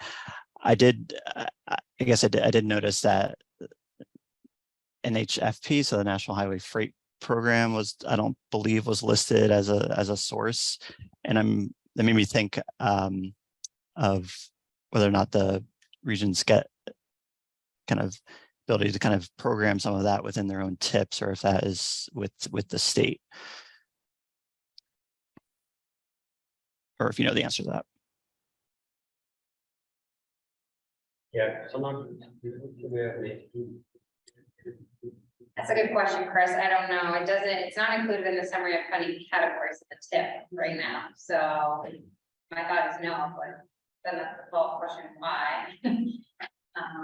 But it doesn't appear to be.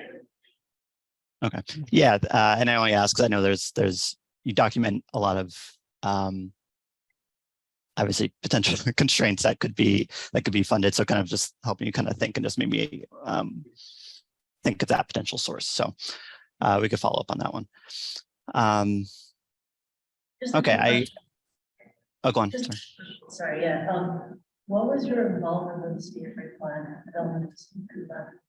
What was your involvement with the development of the state freight plan? Well, we participated in their meetings and in their questionnaires, but that was, just try to coordinate, try to look at what they're trying to coordinate planning, what they were doing, what we're doing. So. Okay, so you participated in the meeting that they had? Yeah, they had a meeting on the state level. They had some industry representation, but I think it was more like the trucking,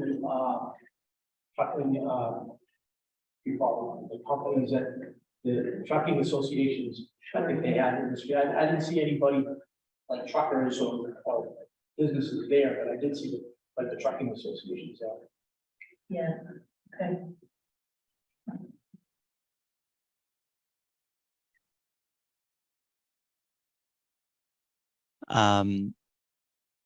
So Brandon, I could pass it off for you for transit specific questions.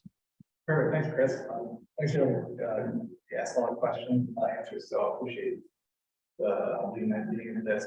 I guess just start off with transit, just generally, just curious how riderships rebounded since the pandemic. It's a general question. Either we have rocket here, Gatra, or overall. We want to start? Are you sure? No, ridership is actually looking really, really good right now. We struggle a little bit with one of our routes that provided us with the most ridership pre-pandemic, which is our Route 12, which goes from downtown Brockton to meet the red line at Ashland Station. Thank you, Charlie.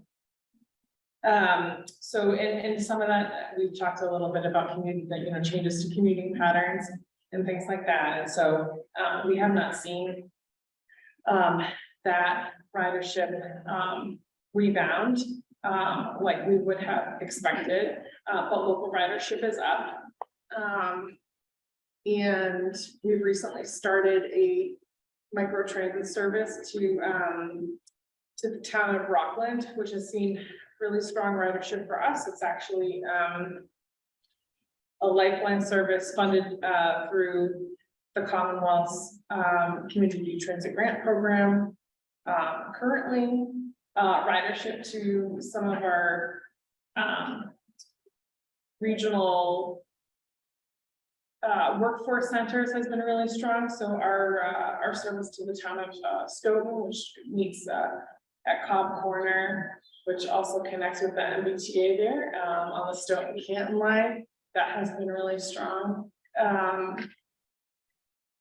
We're tracking ridership daily, and we compare year over year. So we're looking at like pre-pandemic numbers. We're looking at how ridership recovered throughout, like as some of the stay-at-home orders were relaxed and things like that. So ridership is really good right now. I think we're somewhere in just overall like 70 to 75% recovery, just system-wide. And we're currently working with MassDOT, Rail and Transit to set our, we have annual goals. So we're working on setting our ridership goals with them currently, to see what that looks like and be realistic, but also hopeful. We're starting to add that service that we reduced during the pandemic, and so that's all good signs for us. So ridership is increasing as we return to our regular service schedule too. So good signs here locally, but still lagging on that service directly to Boston, for sure. Thanks, Matt. Yeah, of course.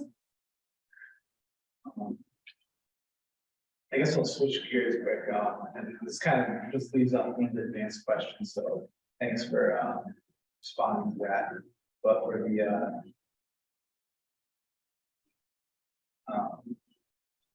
the public transit human services transportation plan, I know that's due to be updated this calendar year. I know you're working with transit providers, for Community Action Council, local council on aging. Touched on this earlier as well, but just curious how that process is going. And if you have a little more information, to see where you're at, that update. Yeah, so we're plugging away, and one way or the other, it's going to be done during this fiscal year. Sean, who's not here today, is on vacation, but he's reached out already to Procter Transit Gaptro, talking about what was identified in the 2019 plan and what's evolved since the pandemic. Well, I should say over the pandemic to now. What are new opportunities to improve the plan and plan reference to micro transit? And that would be one of the elements. Also reach out to some social the Action Council, reaching out through our hearing agency on aging network, the councils on aging, to reach out to them specifically about what are some adaptation services that they've done during the pandemic to now that we want to make sure that we're including the plan for eligible activities for the community transit grant. As you may know, that Rachel Pickenbaum is the new grant guru at MassDOT, so a great resource. We're going to make sure the plan aligns very closely with program requirements, but also recognize that that's not the sole purpose of the HST.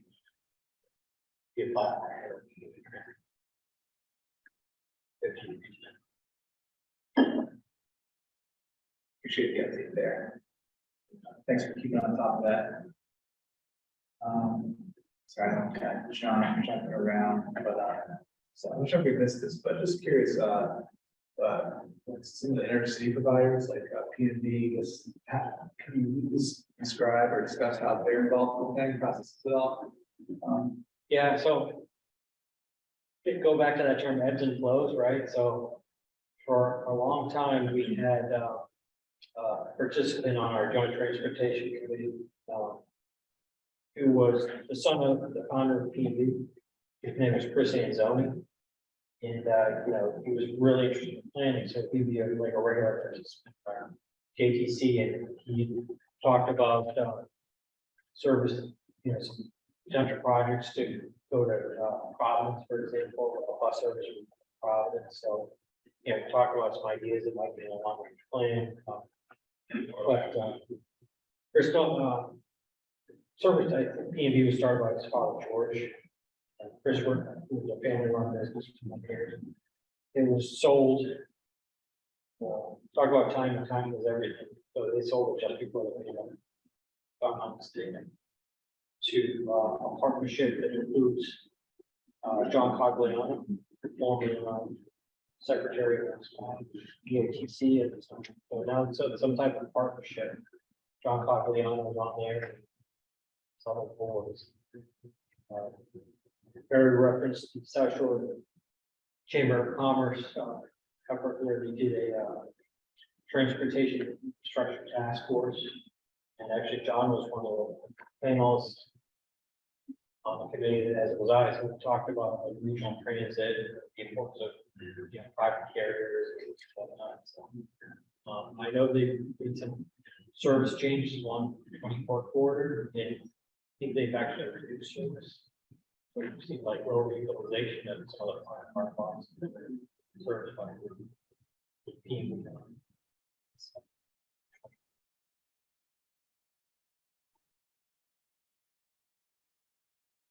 Thanks for the update there. That's kind of neat to get a phone from John Pagliano. He should be this, he was commissioner of Mass Highway. The secretary. Really informative, really used in supporting folks. Good benchmarks. Yeah. Big area. Yes, I don't want to bounce around, I know we're short on time, but I guess just. We got some in there. Yeah. I guess- CPS never thought. This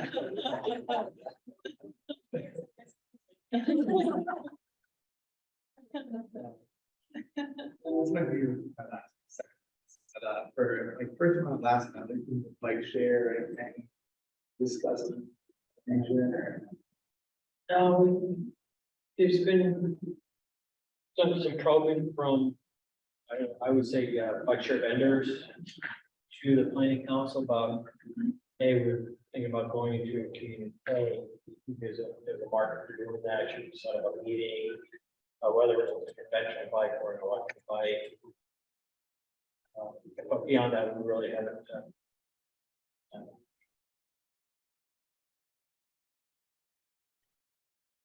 And just because I came back from the ribbon cutting, even more housing that's being developed, I think that we are probably going to see some of that demand, we'll be monitoring that demand and having some communications. I know working with the planners, transportation planners, but also the comprehensive planners within the communities as housing being developed, to see where that need is.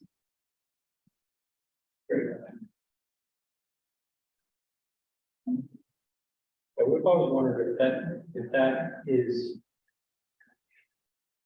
in the wheelhouse, or I think entities that deploy that would be a partnership between large scale housing project and the budget company itself of the place.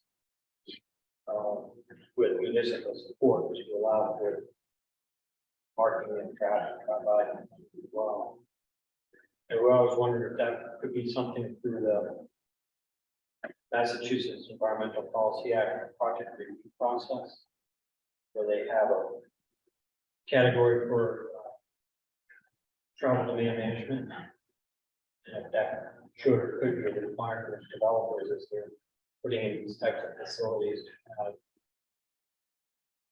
on-site TM coordinators and different vice presidents.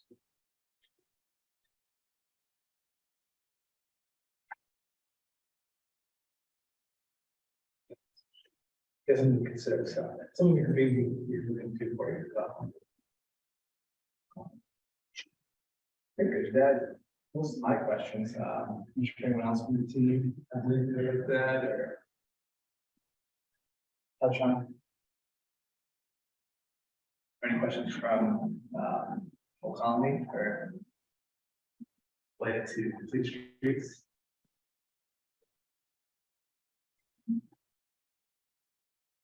I keep moving around. You're gonna have to- Sorry. You know, just perhaps a comment on somebody that, or perspective on transportation improvement program over the years. So early on, when there was a so-called mass highway design manual, it was essentially, you know, for design roads, and it really wasn't multimodal accommodations, but until early 2000s. And then what came out in 2006 was the Mass Highway Project Development Design Guidebook, which was an effort by then Commissioner Who and Halonsky to have state entity design manual design for all those in a context manner. So we have long as, you know, like 14-foot travel and no shortage of no bike accommodations here sidewalks. So this is like how you can narrow down the travel lanes, maybe go to the gardens, have bicycle shoulders, and then sidewalks. Well, that really, you know, really changed the shape of the projects and what communities are required to design to. You know, that was an early effort.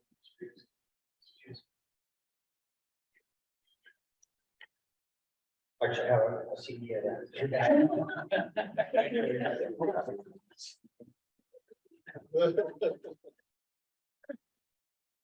I got the problem.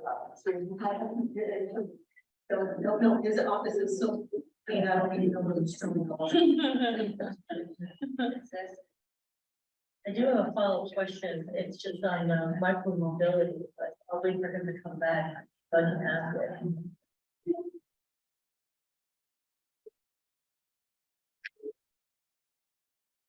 In the meantime, can I ask, I just have one question, just want to address the bike and ped topic briefly, and also acknowledge that we the earlier conversation during this morning's session on safety covered a lot of bases, so thank you for that overview.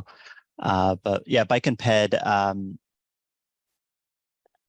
just curious if you can speak to the, I guess, statewide and regional efforts coordinating any network gaps and kind of what that process looks like.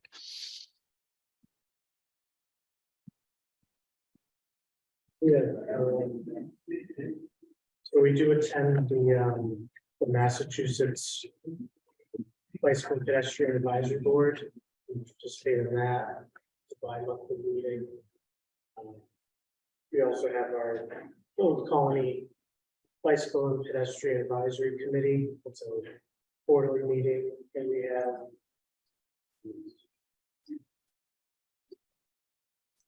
also, this was mentioned before, we've had a meeting with Serpent about interregional connections, trying to connect the dots of like amenities between regions.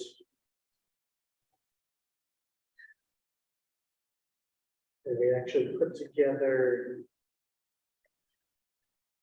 there's a website called the Bike Inventory, the Bike Update Reporter, where we took all the projects, all the complete streets projects with bicycle improvements, and put them in, and actually share the screen and show you that.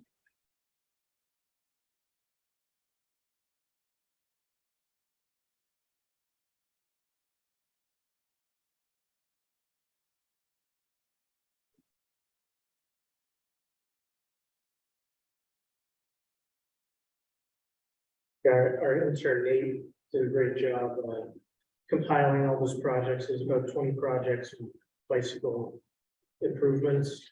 And this is the map. You can go in and you can report an update. You know, once that's populated, you can see what's planned, what's existing in the region. So it's a good resource.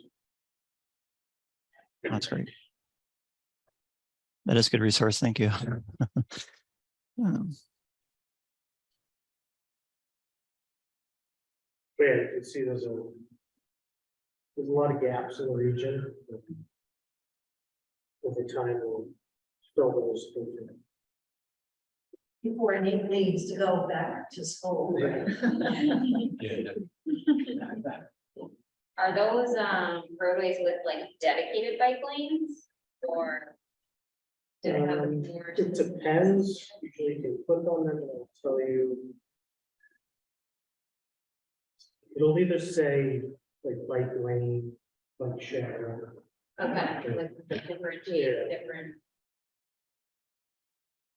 Like this green is it's a shared use path, but I believe this is part of the clear stall. Bike lane. Yeah.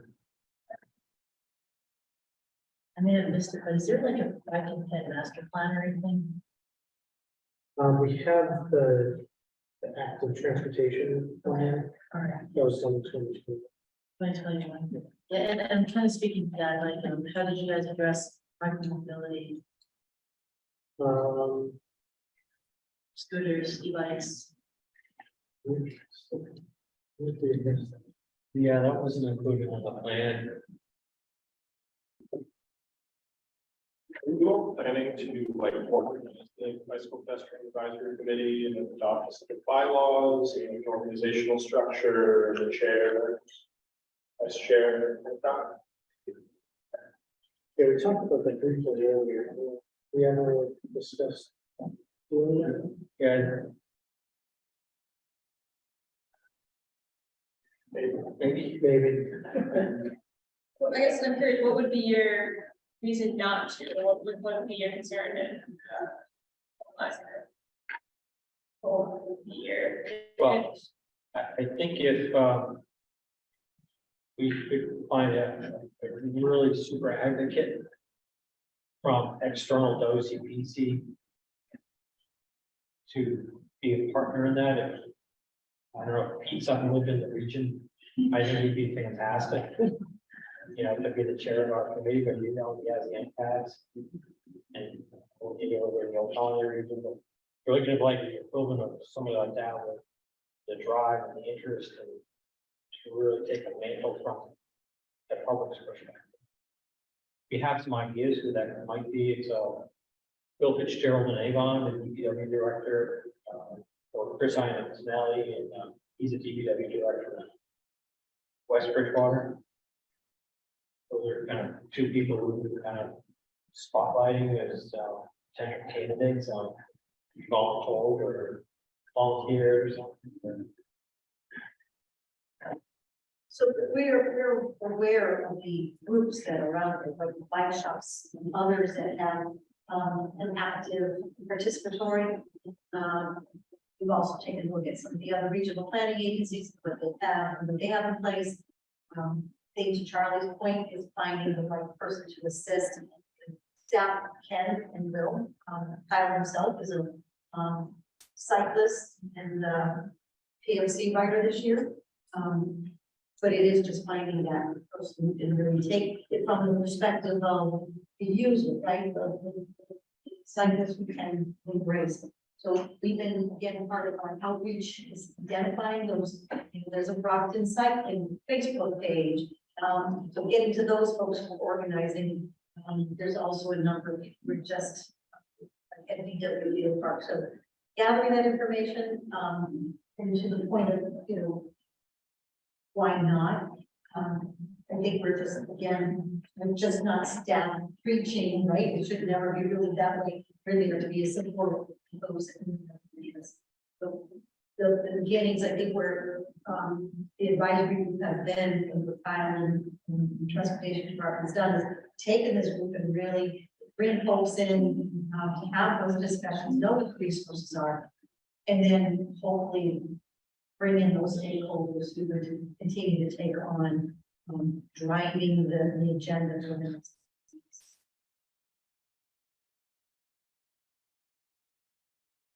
So you can hire consultant in the year. Temporary. I guess a third person would be Ron Spinola. Workable, Walk, Massachusetts. You'd be perfect. You definitely want a sustainable committee.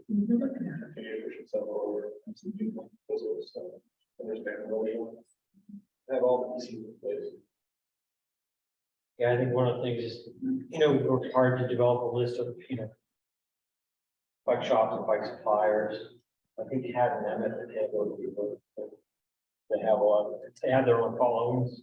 Whether it's Traffic Cycle and Rockland or Bike Park and Woodman or Serious Cycle. They have their own networks. I think another challenge, especially if you're wanting to formalize it, is ensuring that you're still getting full representation of the bike and walk. It's easiest to get those advocate groups, when you're trying to get people to show up, even if you not really want to do with your building is the, equitable representation you want to serve.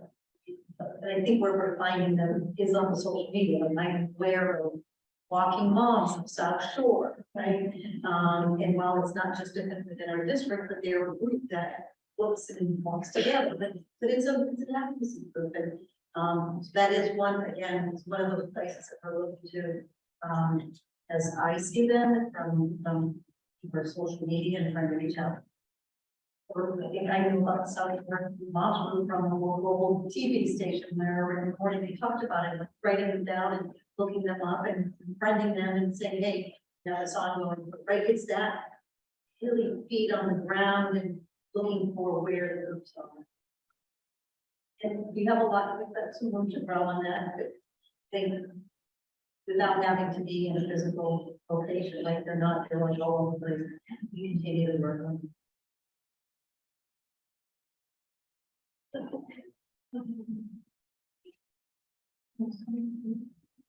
Yes. All right. The next topic is congestion management process, and I do recognize we're behind schedule, but we'll try and make this quick. We did ask for a copy of your latest CMP because it was I believe, a corrective action or maybe just a recommendation in our last certification review. To be completed 6 weeks prior to endorsement of the long-range plan, but we understand that it's still not complete and it will be included as part of the long-range plan in the fall. So it was difficult to review this section, but I just have kind of one pretty general question. Can you explain how the CMP leads to the development of programs and projects within your TIP? Like, what is after the development of the CMP, what's the outcome and how does that inform your projects? So what that informs is actually the mobility and transportation and evaluation criteria section. Because that has the VC ratios links. So what it was for the last review was that part of that recommendation was to investigate the difference between recurring and non-recurring congestion and document that in the CMP. And we came out with a CMP shortly after that review. It actually had that data. Kyle has some information on the non-recurring congestion. But that's actually courtesy of MassDOT because they developed the access to it is an indirect system while privately. And so that's been a really neat place to have data and access to it. Yeah, we pulled down all the info from our region, separated it by hazard, because you're flooding. And this is an average delay. The flooding right now, or fire incidents, 40 minutes, overgrown plants, road maintenance operations, hazardous materials spills, bridge maintenance operations. And it looks like planned road construction is that's the biggest delay, 13 days away. So the difference between planned road construction and road maintenance is what? is that just kind of like crack ceiling or stuff versus like a project? They might be pretty similar, and see what differentiates them, but they do sound pretty similar.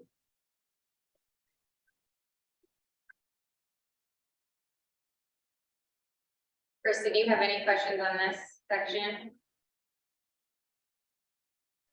Yeah, thanks.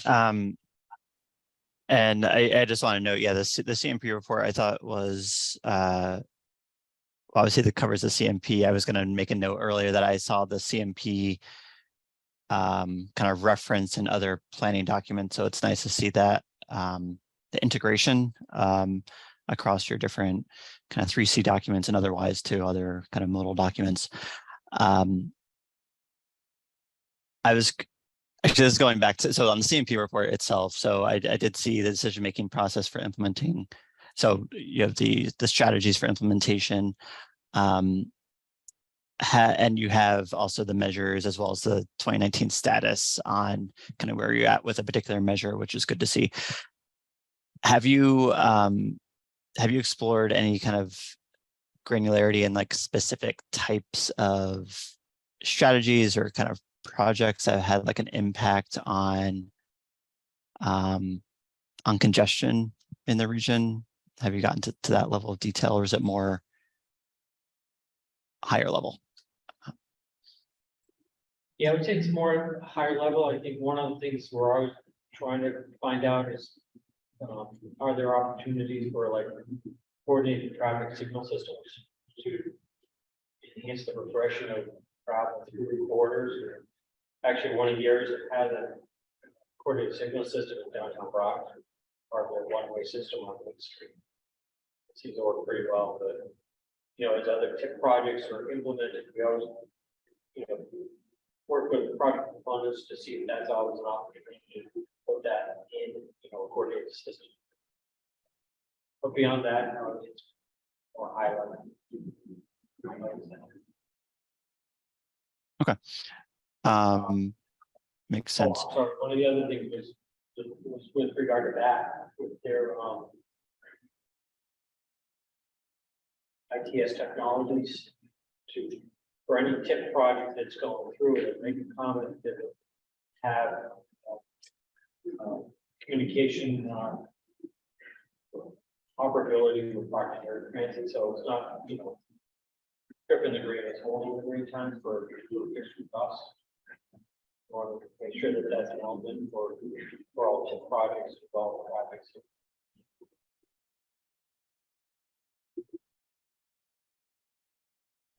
Stated OCPC comments on 25% to 19 projects or earlier. So.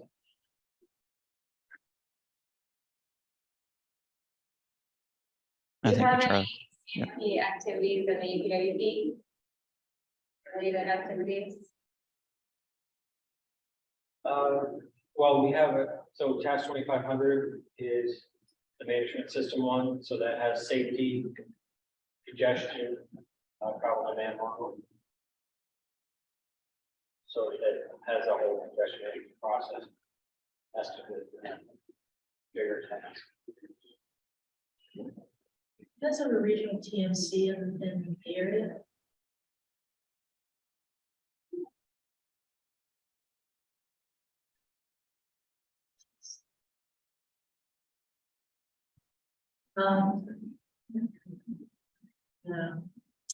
ITS operations.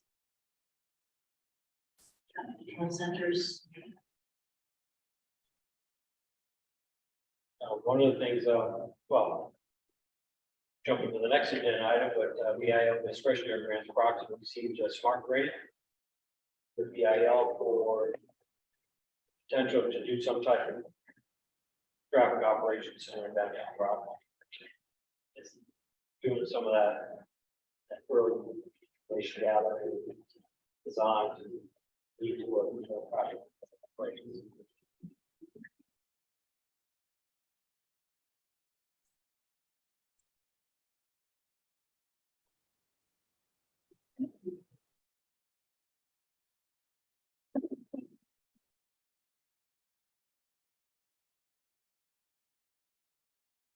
So one of the things during COVID was monitoring traffic volumes at continuous count stations. So this graph shows on the top left, that dip is the depth of the pandemic for the totality of certain mass permanent traffic counting stations along Route 24, 195, and Bridge. And you can see how it's starting to rebound. So that's anybody that obviously preaching to the choir here, anybody that's on the road, that falls right back on. And something that's part of the CMP, we twice a year monitor commuter rail parking facilities along with that parking facility and NASCAR products, monitor commuter rail parking along 3 lines, Arrows, Peterborough, Lakeville, Kingston line. A total of 15 parking stations and then 6 mass stop parking lots. This is a pretty neat data set because it goes back in time and even further back to the 90s. We have data from when Old Colony Law first came on board to see what the trends are. In totality, I think it's overall it's at 50% utilization. Parking ride is. Do you have like counters that like count the vehicles going in and out? Well, Go out there and actually. Is there? well, so actually one of the neat collaboration goes, so for a long time, people go out and find we tended to actually do a physical count, but more recently, Tron, our colleague, was able to forge a partnership with the MPO. So they just sent us the utilization data without not having to go there. And that worked really well. Because what we had done every either 3rd or 4th year was a license plate study. Because we were always of vehicles parked in these facilities. So the MPTA provided us license plate data. And Liz Williams, mascot of GP, her team to actually match the plates against the registry of motor vehicles database and then come back with just community award for the people parking. So we have this all 15 commuter rail parking and then all the 6 parking lots. So yeah, Okay, see an example here of the Bridgewater commuter rail station where the vehicles are originating from. So they're commuting from the Bridgewater commuter rail.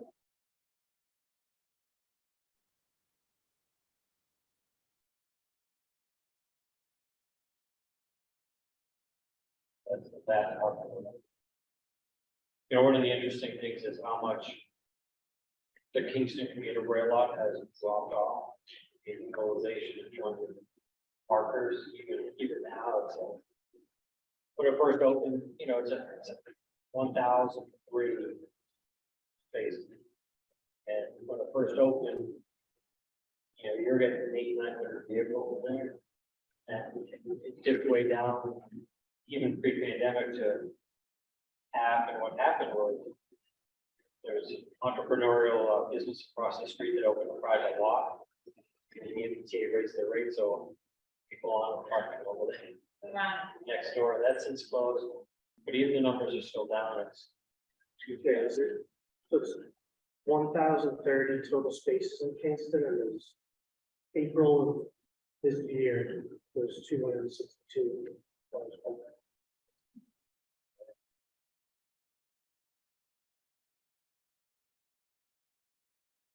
In April of 2020, there was 11. Well, thank you. Chris, do you have anything else? No, I think I'm all set for now. Thank you. All right, thank you. So switching to the last item on the agenda, thank you, Rector, now that I want to end on time. But this item was we put on here open discussion. Charlie, when we met with you, you had expressed wanting a discussion to talk about bill discretionary grants, so can kind of open it up to you and feel free to ask questions, and this is kind of an off the record conversation. We won't be including any of this in the report, but if you need anything from us, we're here to, answer anything. Yeah, thank you. So when EIL passed, there was a lot of optimism with the increase in formula funds, but also optimism with regard to the big discretionary grants and how that helped transform, transportation. See, we talked about earlier, fortunately, Brockton has been a superstar with applying for and receiving different discretionary grants from EIL. Got a raise grant, smart grant, and private communities. That being said, we were always wondering if there's a portal somewhere that has all of the communities that apply to get to measure, like, okay, where's the interest rate for SS4A implementation for private communities, like, get so for 5 points. Some of the 5 points, they're right up back in the doors. That's all the knows. If there is, I'm not aware of it. I know, at least on the federal highway side, we're trying to wrap our heads around all the different grants, and we are creating kind of a centralized discretionary grants database. And yes, you can speak to this, because right now we have like the Safe Streets for All, SharePoint site, and then Reconnecting Communities SharePoint site, and we're trying to kind of merge everything together so that all the information is in one place. So the fact that we don't currently have a database that shows awarded grant, at least me to believe we probably don't have one for those that apply. Yeah. And we're not awarded, but could maybe pass that on to our discretionary grants team to kind of say this is something that might be helpful for communities or VAs or states. I just wanted to add, I'm working on part-time for the discretionary grants team. And that's correct, we have not stood up the report yet. Part of the issue is some of the grants are issued by the SDOT, there's other federal highway grants, and so we're tracking that. So we have that information is available.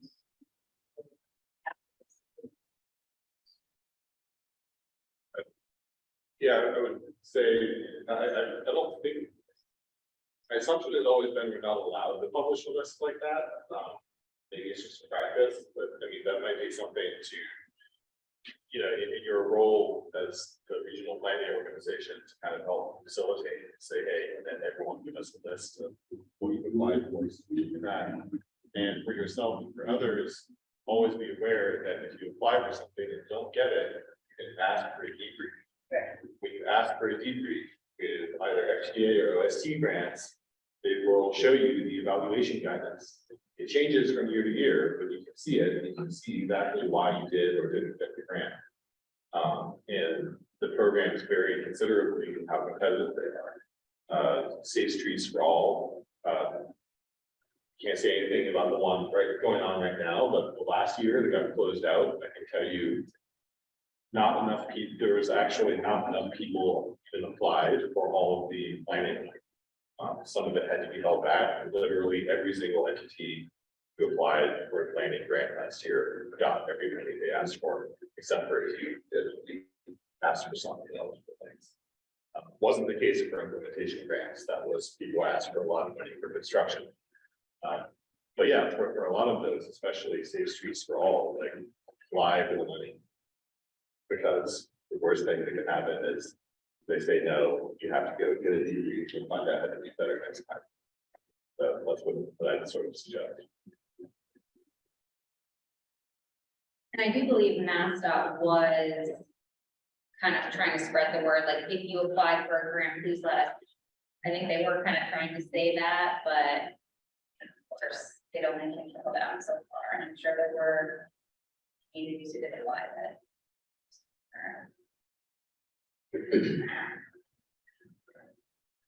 So is there, I know how the recently, no call that came out for what reconnecting communities with the neighborhood program. The evolution of the discretionary grants, the Cindy, programmatic changes to what's eligible, what's not eligible. Yeah, have a lesson learned after the first 2 years. I can't speak to that, but it would be in the notebook. Oh, but I mean, beyond just that one, the other ones too. Praise. SS4A, I think that Eric's point about actual plans run is just drive implementation. Grants for over apply for. So there are going to be more funding available for implementation grants in the future. I guess I would say that, you know, a lot of this funding amounts and eligibility things are set in statute. So whatever was there is what's there, and it may carry over to a next year, it might, you know, say this oversubscribed 1 year, undersubscribed another year, that might see that reflected, but I think, you know, to a large extent that is set unless there's a higher level of action that changes those boundaries. Yeah, I agree with that, and particularly on ones like Safe Streets for All, that's the kind of thing where you know, our agencies do go back to like the congressional appropriators and kind of show them what happened, and then, you know, so if they do change it, you'll know that they'll change it in the appropriations process. But so far, nothing's changed.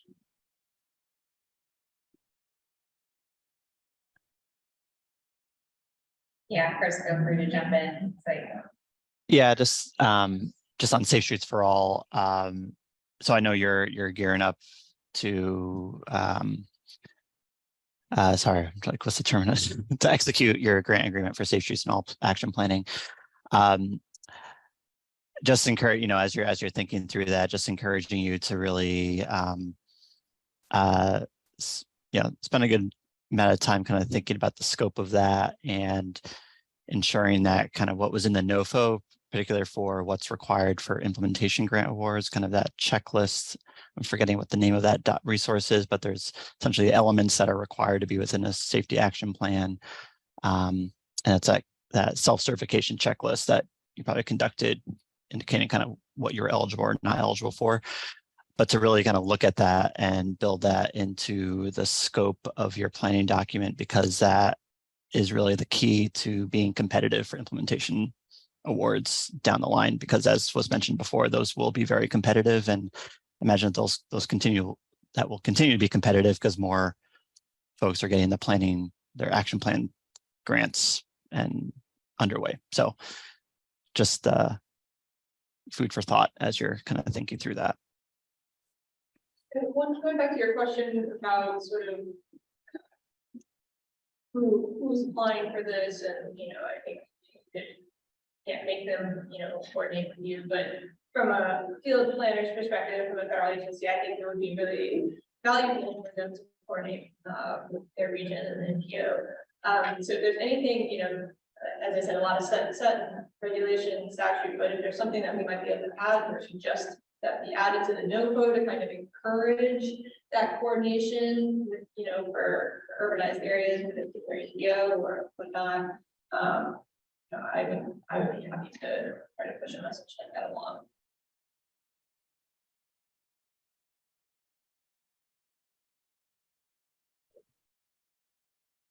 Yeah, those were pretty much the questions I had. Anybody else? The IL insights or tea leaves, next reauthorization. Talk about that. There are regulations. Well, yeah, regulations, there will be at some point, regulatory updates, line changes. I guess one question I do have for you guys is there is a provision in, you know, in the DIL housing coordination. So is there anything that you guys are looking at to, to address housing? Even though, we're still waiting on it, or, the notice of proposal, we'll keep that. Yeah. Yeah, I was actually going to refer to you. Talk about housing production plans and the. In the Commonwealth of Massachusetts has been, very stringent in terms of how the legislature but in funding for MPO communities. All of our communities except for Avon is an MPO community, basically is zoning in place. So it's been a close relationship between the planning department and the transportation department. Those happen to be that we have addressed that piece of the planning and element. But again, it's not done in that certainly. Communities and again, transportation mode that support MTA and the rest stuff. But also that we say and you can see, they do have a very strong community there.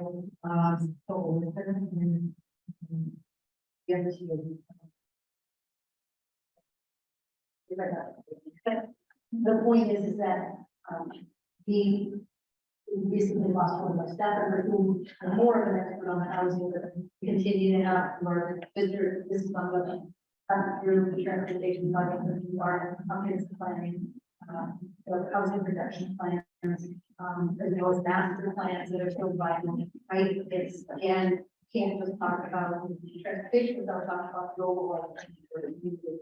And we've been very thorough. She has 2 communities that she's working on right now. East Bridgewater, Hanson, has worked with pretty much all of our things. That's great to hear. I mean, we're, I know on our level nationally, we're looking for examples of what has already been done. So it's great to hear that, there's something statewide and also something that you guys are doing locally.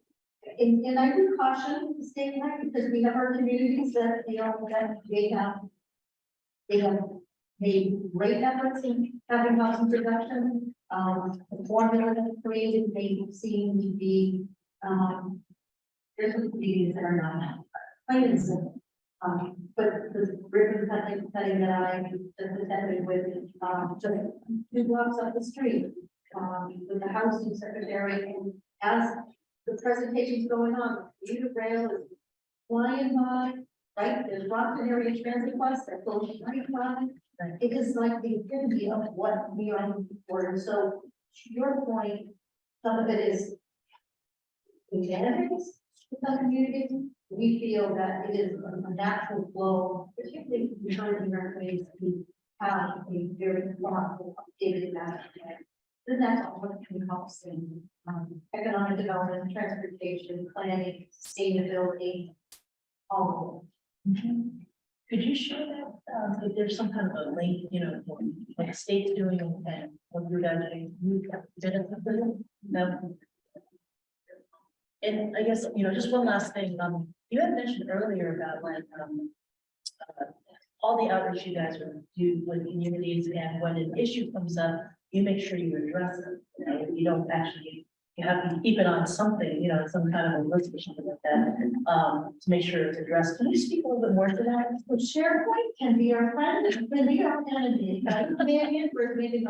Yes. You mentioned SharePoint. It's great because we can all be working on the same document for when it, and what are difficulties when we want to share that document with an outside world to come and work with us. Sort of the, so, your question is, we do keep that documented, and it's shared. There's, we move some things around, so we now have where everybody in this organization have access to all the communities that we get into. So there's a summary of the meeting, follow up, we do a community profile on them. We do, I have 2 communities, they're waiting for me to get back to them with their summary, but they will receive a copy of what we talked about, the deliverables, what we promised, what they promised. And then we'll revisit them, either individual, the individual department, we'll be back to them in 6 months to say, hey, what's happening? So a lot of this is an email or phone, but it's also put in place within our SharePoint about all of our communities of 17, and then the additional that are part of the area agency of aging. It's the elements that we have to do. Okay, yeah, no, I was fascinated you said that because you said in the context of, you said it in the context of the church group. So I was wondering about that because are you saying that it's within the JTC or is it just communities you'll connect with, they'll just come right back, and, they'll just come to you guys and talk about some transportation issue and then you put it on some kind of SharePoint, some kind of list. I was gonna say, the fact that I can name Gloria, I don't have Gloria's last name, but I said I know Gloria from the church on Nielsen Street, is because we've been an advocate, right? And we cannot let go of those that are advocating, particularly, right, they're not experts in transportation, they just know that there's things that need to be addressed. So we do keep that running, and our sister probably needs to be prevented a little bit more, but again, I hold department meetings, management meetings on a monthly basis. Triage who we're working with and those options. One particular board, we're not leaving anybody left without bringing them to open them. Sometimes saying no is the answer, right? Regulatory prevents us, we don't have the amount of money, we'll put you on waiting for next year's funding. But we have that discussion in a holistic way, and sometimes if it's not Charlie, then it's Bill getting better. Now, Bill doesn't be needed for that, but again, the answer is working with the money to be provided with an honest and not hard expectations are everybody's. Thanks so much for explaining that.